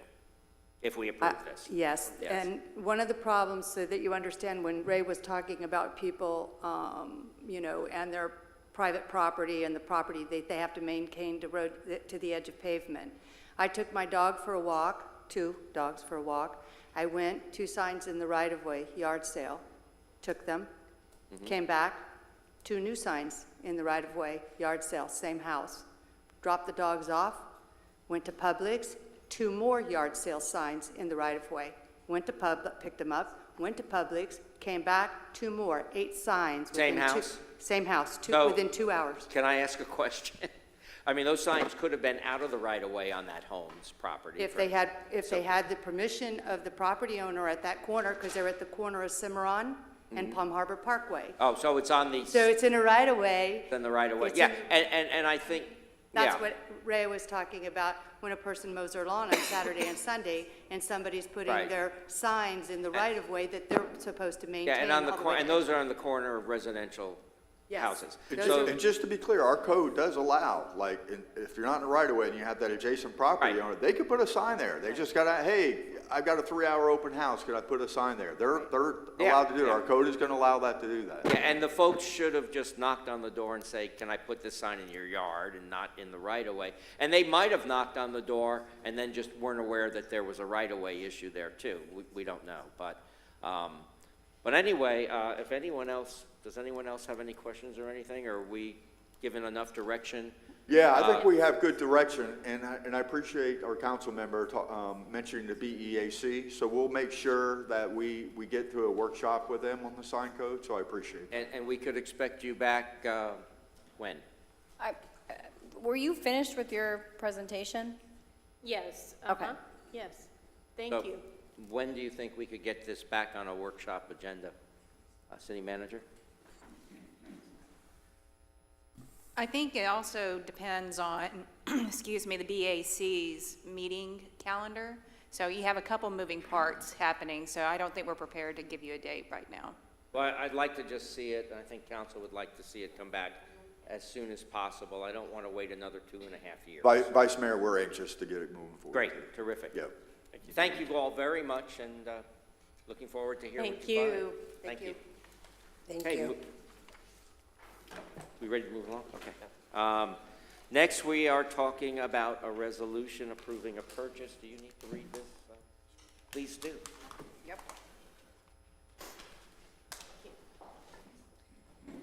This is a resolution regarding 4-Star USA Real Estate Group, Inc., a resolution of the City Council of the City of Palm Coast, Florida, approving the purchase and sale agreement with 4-Star USA Real Estate Group, Inc., providing for severability, providing for conflicts, providing for implementing actions, and providing for an effective date.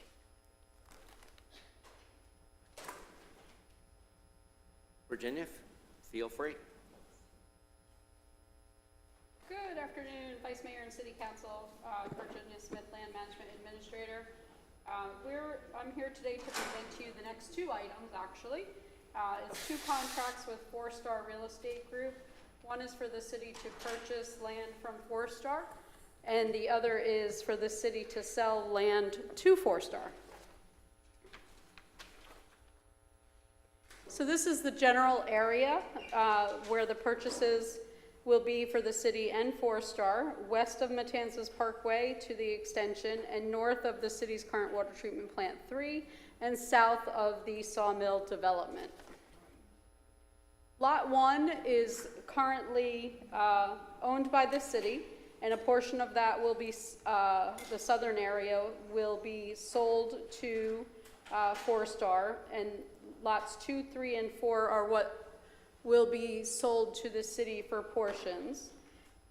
Those lots will be used for the realignment of a traffic circle, for a road extension for Matanzas Woods Parkway. And the portion to be sold to 4-Star will be used for a traffic circle and the entryway sign for 4-Star to use for their development.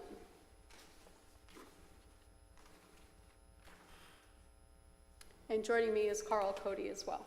So the city will purchase approximately 10.52 acres at $39,500 per acre. And then in exchange as well, the city will sell to Forestar 1.039 acres at the same price, $39,500.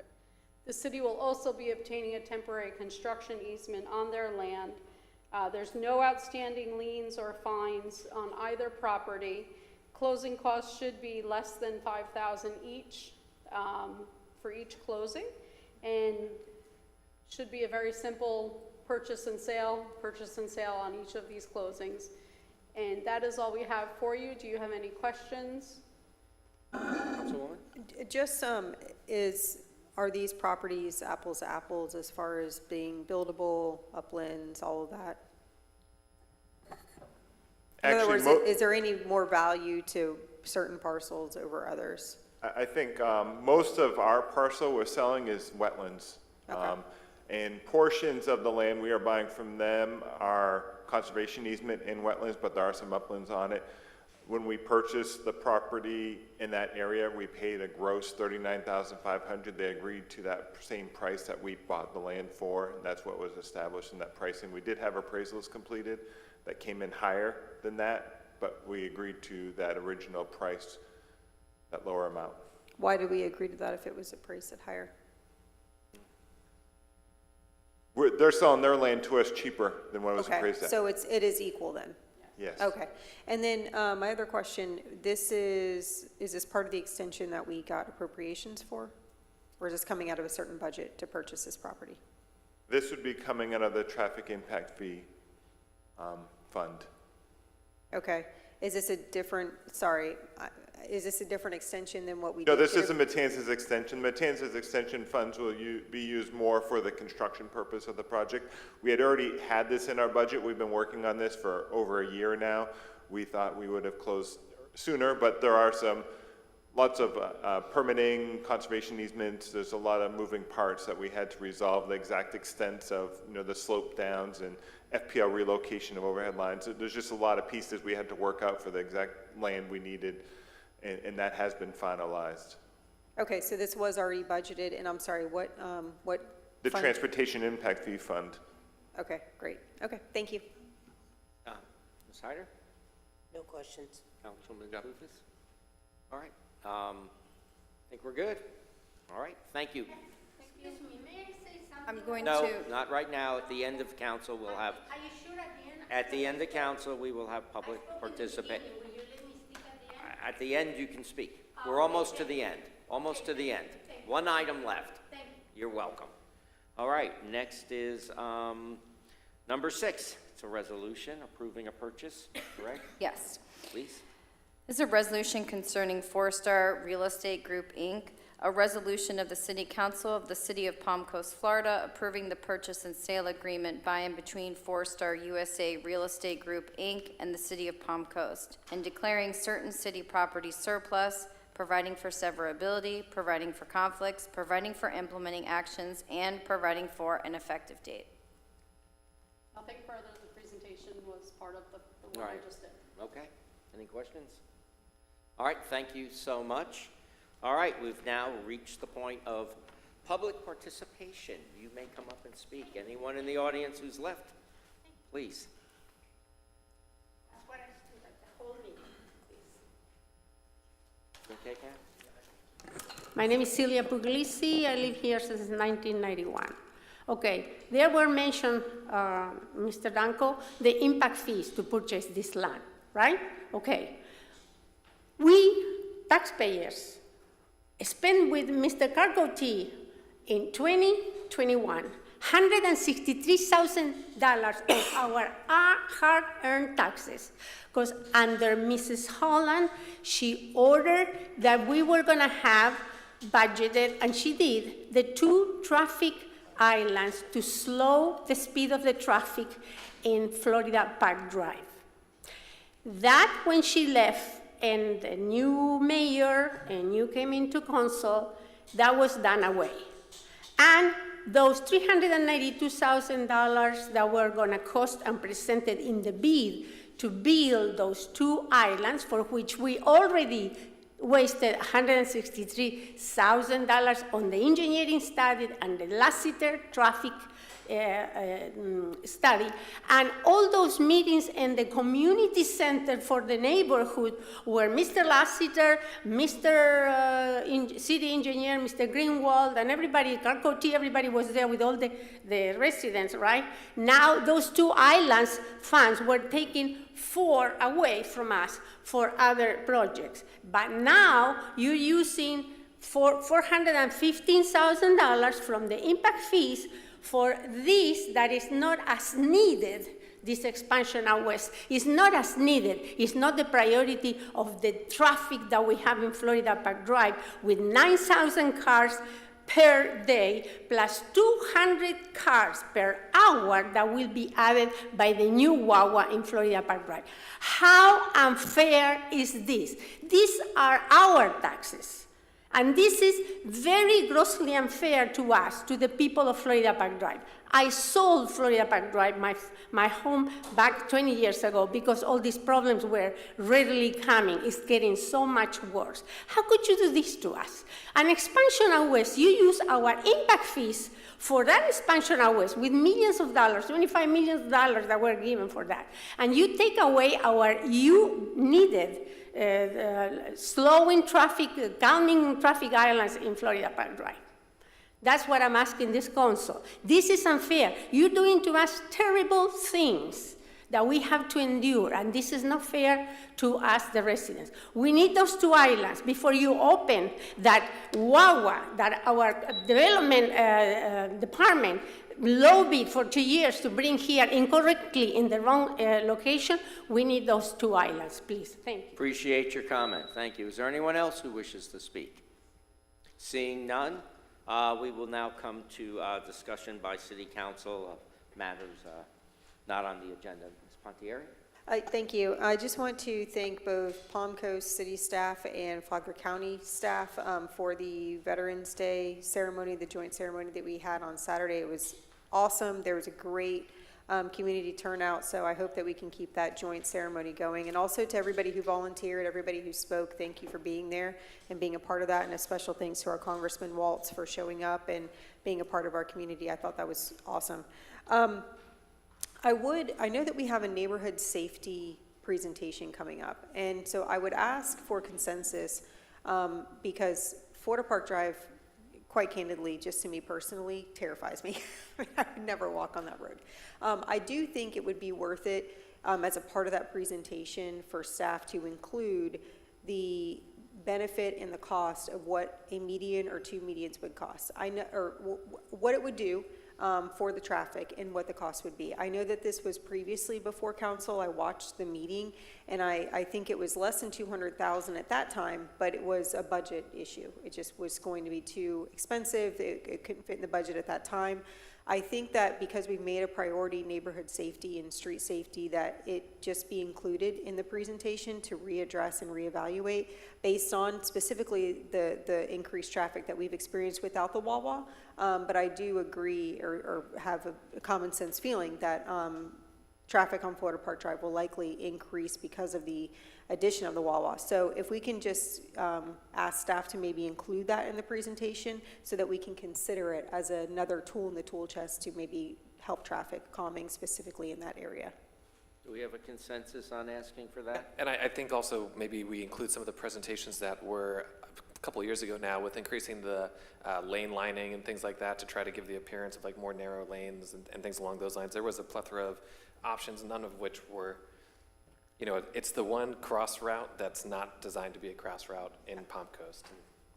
Ms. Hyder, you okay with us moving forward? I didn't hear it all, but I'm okay. Just asking if we can reconsider the addition of some traffic calming devices, including the medians on Florida Park Drive as a part of the neighborhood safety presentation. Okay. Yes. You have direction that you need? All right, thank you very much. Anything else? Or? That's it, thank you. Mr. Kloufis? I'm all good, thank you. Kathy? Yes. I'm all good too. And with that, I'll take a motion to adjourn. City Attorney? Oh, yeah. No? City Manager? Oh, I'm sorry, you're right, sorry. Start with you. I have nothing. Okay. I'll be very quick. As you know, I'll be traveling outside the state next week for Thanksgiving and enjoying some time with my family. So I want to just extend a happy Thanksgiving a little bit early. And that's all I have before we move into the next agenda. All right, excellent. With that, I'll take a motion to adjourn. Motion. Second. Sweet. Let's adjourn. Now we need to call to order the special meeting. Next meeting. Right, What I next forgot. meeting? We have a special budget. All right, so what are we having? Okay. A special budget meeting here? Need to call to order All the right. city council I'll call special to the business- order the city council special budget thing, the business meeting. business meeting. Okay, we don't need to go through all the other ceremonies. We don't have to do the Pledge of Allegiance if it's okay with council, but just do roll call for the record, If we could have a roll call, please. Vice Mayor Danko, Here. Councilmember Hyder, Present. Councilmember Clufus, Definitely. Councilmember Pontieri, Present. Mayor Alphen is absent. Okay, where is this sheet now? Here, you want mine? Is it this one? It's that one, right? 9 more agenda items. No. I don't know what that is. I don't know, I don't have one here. If I could use yours. From the top. Sure, Briefly, public thank you. participation. All right, so we'll start with public participation. If there's anyone here who would like to speak to the council, please come forward. Seeing none, we'll move forward on this. And we did the roll call, so let's, so this is one resolution, correct? Yeah, I'll read it into the record. The 2023 budget amendment for fiscal 2022-23, if you please. Thank you. Sure.